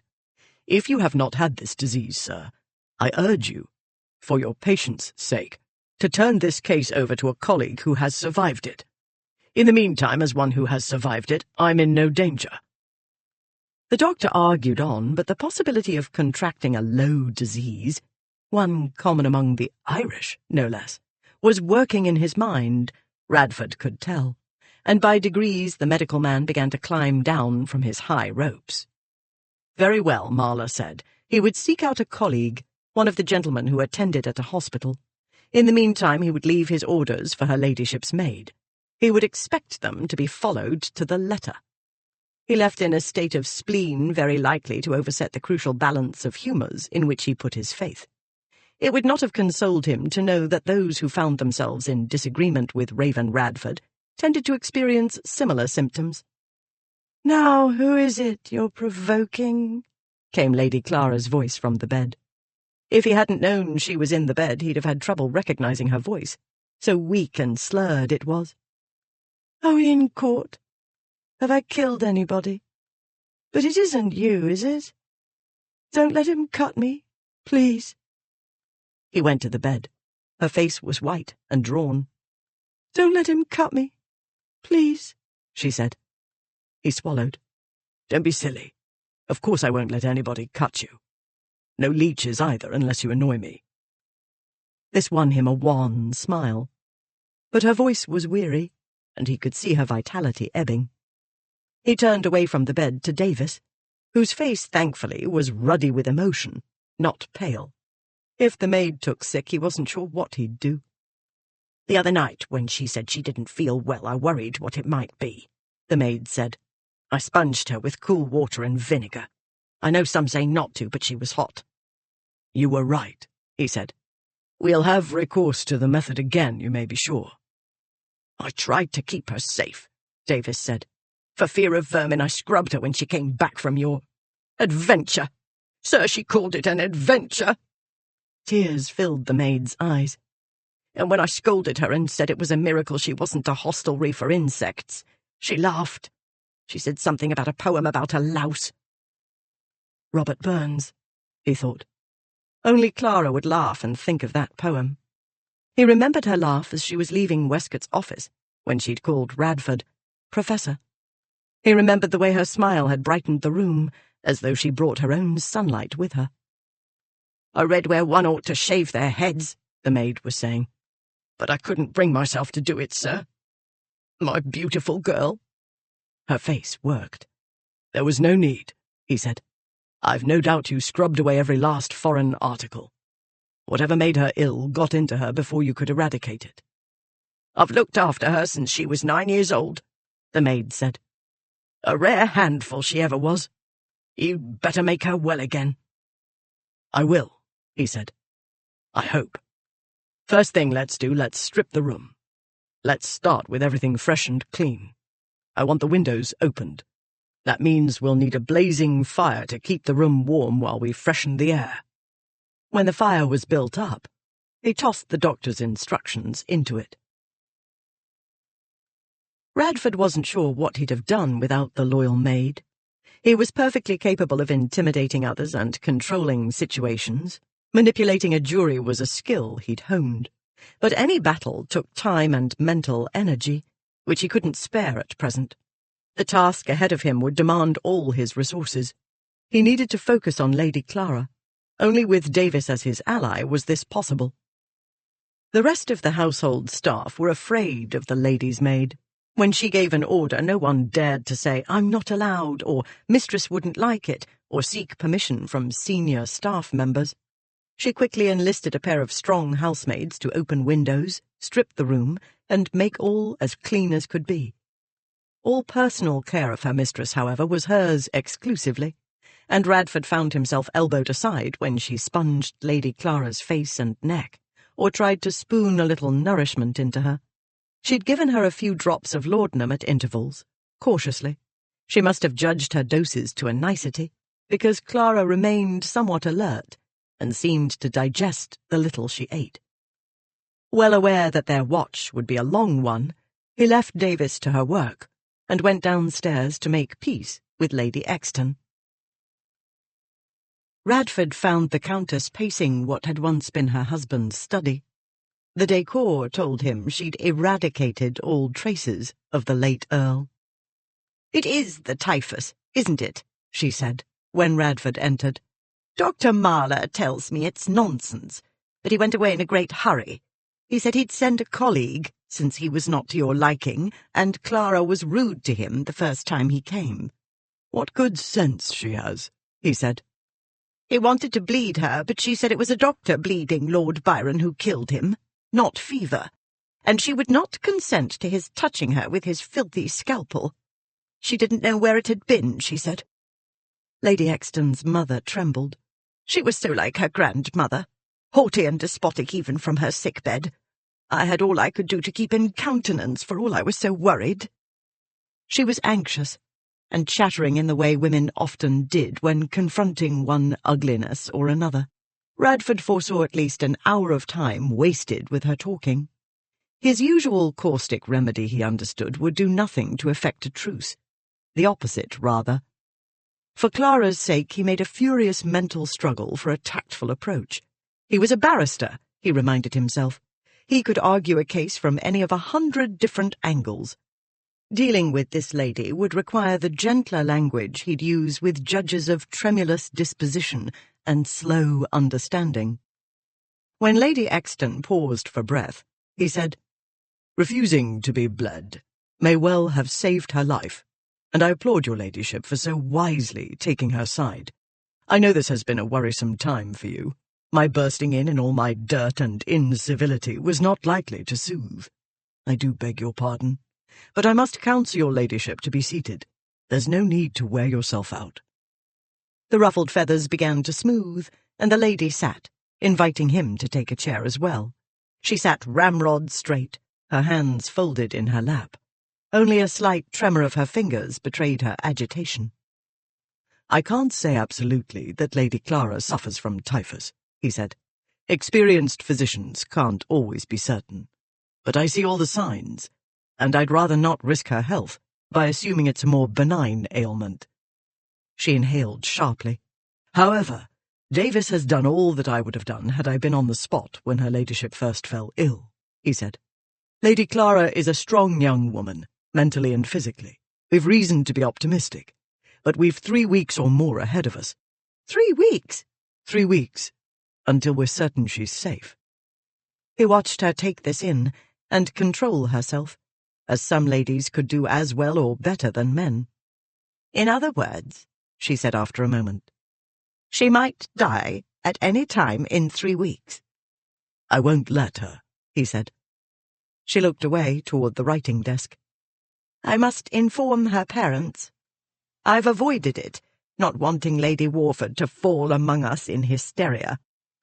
"Lady Clara needs quiet," he said. "She needs rest. She needs constant attention. What she doesn't need is her whole blasted family descending on her at once, which you know will happen. And then what? While we've done all we can to minimize the risk of contagion, I can't assure you unequivocally that another weaker person won't contract the ailment." He reminded her ladyship that Lady Clara's sister-in-law, Lady Longmore, might well be in a family way. Furthermore, Lady Longmore's sister carried the Duke of Clevedon's child.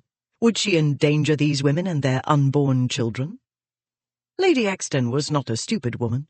Presented with evidence, various examples he produced from personal experience in Yorkshire, and himself and his father, As Exhibits A and B, the one-woman jury reached the intelligent verdict.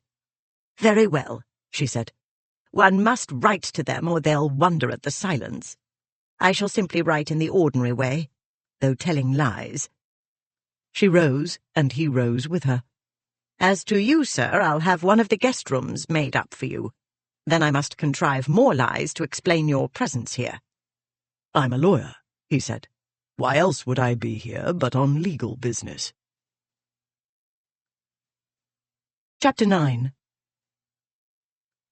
Typhus, after it has reached a certain stage, will proceed onwards in its course, a few rare instances excepted, in spite of every obstacle medicine has yet devised to check its career. Richard Miller, Clinical Lectures on the Contagious Typhus, Epidemic in Glasgow and the Vicinity, 1833. After sending a message to Westcott for fresh clothes and other items, Radford returned to Lady Clara's room. Davis sat by the bed, knitting. The bed was a modern one, in the Grecian style, with bare-breasted females supporting the bedposts. Apt enough. Lady Clara ought to have a pair of caryatids at the foot of the bed, guarding the goddess's temple. Other Grecian-style articles looked on from the mantelpiece. An elaborate urn clock dominated the centre. Cupid stood on its pedestal, pointing to the time on the revolving band encircling the urn.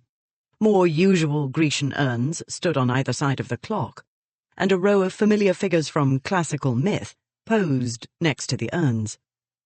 Having had the maids draw back the blue curtains to let air circulate, he saw the disordered bedclothes as soon as he entered. In one of her more feverish states, the patient must have flung them away, to offer an unobstructed view of her nightgown from the waist up. A plain virginal affair with no lace and only a few ruffles, the garment left nothing to distract from her beauty. Even pale and ill, she put the goddesses and nymphs in the room to shame. Nothing concealed one fact, either.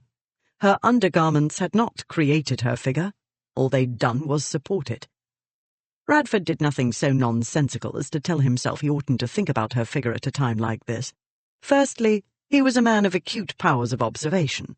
Secondly, he was a man. Not to mention, she wasn't in any danger from him at present. All the danger was the contagion inside her. Though the evidence pointed to her having been restless earlier, she seemed to sleep peacefully enough now.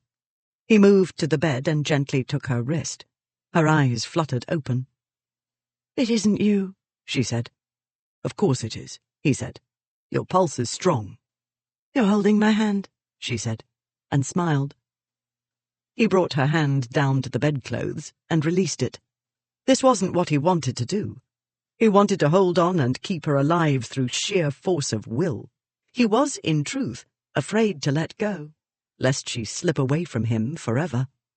But that was illogical, superstitious thinking. He had to remain detached. Emotion led to panic, which led to mistakes in judgment. "Tell me how you feel," he said. "I'm dreaming," she said. "That's the laudanum."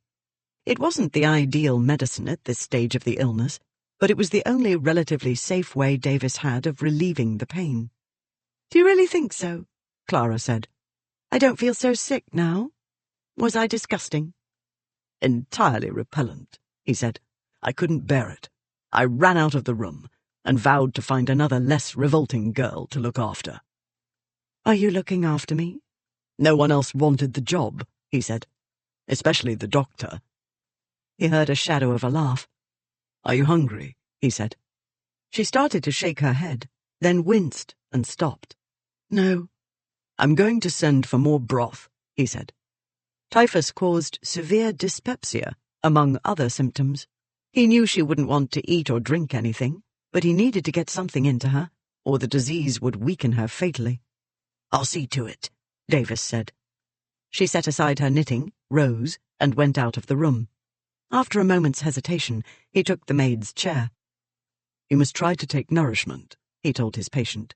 "You must do exactly as I say, and get well, because I've promised you would, and if you don't, I shall be disgraced, and then—" "I know. Your career will be ruined. You're so charming." Everybody says that, he said. No, they don't. Never. No one has ever said that about you in all your life. I'll wager anything. Perhaps they did not exactly say charming, he said. Perhaps, yes, now I recollect, the phrase was tolerable in very small doses. And yet I missed you, she said. Fancy that. She made it so difficult to stay detached. At this moment it was impossible. He couldn't stop his other self from getting a word in. I missed you too, he said gruffly. Of course you did, she said, because I'm so lovable. You are not lovable, he said. You are excessively annoying and managing. But I'm accustomed to hardened criminals and half-witted judges, and being with you reminds me of home at the Old Bailey. Such a smile, then, more like her usual one. He hadn't realized how leaden his heart had become until now, when the weight lifted, though not fully. Now he knew the weight would be with him until she was well and going her own obstinate way, challenging him and driving him more than a little mad. Only you would say that, she said. I read about ravens. They're so clever. Even when we don't see them, they see us. The best way to watch a raven is to lie flat on your back. Well done, he said, though you could be a little flatter. He never comes straight on, but by manoeuvres, and he's nearly impossible to catch. Her eyelids drooped. I'm tired, Raven. You're talking too much, he said. You won't have the strength to take your pitiful spoonful of broth. She closed her eyes. Yes, so clever of me. He sat by her while she slept, until Davis returned. Then he moved away to a far corner of the room and looked out into the garden while he listened to the maid coaxing her charge to sip. A small taste, my lady. Come. Another drop? Yes. A little more? You can. You'll feel better, I promise. It washed over him all at once, an ocean of weariness. The worry and missed meals and missed sleep took hold of him, and he sank under the weight. He dropped into the nearest chair and was asleep in an instant. Davis woke him. He didn't know how long he'd slept. Hours, it must have been. The windows were dark. Only one candle burned, light being painful to the patient. She was better for a time, sir, Davis said softly. But then she had a bad pain in her stomach. I fear to give her more laudanum. It quiets the pain and helps her sleep, but I know it cramps the bowels. Radford went to the bed. He laid his hand over Clara's forehead. It was hot. Clara lifted her hand and laid it over his and pressed. Her hand was hot as well. The fever was climbing. She said something he couldn't understand. Your head, he said. He bent his head to bring his ear close to her mouth. Her voice was so weak and listless. Cut it off, please, she said. Does your back ache? He said. Take that, too. Legs? Those as well. He had only a confused recollection of his own miseries during his bout with typhus. His father's sufferings, however, were sharp in his memory. Impossible to find a comfortable position, every motion so painful. Though George Radford never complained, he hadn't been able to conceal the evidence of his distress. Radford retained a powerful memory of the aged face, so taut and white, the tightly compressed mouth, and the deep lines radiating from his eyes. Radford remembered as well what he'd felt as he watched, his insides so cold and hollow with the fear of losing him. She needs to sleep, he told Davis. So do you. You've been up with her, I don't doubt, since the minute she fell ill. And if you've had a wink of sleep, that's all you've had. I can't rest while my lady lies so ill, she said. Tell me what good you'll be to her if you're too weary to think or even see properly, he said. I've had rest. I can do what needs to be done. I've nursed before, and I'm not squeamish. Has Westcott sent my things? They were close by, she told him, much to his surprise. He'd expected to be exiled to one of the cell-like rooms on the upper floors, where hostesses customarily crammed low-ranking bachelors. Instead, Lady Exton had given him the next room but one. Doubtless she'd bestowed the privilege because George Radford had won her difficult theft case. He'd called it quite a pretty puzzle, which meant the average barrister would have deemed it unwinnable. Radford did not for a minute believe his apology had won her heart. His apologies, Westcott had told him repeatedly, rarely came close to meeting the definition. Furthermore, Radford had never bothered to learn the art of ingratiating himself.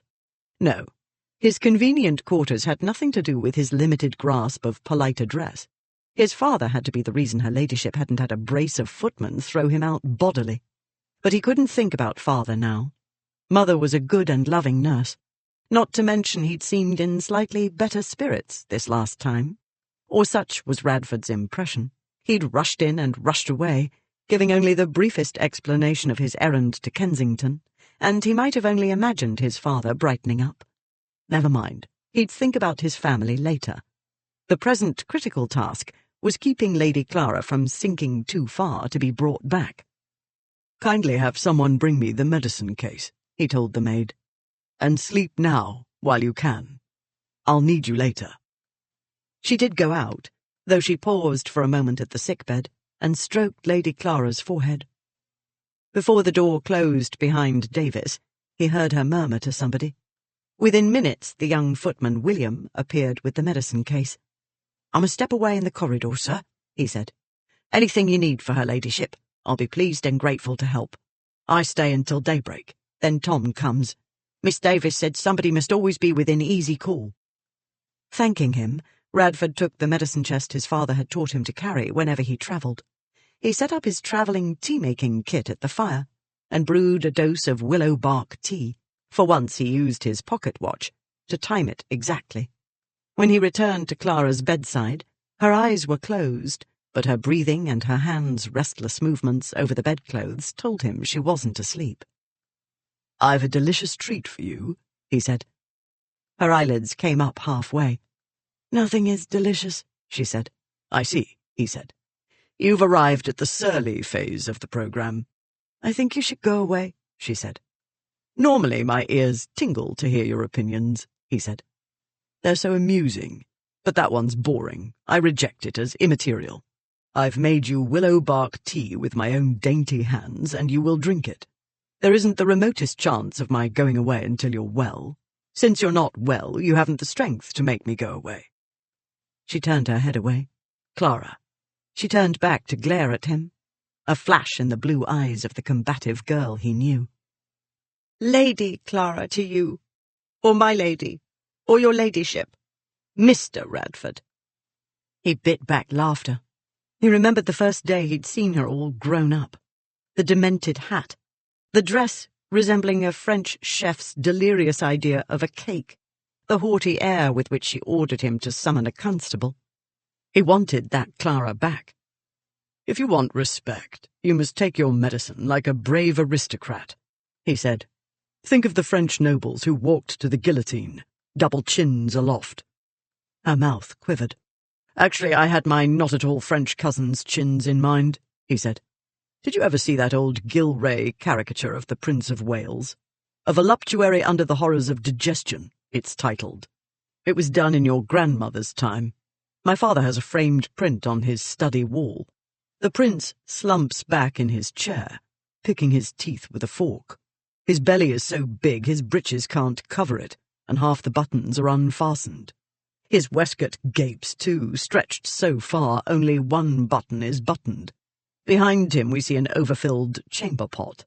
Behind that a table heaped with sweets. Empty bottles under his feet.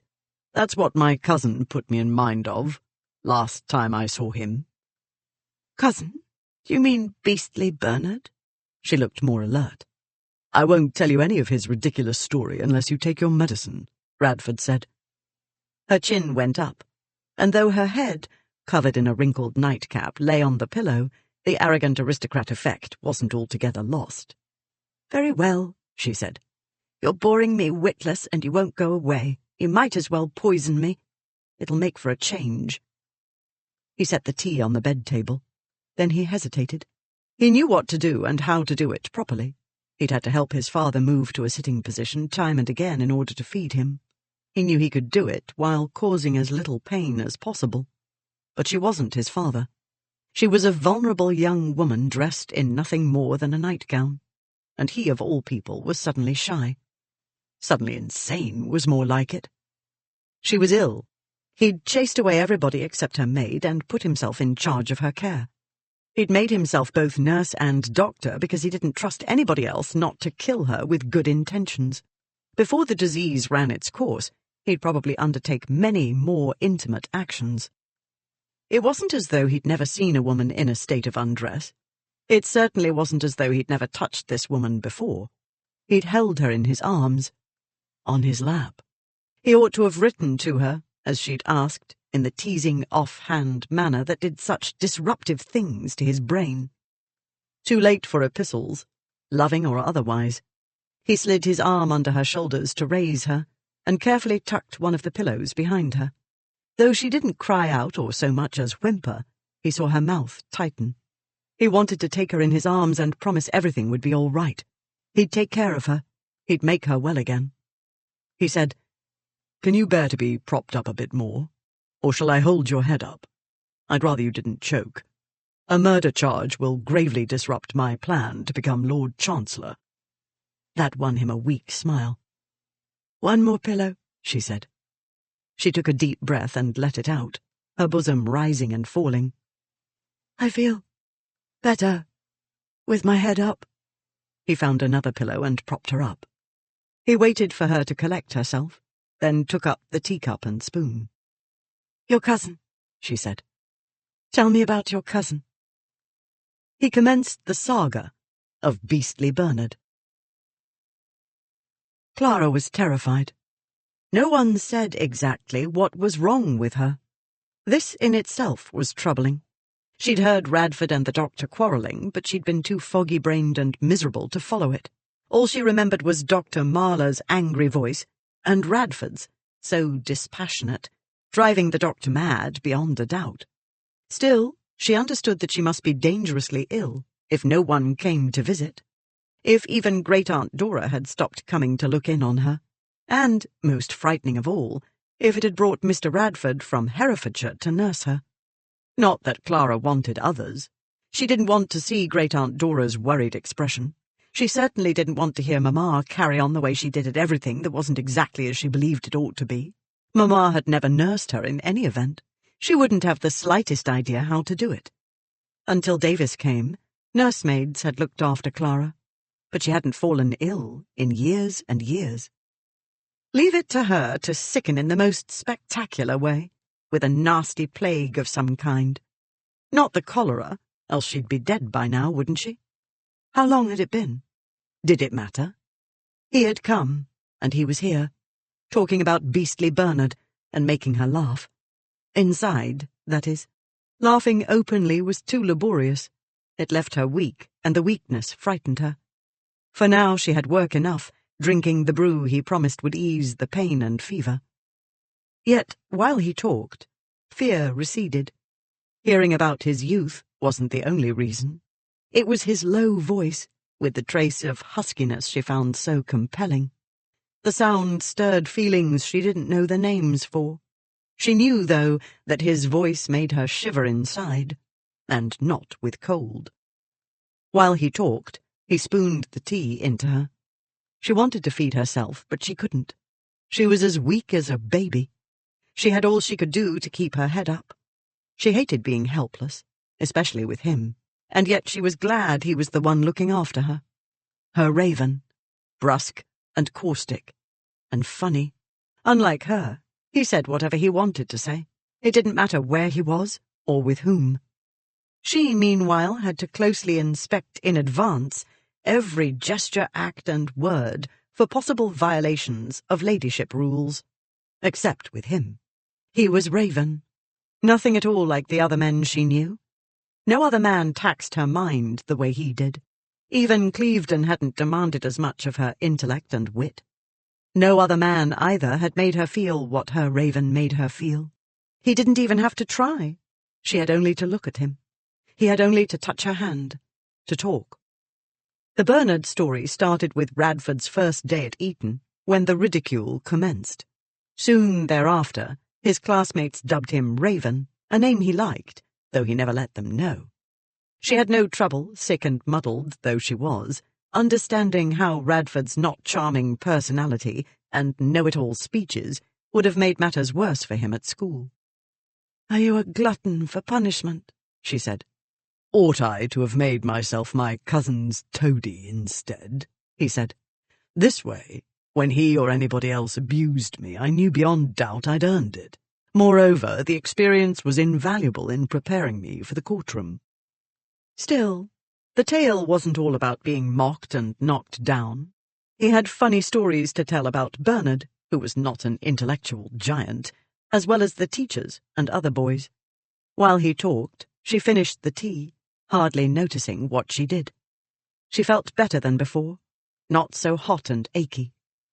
When she'd emptied the cup and he eased the extra pillow away, she said, "Don't stop talking. Don't ever stop talking." His voice was the last sound she heard before she fell asleep. The days and nights passed, while Radford and Davis strove to keep Lady Clara as well-fed and free of pain and fever as possible. Willow bark tea alternated with senna and ginger tea as her main medicines, then broths, gruel, and possets, any nourishment they could tempt her to swallow. Keeping up her strength was crucial, because every stage of the disease would sap it. The household worked to help her fight. Maids came and went with prettily decorated trays, laden with tempting meals. The cook addressed his art to making easily swallowed foods as appealing as possible. The housekeeper personally searched the markets for the freshest ingredients. Lady Exton discreetly finagled out-of-season fruits and vegetables from her friends' greenhouses. Anything and everything to tempt the patient's appetite. Every day the maids came in and helped Davis change the bed linens and air out the room.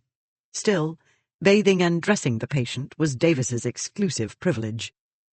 As the disease continued its siege, barrister and lady's maid settled into a routine. Davis kept watch by day, and he took over during the night. To keep busy and alert while Clara slept, he worked. He moved her writing desk, positioning it to let him see and hear her, while keeping the lone candle out of her line of vision. Her eyes were extremely sensitive to light. On the Thursday, his 7th night at Exton House, he sat at the desk, making notes on the libel case. The room was quiet, but for the scratch of his pen on the paper, the ticking clock on the mantelpiece, and the faint sound outside of the wind rustling the autumn leaves. The season, came her voice, just audible. Over. How could you, Clara? Even she. Yes, Mamma. Better her than me." Radford dropped his pen and went to her side. She moved her head from side to side while her hands pushed at an invisible something. "Clara," he said. Her gaze came to him.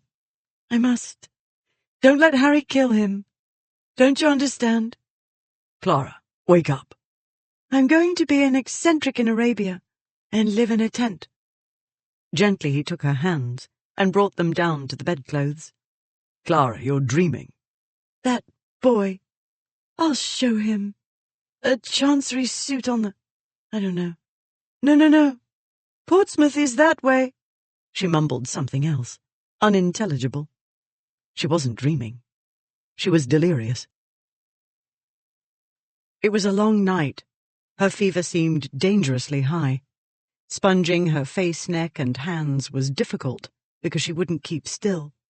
Getting her to swallow anything like a cooling drink was even harder. Sometimes she would quiet and seem rational for a while.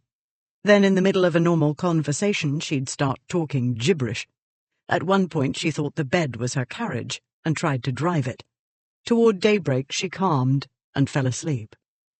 When Davis came in, he gave a short, optimistic version of the night's events. Though he suspected Clara would sleep through the day, as some patients did, reversing day and night, he wanted Davis prepared in case the delirium recommenced. He went to his room and told himself delirium wouldn't kill her. It wasn't the best sign, especially when her fever seemed so high, but it wasn't necessarily fatal.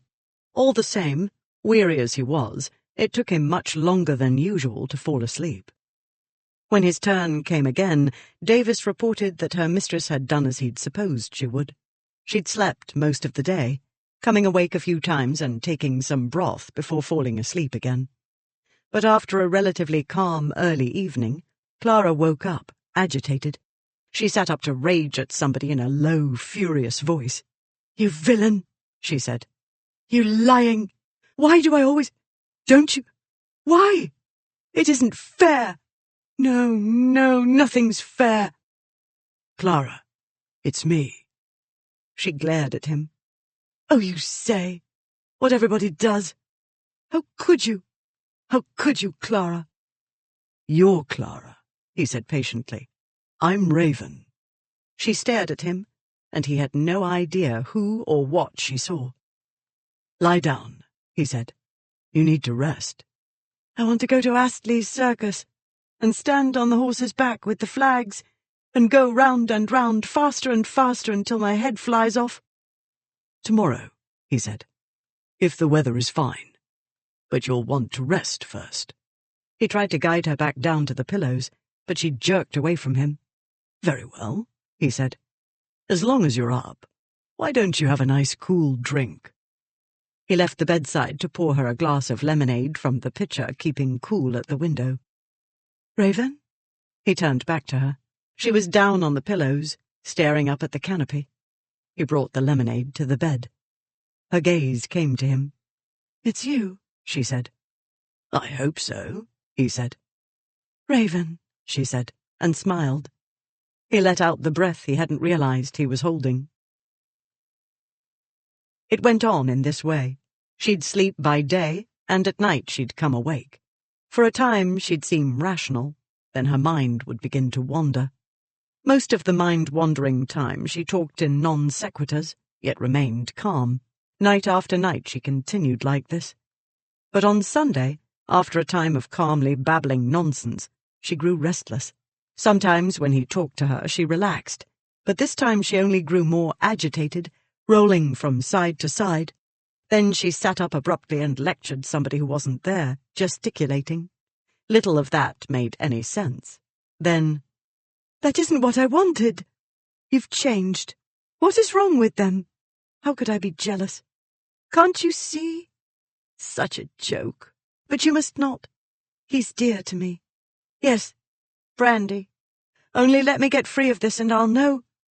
If you don't stop it, Mamma, I'll... Oh, I don't know what to do." "Clara." She didn't seem to hear him. She began raging at somebody, threatening to run, and claiming nobody would ever find her.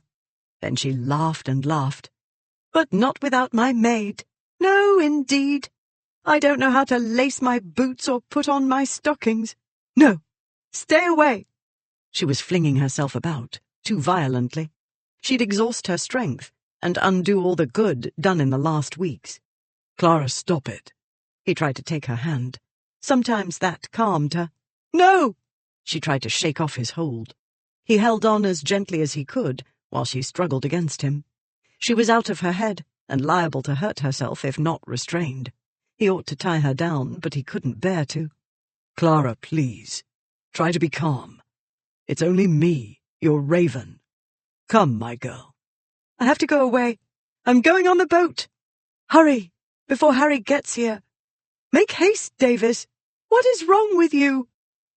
Back and forth she rocked. When he'd try to still her, touching a shoulder or arm, she'd pull away. He climbed onto the bed. "Down," he said gently. "Lie down and rest. You're safe. I won't let anybody trouble you." "The boy!" she cried. "They left him to die." "He's all right, my lady," Radford said. "Toby's safe, and so are you." "It's not his fault. He's only a bit thick, like Harry, but Harry isn't as stupid as he pretends. They don't know how cunning. Don't you see? They're not like you. Oh, why did I do it wrong? Oh, no, let me find him." She was pushing at him, trying to climb out of the bed. She didn't realize how weak she was, and Radford was afraid of hurting her while he tried to control her. But she wouldn't quiet, wouldn't lie down. He spoke softly and reassuringly about Toby being cared for, even better than she was, because Toby wasn't saddled with Raven Radford, but proper nurses and doctors. He tried to make jokes.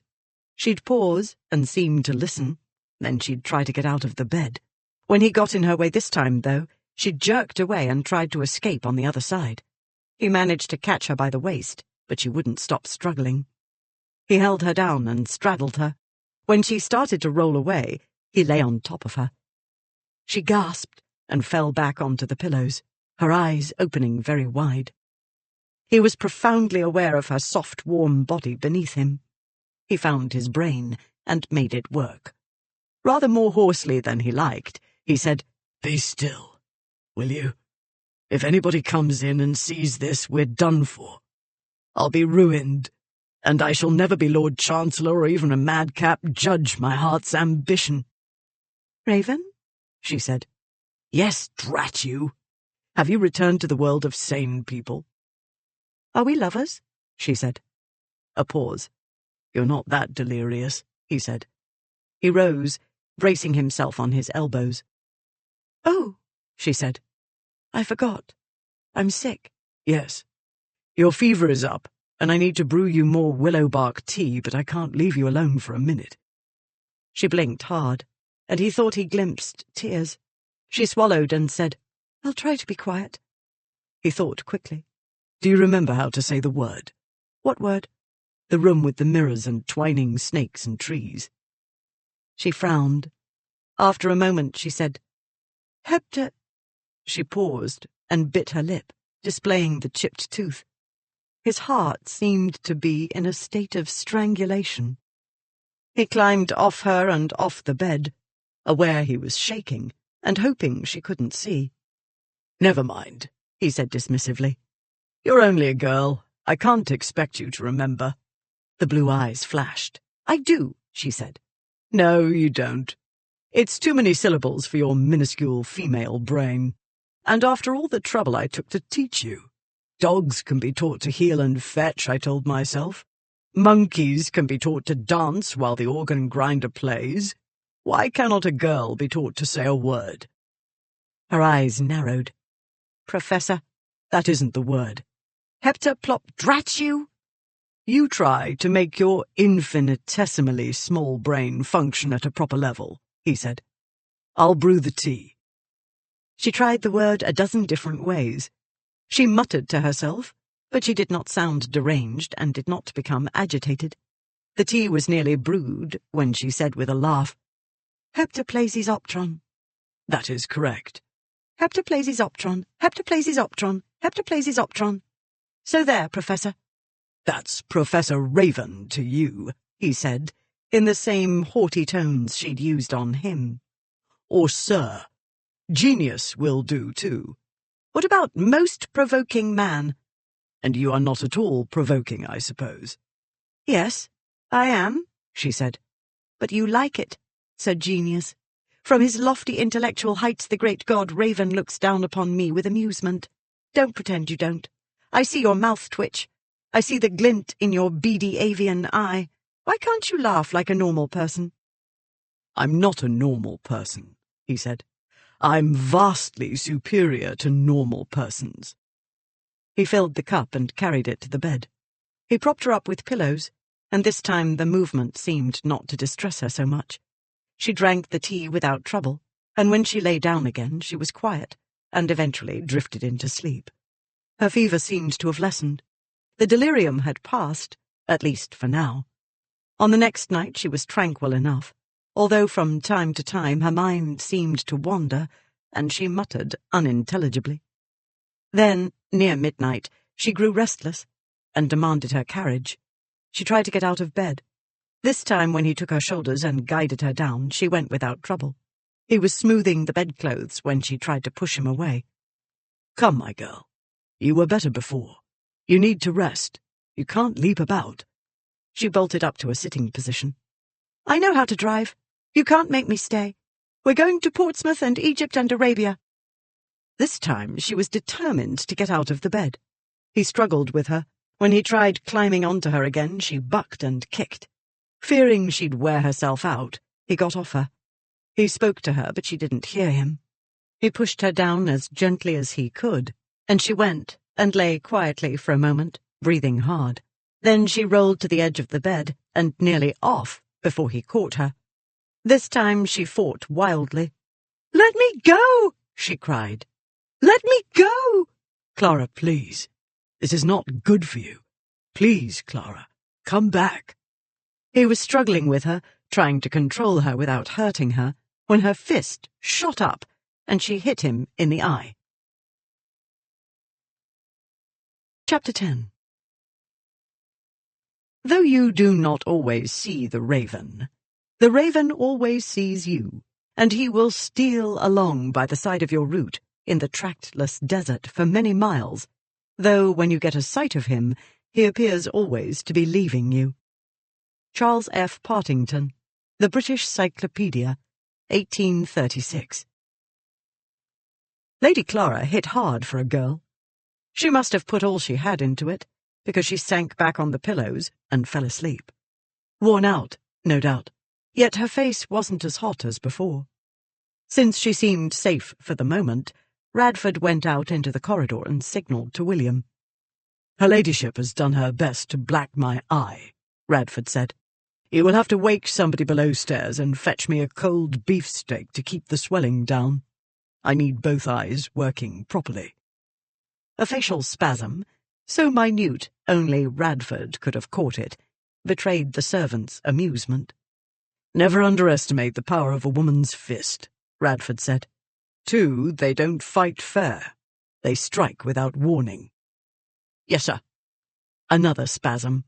"I think the worst has passed," Radford said. The footman released his rigid control and smiled.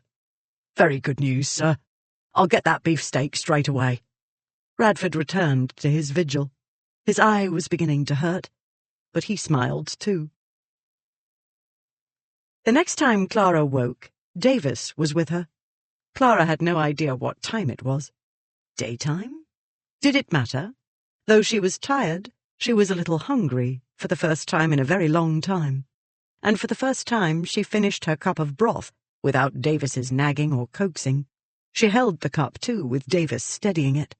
But the process tired her, and she slept again, for most of the day.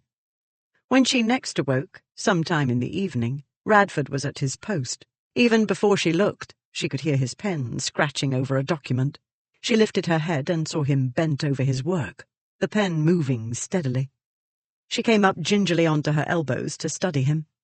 Except for the day they'd rescued Toby, Radford had always been neatly groomed and tailored. She couldn't remember if this had been true lately. She couldn't distinguish one day from another, and she didn't know what had happened and what she'd dreamed. This wasn't dreaming, though. She saw clearly enough that he was not fully dressed. He'd hung his coat over the back of the chair and worked in waistcoat and shirt. His long, black-clad legs stretched out under the dainty desk. At present, only the single lamp on the desk and the firelight illuminated the room. Even so, she could see the way light and shadow outlined the contours of his shoulders and upper arms under the fine linen sleeves. He'd loosened his neckcloth, revealing his throat, which wasn't usually on view. Beard stubble shadowed his jaw. Unruly black curls sprang from his head, telling her he'd raked his fingers through his hair more than once.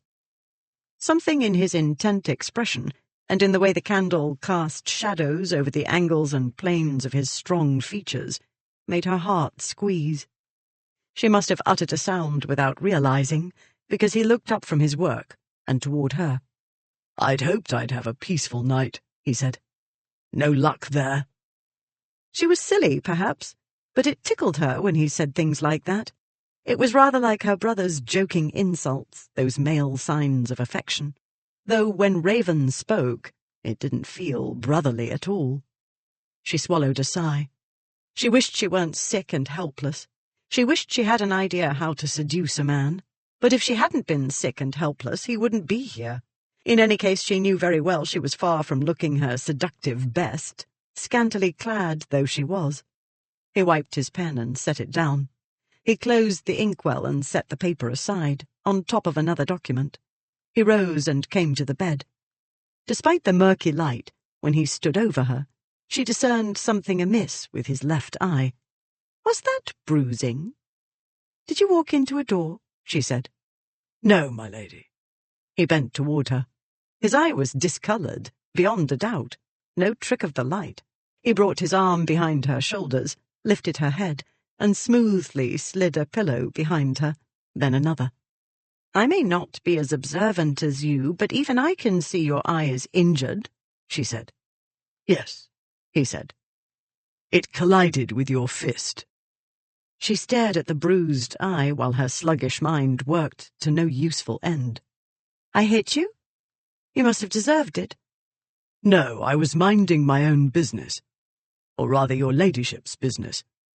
I was trying to keep you from hurling yourself onto the floor or out of the window in your determination to get to Arabia or Portsmouth." She looked about the room, trying to remember. The room did not enlighten her. "You were delirious," he said. Oh, she'd rather not imagine what else she might have done or said. He occupied her thoughts excessively, the ones she could remember, and the odds were good she'd been indiscreet. "I dreamed I smelled raw beefsteak." Not a dream, then. After a silence, during which she grew increasingly uncomfortable, he said, "Where did you learn fisticuffs?" "Harry. Who else? It amused him. But that was ages ago when I was little. I can't believe I did that. I'm sick. I can't sit up without help." "I didn't get it at Gentleman Jack's boxing saloon, I promise you," he said. "You did it from a reclining position, when I thought you'd calmed, you deceitful creature. It was definitely you, so don't try to wriggle out of it. I've witnesses to attest to my not having left this house since the day I arrived. Furthermore, the footman guarding the door will testify to my eye being in perfect order when I arrived in your room last evening, and my not leaving said room until I went to the door to request raw beefsteak. No jury in the land would find you not guilty. Unless, that is, you batted your big blue eyes at them." Clara put her chin up. "If I did hit you, I'm sure you had it coming." "I was trying to keep you from hurting yourself, you ungrateful female." "Stop whining," she said. "Come closer and I'll kiss it and make it better." His eyes widened, but so briefly she'd never have noticed, had she not been watching him so intently. He wasn't the only one who was startled. Maybe she was still delirious? Her face felt hot, and not for a minute did she believe fever was to blame.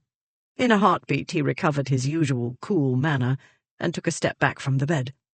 "I thought you were done being delirious," he said. "It must be the laudanum," she said. "You haven't had any on my watch." "Then I must be in my senses. Come closer." "No kissing," he said. "Right.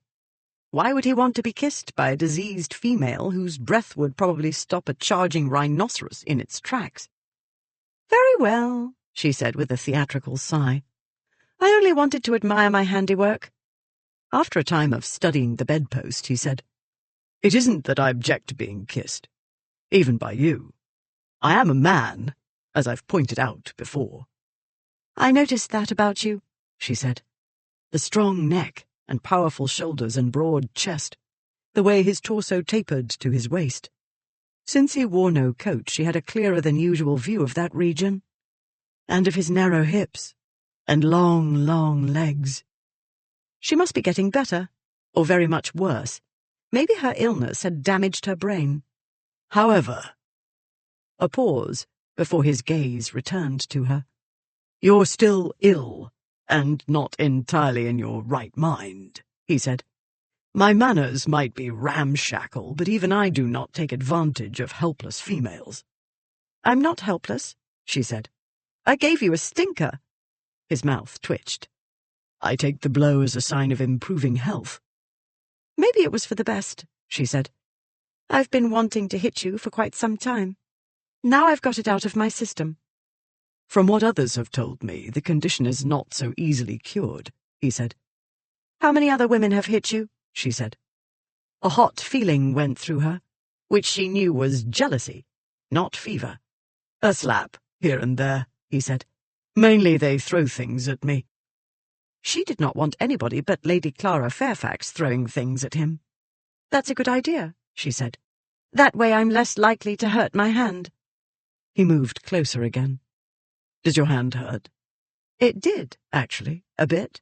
She hadn't paid attention specifically there, pain being a general constant lately.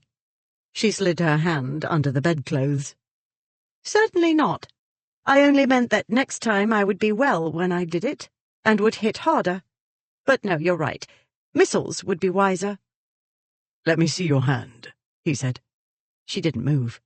Do not make me behave in a masterful manner, he said. If she'd been less ill and less self-conscious about what she looked and smelled like, she would have happily let him be masterful. As it was, she withdrew her hand from its hiding place and presented it. He took it and examined it, finger by finger. Does this hurt? No. What she felt was the opposite of hurting. She was piercingly aware of his touch. This? He went on examining, and she went on melting inside. He checked every bone and muscle. He examined her palm, her wrist, and so on. His hand was so warm and strong. She could smell him, too.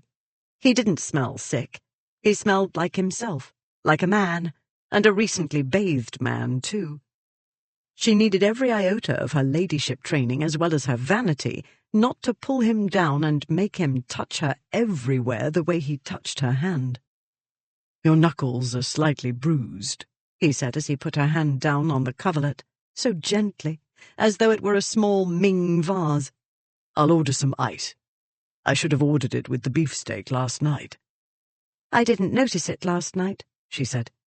Probably in the way your bruises didn't show at once. You didn't seem injured, he said. You went straight to sleep, so peacefully. And you didn't want to disturb me, and risk getting punched in the other eye. I shouldn't have risked your waking up with throbbing fingers. You've enough to cope with. He paused. As to that. The way he trailed off made her anxious. I'm better, she said. I know I'm better. I feel more like myself. Not completely, I admit. Still, spots, he said. What? She touched her face. I've come out in spots? It only wanted that. Not there, he said. He gestured at his chest and below. They usually appear on the torso, red, small. He held his thumb and forefinger barely apart. Oh, prettier and prettier. Red spots, foul breath. She hoped Davis had bathed her in the last 24 hours. Clara had a grisly idea what her hair must look like. Thank goodness for the nightcap. I'll ask Davis to check, he said. They usually go away in a few days, but you'd be wise not to scratch them and risk infection. Ice, she said. You were going to send for ice. For my knuckles. Maybe she could put it on her spots as well, and freeze them away. She'd always believed she wasn't a vain woman. Clearly she'd been wrong. At this moment she'd give a treasured possession, even her cabriolet, to be well again and properly dressed. Ice. Yes, he said, and seemed to come back from a great distance. And you seem well enough to try some broth, or gruel. I'd rather try something more substantial, she said. What did you do with the beefsteak? The spots appeared on Wednesday. Nonetheless, Lady Clara's appetite continued improving slowly but steadily. Likewise her spirits. On Friday, the colleague Dr. Marler had promised to send turned up at last. He pronounced her ladyship on the mend, and scoffed at the idea of typhus. Had that been her trouble, he said, she would never be doing so well at this point. He left written instructions for her convalescent care. Radford threw them on the fire. By Saturday, the spots had disappeared. She was getting better. By Tuesday, it would be 3 weeks since she'd fallen ill, and she was recovering as speedily as Radford could wish. Already she was spending a part of the day out of bed, in a chair. Her strength was returning. She needed less and less help with anything. Very soon she'd need no help at all, and he'd have no excuse for staying. As it was, what he had for an excuse had grown woefully thin. Radford had some hard thinking to do, and it ended in a hard decision. On Monday, Clara sat in a chair by the bedroom window reading Fox's Morning Spectacle while Davis went about the usual tasks. When the maid came out of the dressing-room with an armful of linen, Clara said, "Measles?" "I beg your pardon, milady." Clara read, "Lady C.F., eldest daughter of the Marquis of W., remains in London with a near relative of his lordship. Lady C has been suffering extremely from an attack of measles, which has lasted unusually long, but from which she is now recovering. She looked up from the paper. Did I not have measles when I was a child? Yes, my lady. But that is what Lady Exton has told people who called. It's kept visitors away. She said it would keep the family from hurrying back to London because nobody remembers who had them and who didn't. True enough. All the childhood ailments had run through the nursery at one time or another, but not everybody had caught every one of them, since it was the nursemaids who looked after the young patients, and since nursemaids tended not to stay for long, the Fairfax children being little savages, no one could be sure who'd had what. Everybody says it's more troublesome after childhood, Davis said. Especially dangerous for young gentlemen, they say. Like your brothers. The maid paused. Lady Exton worried that word would get about of your being ill. I believe measles was Mr. Radford's suggestion. Not very glamorous, Clara said. But more so than... She tried to remember if anybody had ever told her. What was it I had? Typhus was Mr. Radford's diagnosis, my lady. Good grief, indeed. Yet I lived, so it seems. Thanks to him. Typhus? Then measles will do nicely, Clara said calmly. It won't cause Mamma heart failure. No, it won't, my lady. He thinks of everything. Clara looked up, but the maid was carrying the soiled linen out of the room.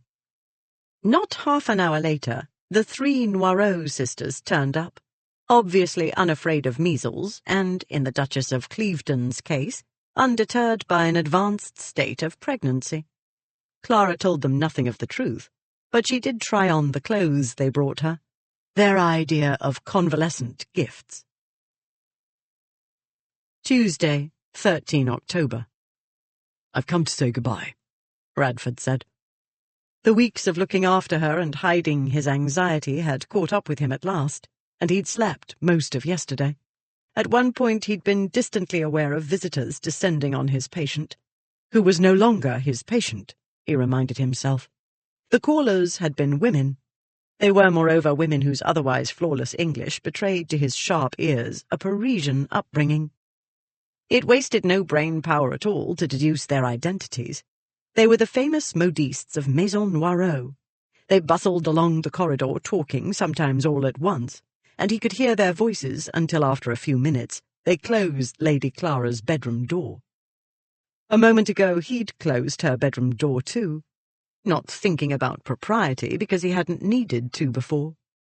Lady Clara set aside the book she'd been reading and folded her hands in her lap. He'd become so used to seeing her in her nightgown. Later, as she became stronger and able to leave her bed for stretches of time, she'd worn a simple wrap over the nightdress. Now she was dressed in the elaborate dishabille women called morning dress. Hers comprised a cloud of embroidered muslin, the sleeves full to the elbow and snug on her lower arms. It fit snugly over her bosom and waist as well. Yards of lace and ribbons garnished the concoction, and a pink sash, tied in a bow at her waist, called attention to her figure's lush femininity, as though any man with working eyesight needed this pointed out. Instead of the virginal nightcap, she wore a lacy cap trimmed in pink, from which a pair of lacy pink lappets dangled over her shoulders to point to her bosom, in case one didn't know the way. In case one hadn't undone a button there, once. A lifetime ago, it seemed.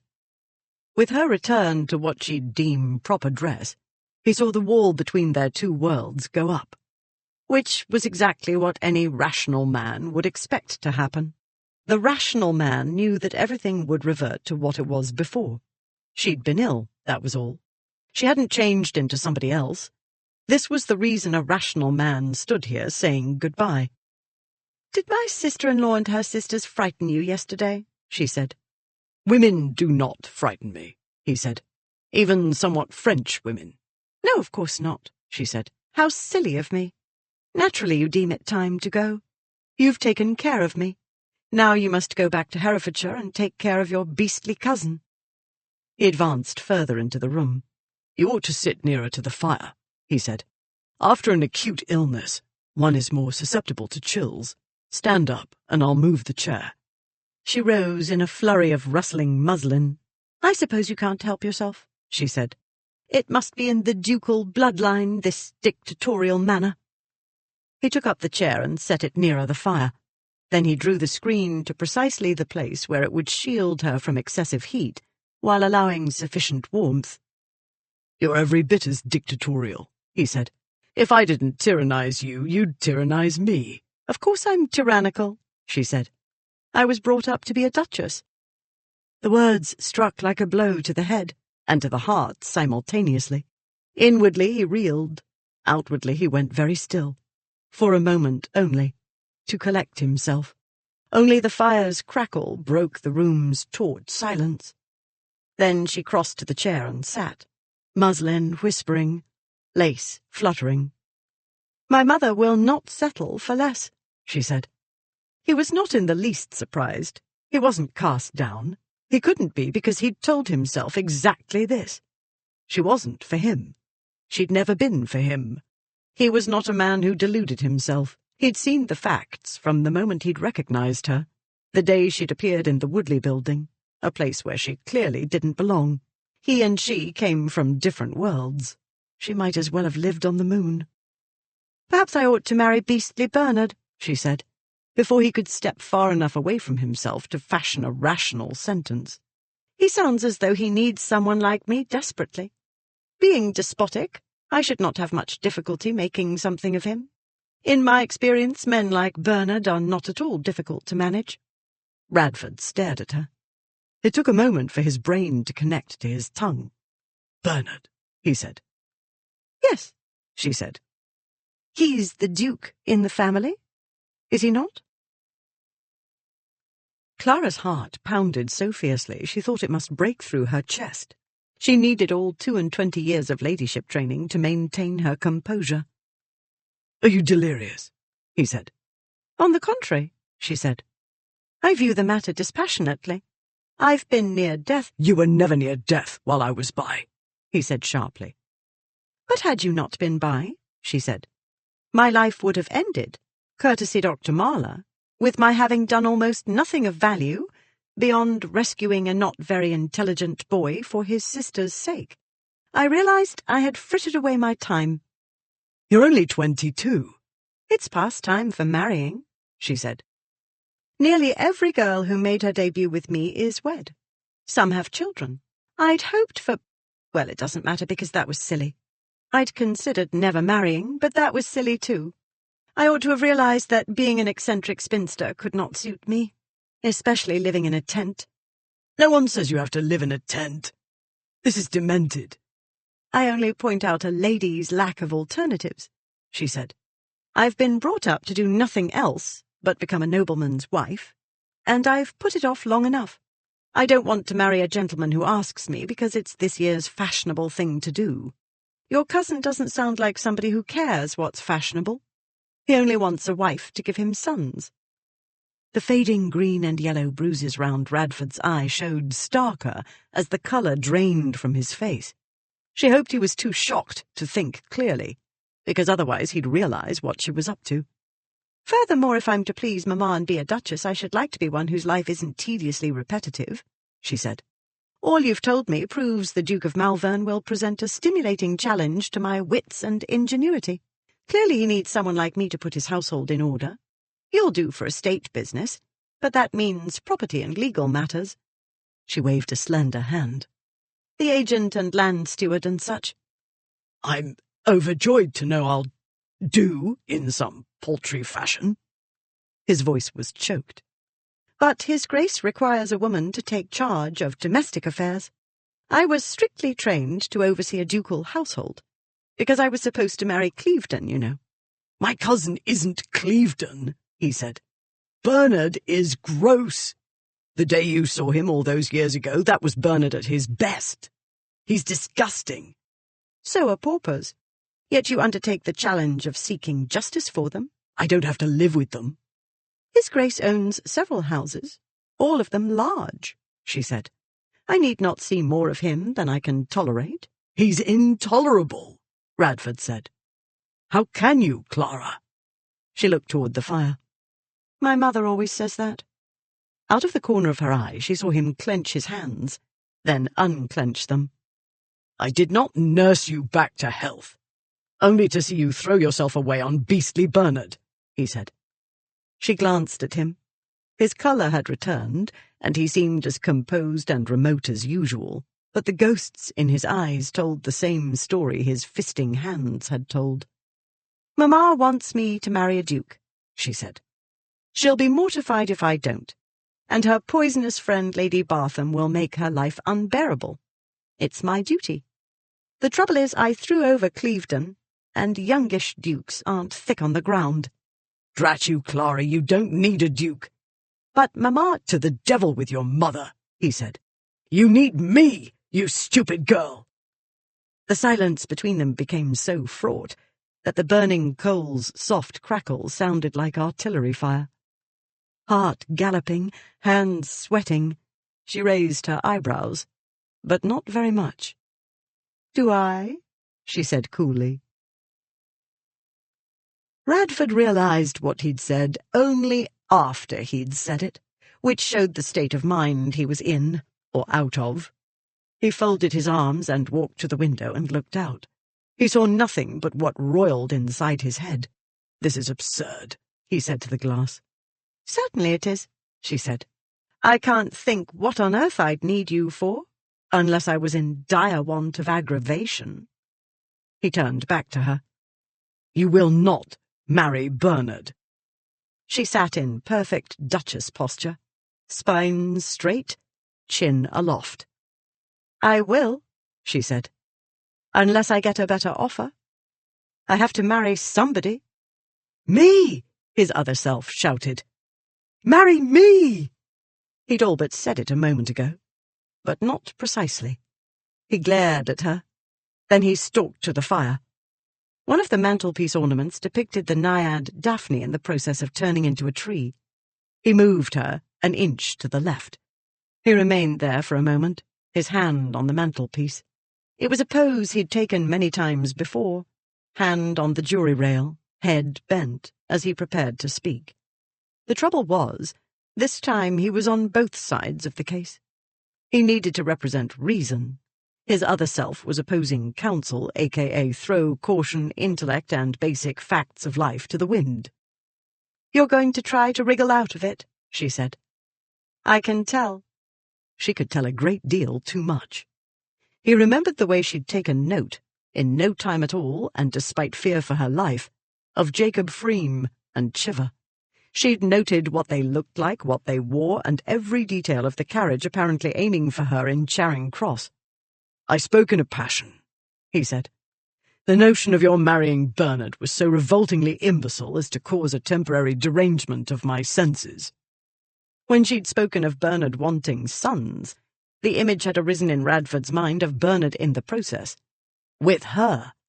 For a moment he'd believed his brain would actually explode. Your illness has brought about an intimacy that would never have happened in normal circumstances, he said. I will not deny affection. Love! His other self roared. You love her, you pompous ass! If there were no affection, I should take advantage of your confusing at present feelings of gratitude with stronger feelings, he said. I should consider your large dowry and do what I could to compromise you, thus forestalling parental objections. Your family would hate me forever, but everybody hates me. Meanwhile, I should have a beautiful wife who owns the closest thing to a brain I've ever observed in a female, whose influence would further my career, and whose dowry would make life comfortable until I achieved the level of success I intend.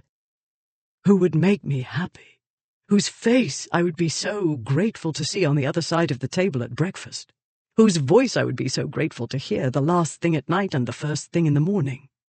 But, she said, there's always a but. Use your head, he said. He moved away from the mantelpiece, farther away from her. You're not for me, nor I for you. The novelty of living in chambers and being a barrister's wife would soon pall. It's nothing like the challenges you've been trained to manage, and the society is a different class of persons. not to mention how disagreeable I am to live with. Ask Westcott. One of these days he'll shoot me, and the jury will call it justifiable homicide." "I could shoot you just as well as he could," she said. "And I'd probably have more fun doing it." She waved a hand. "Never mind. You're quite right. I've been foolish." "You've been ill. Naturally, you—" "I thought the man who had the courage and stomach to look after me during a thoroughly disgusting disease, a man who'd take full responsibility for my survival, who'd trust only to his brains and wit and patience and compassion—" Her voice wobbled. "Clara." She put her hand up. "I'm not done. This is my closing speech, my learned friend, and you will let me say it through." Her eyes glistened, but she blinked back the tears, swallowed, and went on. "I thought such a man was everything a man ought to be. I thought this was the kind of man a woman could live with happily, whether or not he was a duke, and no matter how many large houses he didn't have. Silly me! I wanted the kind of man I could love and respect, one I'd be proud to help advance in his profession, because he'll need a great deal of help, given his complete lack of tact, let alone charm. I wanted the man who saw me not as this year's fashionable beauty, not even as a proper lady, but as I was, and as a friend and companion. I don't see why I'm any less capable of putting up with you than Westcott is, but you seem to think so, and you're a professional arguer. And you seem to think I should never be happy unless I married a duke, and so I will take counsel's advice. I'll marry Bernard." "You will not—" "I'm not joking," she said. "This is not an idle threat. I've thought it through. I can do him a great deal of good. And don't remind me that he's monstrous, because you've made that abundantly clear. You're monstrous, and you don't frighten me in the least. On the contrary, you amuse me. He's monstrous in a different way, yet I reckon he'll amuse me too. But we'll see what I make of him, won't we? Well then, not injured, sir? No swooning? No tears? Excellent. Good day, Mr. Radford. Thank you for saving my life." He told himself that all women were in varying degrees non-compos mentis on account of lacking the intellectual faculties conducing to rational thought. He told himself that if anybody could make something of Bernard, she could, and if the prospect struck him as macabre, if not suicidal, that was emotion speaking. Had not certain of the king's several sisters, desperate to escape prolonged spinsterhood, married obese old men? At least one of these couples had been reputed to enjoy a happy marriage. "You're welcome," he said. "Good day, Lady Clara." He went out of the room. As he closed the door, something crashed against it and shattered. He kept on walking. Chapter 11. This word bar is likewise used for the place where sergeants and counsellors at law stand to plead the causes in court, and where prisoners are brought to answer their indictments, etc., whence our lawyers, that are called to the bar, are termed barristers. Thomas Edline Tomlins, The Law Dictionary, 1835. Clara glared at the Cupid. She itched to throw him as well as the clock he was attached to at the door as well, but then she'd be acting like a spoiled child, which she was. Yet she was a reasoning woman as well, and the reasoning woman knew Mr. Radford was right. At this point, Mamma would have accepted, albeit not delightedly, any gentleman owning a title and some property. But no, Clara had to become infatuated with a man who had no title and might not get one for years, or ever, depending on his connections among influential men. He lived in chambers, not even a rented townhouse. His father had property, apparently, but no title. Worse, he'd married a divorced woman. Adultery and other marital woes abounded in the beau monde, but ladies quietly suffered or quietly went away without advertising their troubles in costly legal proceedings. As to rank, Mamma had accepted Harry's marrying Sophie Noirot, a dressmaker, but gentlemen were allowed more leeway in marriage as in everything else. As it was, Mamma and Papa were ecstatic because Harry hadn't married a ballet dancer. 2, Sophie Noirot had had a lady's upbringing. This, combined with her devastating charm, had made Mamma almost affectionate toward her. To expect Mamma to accept Mr. not remotely charming Radford was beyond the bounds of probability, and if she didn't accept a suitor, Papa would not, unless he wanted to move to Arabia and live in a tent. Even Mr. Radford, for all his rhetorical skills, would not be able to argue, browbeat, or coax them to accept him. And perhaps, after all, Clara wasn't a suitable wife for him. She was expensive, frivolous, and shallow. One good deed did not turn her into somebody else, and her good deed was nothing to brag about. Mr. Radford could have rescued Toby Coppy without her, and with a great deal less annoyance, then and afterward. Her trouble was, she wanted to be somebody she wasn't. It was the same as she'd always done, wanting to be with the boys because their lives were more interesting, their toys were more entertaining, their books were more intriguing, their games were more exciting. Mr. Radford was more entertaining, intriguing, and exciting than any other man she'd known, and so of course she wanted him. But he was a man, not a book or a toy or a game. This man had a career he thrived on. He had a brilliant future, unless somebody killed him, in which she didn't fit. Perhaps he liked and desired her, but one must live in the world, and the world hated large gaps in social positions. Had the chasm been smaller and more easily bridged, their paths would have crossed from time to time in the last 13 years. She wouldn't fit in his world, and she felt certain her world wouldn't let him in. He was too clear-eyed and logical not to see that. She was the deluded one. Very well, then. Perhaps she was overwrought after being ill for so long. Perhaps she hadn't been thinking as clearly as she'd supposed. She'd have a good cry, several, more likely, and in time she'd get over this, over him. Then she might as well marry the Duke of Malvern for all the reasons she'd given. Why not? Grandmamma Warford's husband had been chosen for her. She'd married without love, but in time she'd made her spouse into what she wanted, and had become quite fond of him. According to Cupid's pointing finger, 2 minutes had passed. Clara made herself take a long, calming breath, then another. She turned away from the clock. She wished the Noirot sisters were here, with a decanter of brandy, their remedy for all ailments, mental, emotional, and physical. The door flew open. Radford stormed back into the room. He slammed the door behind him. "You will not marry Bernard," he said. He could not keep himself detached. He'd gone as far as the landing, but he couldn't shut out his other self, or stifle the turmoil in his mind and heart. He was a fool, a great fool, and he'd lose in the end, very likely. But had this been a legal matter, had this been one of the hopeless cases no one else would take on, he would have fought anyway, and done what he could. He could not walk away without fighting. He was aware of shattered porcelain on the floor near the door, yet one would never know, looking at her, that Clara was the one who'd thrown it. She had her screen in place. Every inch the high-born lady, she regarded him with an extremely polite lack of expression, the way a duchess might regard a drunken boor at her party, a moment before signalling for the footman to remove him, discreetly. Still, he'd received more daunting looks from juries and judges. "You'll be wretched," he said. "Bernard disgusts me. But if I believed he could make you happy, I'd wish you both well.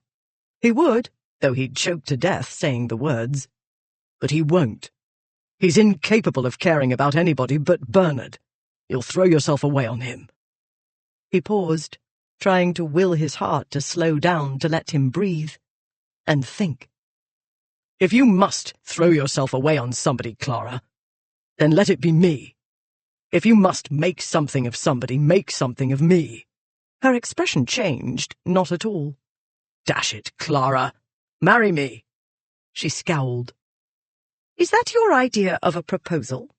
I've never heard anything so unromantic in all my life. Every other gentleman exerts his intellect, as much as he has of the commodity, to compose a beautiful speech. Every other gentleman sinks to his knees to beg for the honour of my hand. Every other gentleman tells me his future happiness hinges on my saying yes. Every other gentleman speaks of how undeserving he is of such bliss. I'm not every other gentleman, he said. Humph, said she. He advanced. She didn't retreat. He grasped her shoulders. Marry me, drat you. You're crushing my sleeves. To the devil with your sleeves, he said. You cannot barge in here after... He bent his head and kissed her the way he'd wanted to do all the while he'd stood here before, talking and trying to talk himself into sanity. He kissed her with weeks of wanting, weeks of anxiety, weeks of regret. She kissed him back, angrily but passionately, and his heart unknotted. He was right, absolutely right, in this. She was right. For him. She broke the kiss and drew back and glared at him. If you think one kiss is going to sweep me off my feet after you rejected me in that callous manner— I'm callous, he said, and obnoxious, but persistent too, my lady. And if one kiss won't do it— He grasped the back of her head and kissed her again, this time determined to conquer. Her mouth instantly gave way. Her mouth, so soft, and the taste of her, like nobody else in this world. Sweet and wild, like the nymphs and naiads and dryads of myth. She brought her hands up to grasp his arms, and he knew she was melting too. He drew away. Marry me, Clara. Her eyes drifted open. I'm thinking, she said, not altogether steadily. Don't think. He kissed her, this time with all the feelings he stored deep, deep in his heart, under lock and key. But the inner vault couldn't withstand the feel of her mouth, and the taste and scent and totality of Clara. She unlocked it, and let loose emotions he'd long forgotten, or hadn't known were there. She thought he'd kissed her before. She'd thought those were grown-up kisses. She'd been wrong. Again. His mouth slanted over hers, taking over and taking charge and demanding everything. It didn't matter that she couldn't abide being dictated to. Nothing mattered. Her brain said goodbye and her knees fainted and she wanted to say, wait. He gave her no time to find herself, let alone recover. He swept her into a raging kiss like an electrical storm. The world went dark, and lights flashed, but it was all in feelings.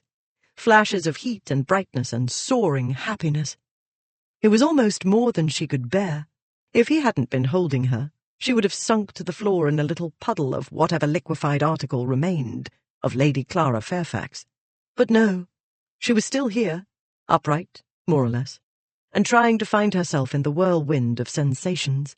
He was kissing all over her face, her nose, her cheeks, her ears, behind her ears. His hands moved over her, and her body was tingling, coming hotly awake. She grasped his arms, holding on for dear life, while the one comprehensible thought in what was left of her mind was, Ye gods, ye gods, ye gods. Yes, he'd kissed her before and she'd kissed him back and learned some things, but this was beyond it. His hands were everywhere, and everywhere he touched, she vibrated like violin strings under a bow. This was what she'd imagined when he'd examined her knuckles that night. She'd wanted him to touch her in the same detailed way everywhere. He did it now, but it was more than she'd imagined. He cupped her head in his hands and tilted her head back and kissed her on the lips once more. It was deep and wicked and dark, his tongue moving inside her, knowing her, claiming her, filling her with the taste of him. It was hot and turbulent, with feelings too tumultuous to sort. He was kissing her and guiding her backward, and she went, like a dancer following his lead. It was like a waltz, but more heated and intimate, their bodies pressed close together, his legs pressing against hers, then his knee between her legs, his hand on her bottom. She felt the bed against her back, but had no time to think because he grasped her waist and lifted her onto the bed. He wedged himself between her legs and she gasped. This was wicked indeed, so improper, so wonderful. Then he was kissing her again, and she brought her arms round his neck and gave back fervently what she received. He slid his hands up from her waist to her breasts, cupping them and squeezing, and she arched back. She couldn't help herself. Oh, the way it felt, and how she hated the layers of clothing between his hands and her body. He lifted her up fully onto the bed and climbed onto it. Then it was instinct, too, to inch back on her elbows, watching him advance, watching him climb over her while her heart beat harder and harder. She remembered the dream she'd had of him lying on top of her, and the wonderful weight and warmth and sense of safety she'd felt under his big body. Then her head was on the pillows, and she was half sitting, the way she'd done when she was ill. Now she was strong, though, and more alive than she'd ever felt before. He took out the pins from her cap and dropped them on the bedside table. Her heart raced, and her breath came faster. He took off her cap and tossed it aside. He undid the ribbon at her throat. She felt his thumb at the hollow of her throat. He murmured, "I saw that when you were in your nightgown, and I wanted to put my tongue there." He touched his mouth to the spot, then his tongue, and feeling streamed through her, trickling to the pit of her belly and making it ache. She squirmed, and her head fell back, and his mouth was on her throat and her neck, and she thought she'd die of pleasure. It was so very, very improper. And yes, she thought, yes, this is what I want. This is what I was looking for. Then he was straddling her, kissing her, and she was aware of his hand sliding down, dragging up her skirts and petticoats, his hand on her knee, his finger sliding up to the top of her stockings, then inching up. He lifted his head to watch her while he moved his fingers up her bare thigh. Up, and up, and up. She gasped. He bent his head and slid his tongue over her parted lips. He kissed her. Such kisses. Long and deep and wild, like passion, like love. Then, as she was falling into a beautifully dark, turbulent place, he lifted his head. He let out a shaky breath. "That's enough of that," he said thickly. Her ladyship opened her eyes and lifted a sulky blue gaze to meet his. "No, it isn't," she said. It was so very like the little girl's voice Radford remembered from so long ago. "I want to go in the boat." "Yes, it is," he said. "No, it isn't." He was overheated, over-aroused, and frustrated to the point of insanity. His other self hated him for stopping, and loathed his moral principles. His rational self knew he was in a scrape he likely couldn't get out of. All the same, it was all he could do not to laugh at her sulky face and voice. "I will not debauch you in your great-aunt's house," he said. "It's a moral principle, damn it." "Oh." Her mouth slowly curved upward. "Right. Not until we're married. And how the devil that's to happen is beyond me." He lifted himself off her. Had he been the sort of man who gave way to theatrics outside the courtroom, he would have torn his hair out. He shouldn't have let it go so far. As though he'd had the power to stop it. The enchantress Calypso was nothing to Lady Clara Fairfax. She lay back on the pillow, her pale gold hair coming undone, her lips pink and swollen, her eyes soft with emotions he did not want to torment himself by trying to name.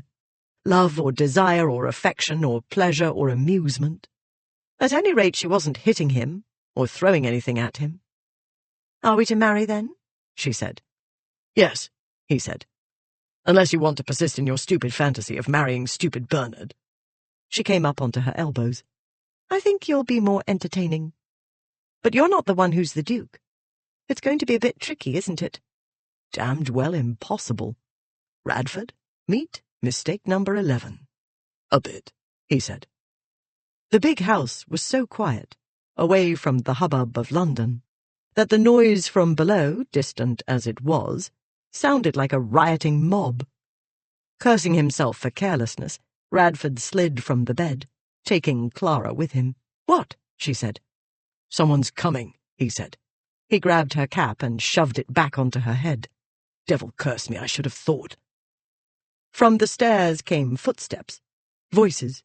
2 voices, female, no, 3. Davis, Lady Exton. Another, unfamiliar, rose above the others. Calm? Who can be calm at such a time? Would you be calm were she your daughter, and you wondering what was being kept from you? I have not slept a wink since I had your last letter. Where is she, Aunt Dora? Where is my poor child? He looked at Clara. She looked at him, blue eyes wide. Blast, she said, and hastily arranged her cap, shoving in pins. Lady Warford was not the stealthy type. She entered the room in full sail and full speech, the other women trailing after her. Measles, indeed! What do you hide from me, Aunt? My Clara had measles when she was 9 years old. I remember distinctly, because it was not long after she chipped her— She came to an abrupt stop when she saw Radford. Up came her eyeglass, up went her chin, and she proceeded to demonstrate the fine art of looking down on a fellow more than a head taller than she. After surveying him from head to toe, she turned her gaze to Clara. "And this is the physician, I presume?" her ladyship said. "I can think of no other reason for a man to be in your bedroom." "No, Mamma, this is not the physician," Clara said. "This is Mr. Radford." "Radford," Lady Warford repeated. "Yes, my dear," said Lady Exton. "The Duke of Malvern's cousin." He saw Lady Warford's gaze turn inward while she flipped through the pages of her mental Book of Great Families, trying to determine where he fit in. He saw no reason to raise her hopes. "The legal branch of the Radfords," he said. "The barristers, my lady." She sent him one glacial glance before turning to her daughter. "And you have a lawsuit in progress, Clara?" she said coldly. "No, Mamma," Clara said. "Mr. Radford is the normal sort of suitor. That is to say, he has asked me to marry him, and I've decided to put him out of his misery." The glacial expression warmed exactly 1 degree. "Certainly you would, Clara. You would not wish to toy with a gentleman's affections." "In his case, yes, I would, Mamma.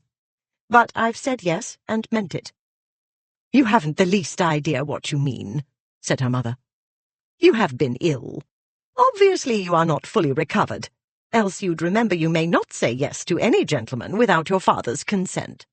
She turned to Radford. "Lord Warford has accompanied me to London. You may wish to apply to him in the usual way." "Well, that's going to be a great waste of time." He thanked her and promised to do so, and took his leave so very politely that anybody who knew him would wonder if he was feeling quite well. Radford followed the usual forms. He wrote to the Marquis of Warford requesting an appointment. This his lordship promptly granted, because of course Clara's parents wanted to wash their hands of the barbarous barrister without loss of time. Radford appeared punctually at the given time, was punctually admitted to his lordship's study, and was punctually rejected. Exactly as he'd expected. The day was cold, windy, and wet, suiting his mood perfectly. He walked back from St. James's, along Pall Mall and through Charing Cross, where he'd met her on the day that seemed a lifetime ago. He didn't linger, but strode on into the Strand as he'd done that day. On he walked, past St. Clement's, heading to his world, the Temple and the lawyer's hive. As he passed through Temple Bar, he saw a boy hawking newspapers. 2 thoughts rose in his mind and connected. Radford walked faster and broke into a run as he turned into Inner Temple Lane. He burst into the Woodley building and took the steps 2 at a time to his chambers. A short time thereafter, Westcott was staring at him, wearing his "you have lost your mind" expression. "Do it," Radford said. Wednesday, 21 October, Mr. Westcott's office. "Have you taken leave of your senses?" Lord Warford said, waving the document. "You mean to bring a breach of promise suit against my daughter?" His lordship had received Westcott's letter on Thursday. The Marquis's solicitor, Mr. Alcox, had responded on Friday. Westcott had answered on the same day, explaining that Mr. Radford was unable to make appointments at present, being engaged in a brief for libel whose duration one could not predict. Mr. Westcott would not dream of asking Lord Warford to wait on his client's convenience. Lord Warford did not wait on anybody's convenience. Why should he, when he had scores of people to do the waiting for him? Westcott had recognized Alcox's clerk, one of many, in the courtroom. He was there throughout the proceedings, and so nobody was surprised to receive Mr. Alcox's message within minutes of the trial's ending. Lord Warford would appear in Mr. Westcott's office within the hour. This left more than enough time to change, but Radford chose not to do so. He still wore his wig, bands, and robe. He was a lawyer, well aware of the effect one's appearance and manner could have on juries and judges. He knew his courtroom attire would, firstly, remind Lord Warford of the gravity of his profession and the might of the law, and secondly, create the impression of Radford's having raced here from court, not wanting to keep the Marquess waiting. "Mr. Westcott, you know as well as I that this is nonsense," Mr. Alcox said. "Breach of promise on marriage brought against women is rare, and for very good reason. Even if it comes to trial, you cannot expect more than token compensation." "I don't want compensation, token or otherwise," Radford said. "I want to marry Lady Clara, as she promised to do." "The court cannot and will not enforce this alleged contract," Alcox said, still speaking to Westcott. "Her ladyship had no power to make a contract. You have nothing to make a case with. If your client or associate, or whatever he is, insists on pursuing this ridiculous suit, he'll make a laughing-stock of himself." "Let us not waste time with pointless legal wrangling," Lord Warford said.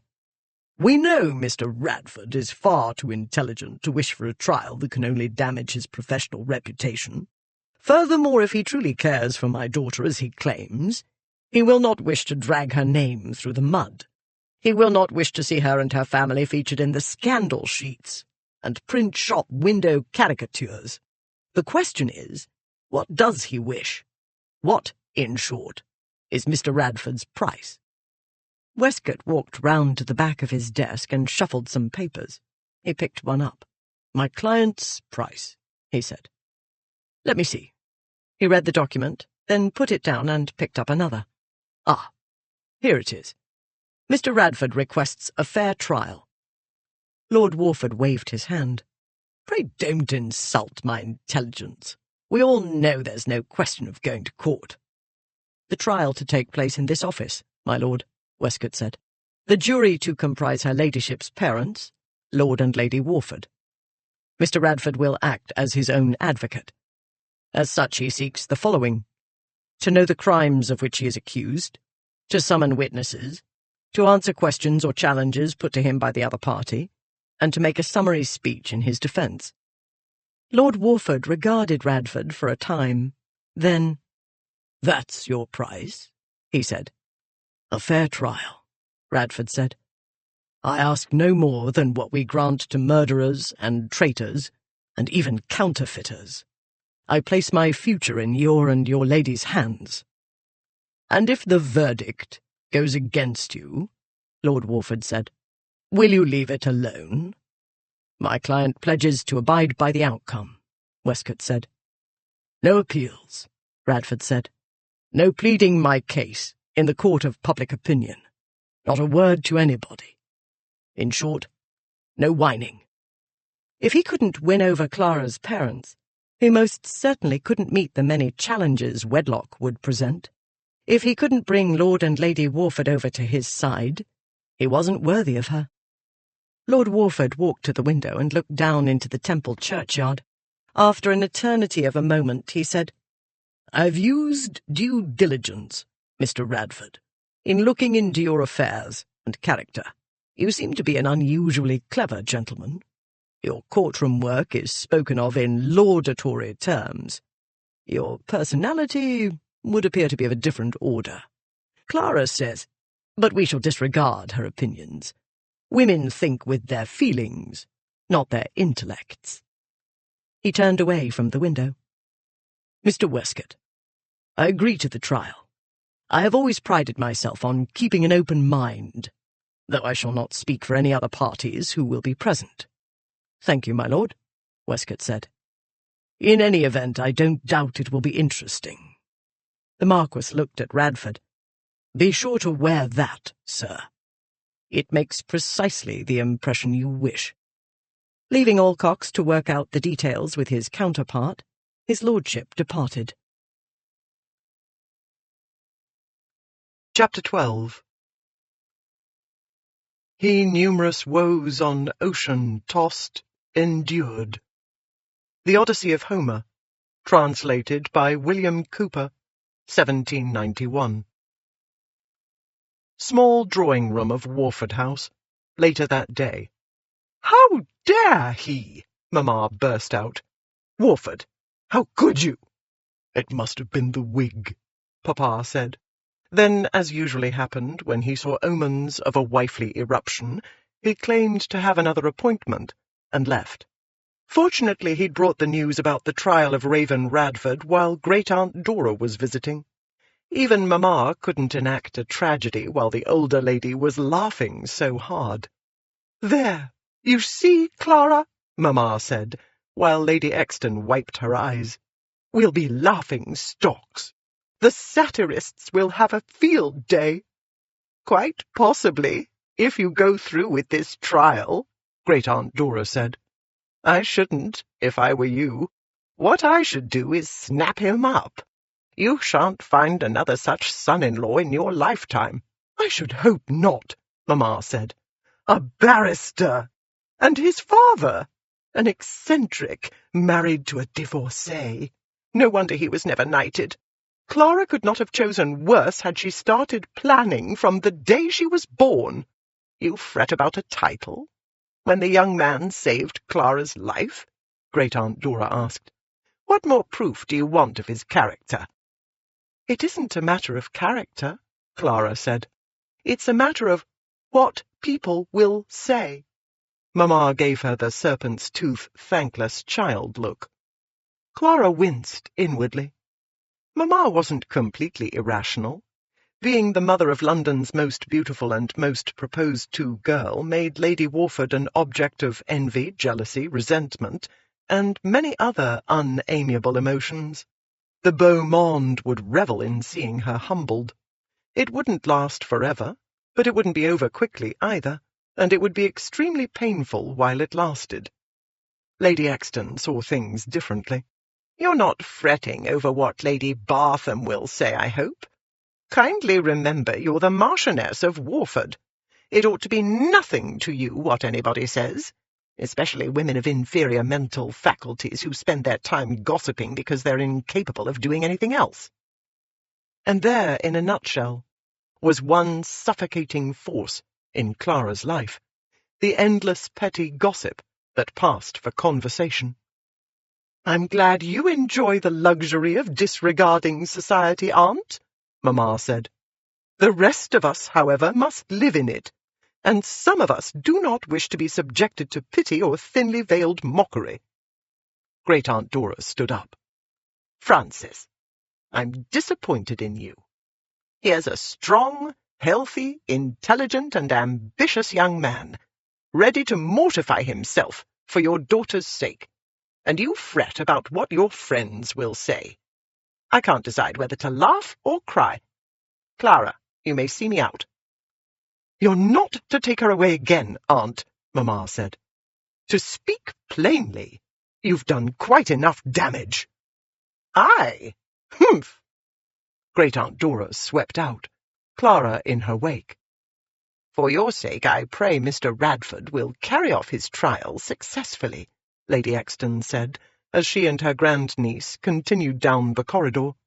"I might have gone on arguing, but when I saw it was all about what society will say, I knew I might as well save my breath. There's no terror so immense and so immune to reason as the terror of becoming an object of ridicule disguised as pity. Your mother would rather drink poison." This was only a slight exaggeration. "You did your best," Clara said. "We must leave it to Mr. Radford. He's tackled harder cases, I'm sure." "He didn't always win."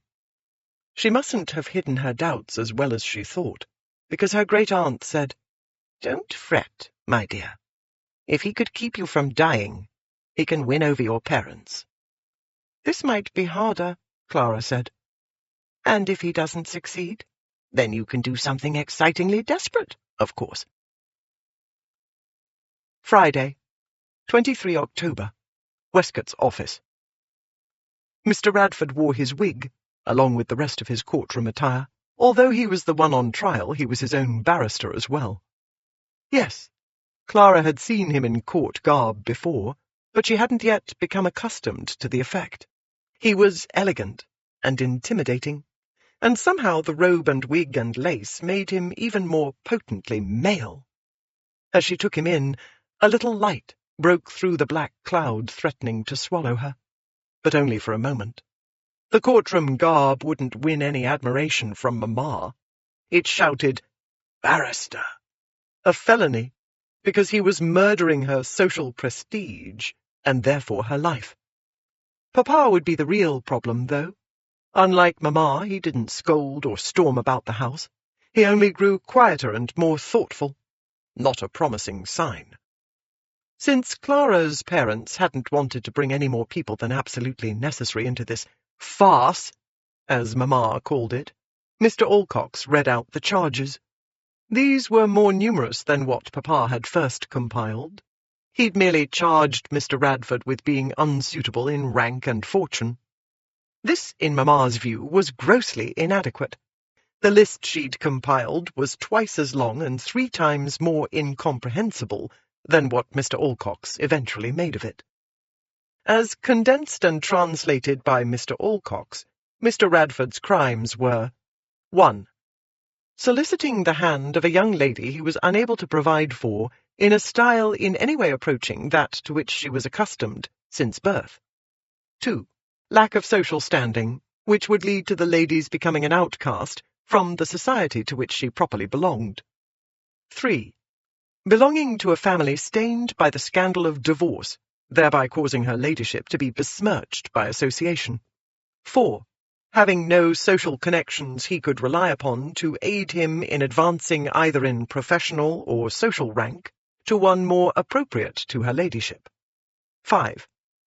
Being unlikely to obtain the necessary social connections due to his consorting with, representing, and or prosecuting persons of the lowest order, including known criminals. 6. Making deadly enemies among the aforementioned low persons, which circumstance would place Lady Clara in physical danger. 7. Number 6. Increasing the likelihood of Mr. Radford's untimely demise, he would soon leave her ladyship alone and without the protection of friends, he having none to speak of, thanks to items number 2 and 3. 8. While his diligent care was alleged to have saved her ladyship's life, it must be pointed out that she would not have required saving had Mr. Radford not placed her ladyship in a situation leading directly to her becoming severely ill. 9. In relation to number 8, exploiting a position of trust to gain the affections of an innocent girl. 10. Failure to restrain her ladyship from engaging in unsuitable behaviour. It was unavailing to claim, as Lady Clara had done, that she insisted on putting herself in jeopardy. Any gentleman who cannot control a headstrong young woman is unfit to carry out the responsibilities of a husband. Though more than half the list struck Clara as pure nonsense and made her want to shake her mother, Mr. Radford listened to it all gravely, quite as though he had been charged with heinous crimes. In lieu of a judge, Mr. Alcox asked, "How do you plead, Mr. Radford?" He threw Clara one quick glance she couldn't read. "Not guilty," he said. "This is absurd," Mamma said, turning to Papa. "How can you—" "Quite right, my dear," Papa said. "Since this is an informal court, let's waive the formalities. Mr. Radford, you may proceed." Radford set his hand on Westcott's desk, tidied for the occasion, and bowed his head, as he always did when preparing to speak. He hadn't heard the full list of charges until this moment. Apparently Lady Warford had been adding and changing items to the very last minute. Not that it mattered. He'd known what to expect. He'd understood he was taking a great gamble. He'd seen no alternative. He raised his head and briefly met Clara's blue gaze before turning to the parental jury. He couldn't look at her for very long and keep a straight face, and today of all days he needed to keep his wits about him. She'd donned a yellow walking dress for the occasion. The high neckline was the only sober thing about it. It was a redingote, closed along the front by large silk buttons, and at the top by a braided rope from which a pair of little silk pine cones dangled. Embroidered scallops ran down the two sides of the front, as well as around the short cape that flowed over gigantic sleeves. Her hat was relatively subdued, boasting no more than half a dozen bows, and only a few sprigs sprouting from the top, not much higher than the brim. Inside the brim, ruffles and little flowers framed her face. Keeping her in the style to which she was accustomed would be a challenge, but then the result would be so entertaining, if her stony-faced parents would allow him to keep her. He said, 10 charges is a heavy count indeed. We've sent men, women, and children to eternity on a single charge. However, let us remember that marriage, especially among the higher orders, is a far more serious matter than a mere murder among the lowest ranks. I object, Lord Warford said.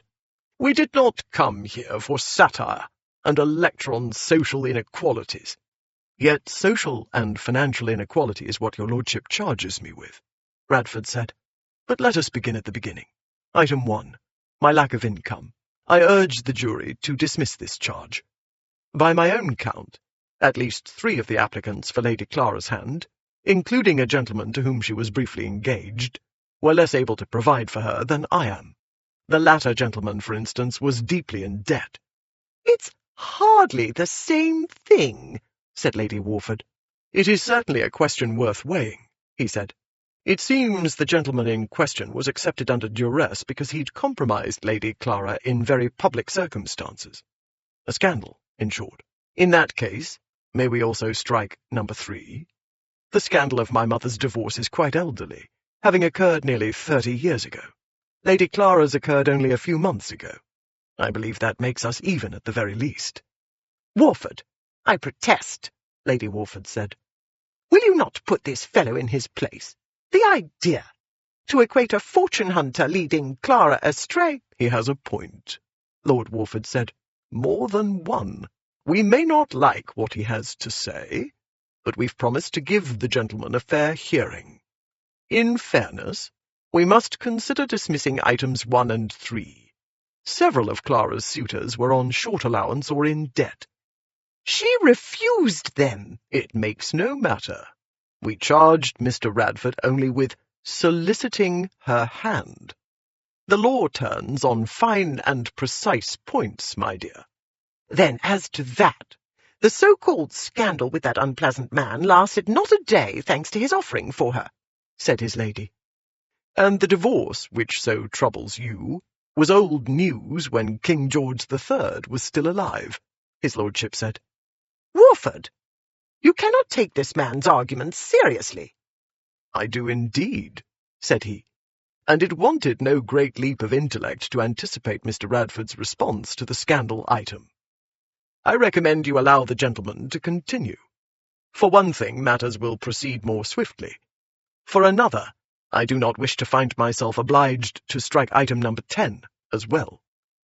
This sounded promising, but Radford knew Lord Warford was a canny politician. He'd agreed to a fair hearing to accommodate his daughter. On the other hand, he had to live with his wife, but most important, he had rational fears for his daughter's future, which Radford would have uphill work overcoming. Meanwhile, he'd disposed only of the easiest issues. The other charges were sticky indeed, and his emotional self was squirming. He took a moment to make certain he was completely detached and able to look on from a proper distance at the proceedings. Item 2, he said. Clara needed all her ladyship training to keep her hands loosely folded in her lap and her mouth shut. She could feel her parents turning against Mr. Radford more and more with every exchange. Mamma resented being contradicted by anybody, let alone a nobody. Clara could feel her seething, though she was doing her best glacier impression. One couldn't trust Papa's humour. He was good at using it to get the better of the opposition. "Let me take numbers 2, 4, and 5 in order," Radford said. "These pertain to rank and social standing. Firstly, as to rank, I am the great-grandson of the 3rd Duke of Malvern. My father is heir presumptive to the present Duke. Men of less lofty antecedents than mine travel in the first circles of society and are admitted to court. Only Clara knew what it cost him to use his beastly cousin's rank, and her heart squeezed. "The only court you're admitted to is criminal court," Mamma said. "His Majesty doesn't know you exist." "As it happens, my lady, my name is known to His Majesty," Radford said. "I have prosecuted for the Crown more than once, as well as seeking royal mercy in the form of conditional pardons. I have represented or advised 6 members of the upper ranks of society, all of whom have offered to exert their influence on my behalf. In short, I do have useful connections. I simply haven't used them, out of a possibly misguided desire to make my way on my own merits. However, in the event I marry Lady Clara, I won't hesitate to use all possible means to ensure her continued—" "You may not make such appalling sacrifices on my account," Clara burst out. "You of all people ought to see how silly it is to claim society will ostracize me. Really, Mamma, I wonder at your proposing it. No hostess will exclude me simply because I was so intrepid as to marry Mr. Radford. On the contrary, the world will flood us with invitations." "Clara, you live in a fantasy world," said her mother. "I live in our world, Mamma," Clara said. "I understand as well as you do how our friends think. Yes, everybody will talk, but they'll be wondering what's so special about Mr. Radford. They'll want to know why, of all the fine gentlemen who courted me, I wanted the one who didn't. Certainly the ladies will want to know what I did to bring the elusive Raven Radford to heel." Only she caught the infinitesimal twitch of Radford's mouth. "Raven Radford," Mamma said. "The criminals are bad enough, but this vulgar nickname—" "Enough," Papa said. "I call the court to order. Clara, you interrupt the proceedings." "I? What of Mamma?" "She must be let to express herself from time to time to prevent the physical injury she would do herself if stifled." "Warford!" "Yet after a time, I did call you to order, my dear, did I not? Can't let anybody think I can't control my wife." "You are on his side, Warford." "I'm on Clara's side," he said. "Her happiness is what concerns me." "Then call me as a witness, Mr. Radford," Clara said. "Why should you answer all these ridiculous charges yourself, when it's my happiness everybody claims to be in agonies about?" "I'm perfectly capable of answering the charges unaided," Radford said. "Why should you? I got you into this." "You most certainly did not."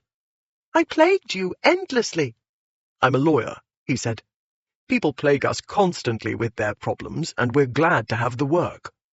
"But I was always underfoot." "Not always," he said.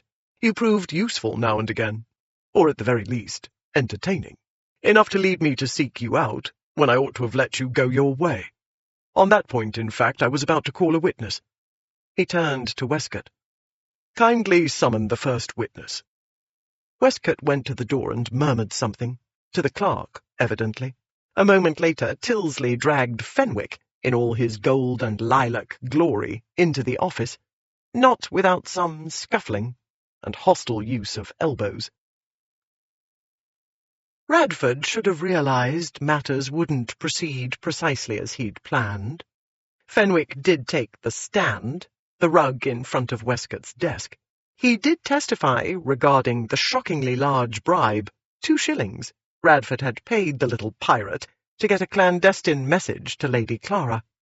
But then Lady Clara rose to cross-examine and asked if it were not true that she had initially employed the boy for 2 shillings to take her to Mr. Radford, he being, on the boy's avowal, the only fellow which had find a cove which had gone and done a bolt if anybody could. Then the boy went out again, and, by the sounds of it, scuffled with Tilsley. But then her father asked, too quietly, what precisely his daughter was talking about. Ignoring Radford's signals to be silent, Lady Clara took the stand to confess to 100 crimes and misdemeanours, i.e., the full and true story leading up to her illness, but with the naughty bits left out. By the time she was done turning her parents' hair grey, Radford's emotional self was banging his head against a wall. He said, "Did nobody ever tell you not to say a word above what is asked of you when you are under examination?" She said, "Can't you see it's bad strategy for you to take all the blame?" "Bad strategy?" "Yes. It makes you seem a wicked seducer, which won't help your case. You know I started this, Mr. Radford, and you know I used all my womanly wiles on you." "Such as they are," he cut in before she made him smile, or, more prejudicial, laugh, and before she could make matters worse, though he wasn't sure that was possible. "And let me assure the jury that as a barrister, I am of a necessity and by training and experience impervious to womanly wiles." "Yes, and it's very irritating of you," she said. "But I'm obstinate, let us say persevering." "Do not start being gentle with me at this late date," she said. "I'm trying to make a good impression on your parents," he said. "Which goes against your nature and makes you look a trifle green," she said. "I recommend, for your health's sake, you cease and desist." And he had all he could do not to say, "I love you, I love you, I love you." "In any case, your gentleness is rather condescending, don't you think?" she said. "Perhaps, a little. Thank you, my lady. You may step down." "I'm not done." "I believe your ladyship has done enough," he said. "We shall move on to number—" She'd made him forget, more or less everything.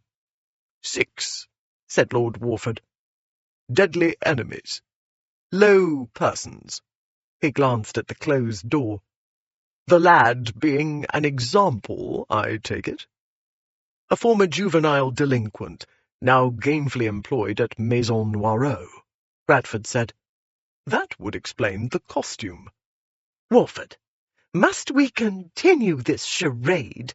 the Marchioness said. "I promised a fair hearing," said her spouse. "Fair? You see as well as I do what goes on here," Lady Warford said. "He views it as a great joke, and he encourages the worst in Clara." A joke? His future, his life, Clara's life, encouraging the worst in her. A red mist appeared before Radford's eyes. He tried to blink it away. "He encourages something," Lord Warford said. "Her independence," Radford said sharply, unthinkingly. "Her mind. Her courage. She's 22 and 1/6 years old. Someone ought to encourage her, to be herself." He heard a collective intake of breath, including his own, and he was aware of the parents stiffening, and Westcott making the throat-cutting gesture. "Don't!" Radford saw the precipice at his feet. Annoy the judge, provoke your colleagues, but never, ever attack the jury. He tried to retreat. He tried to attend to Westcott's signal. He almost made it.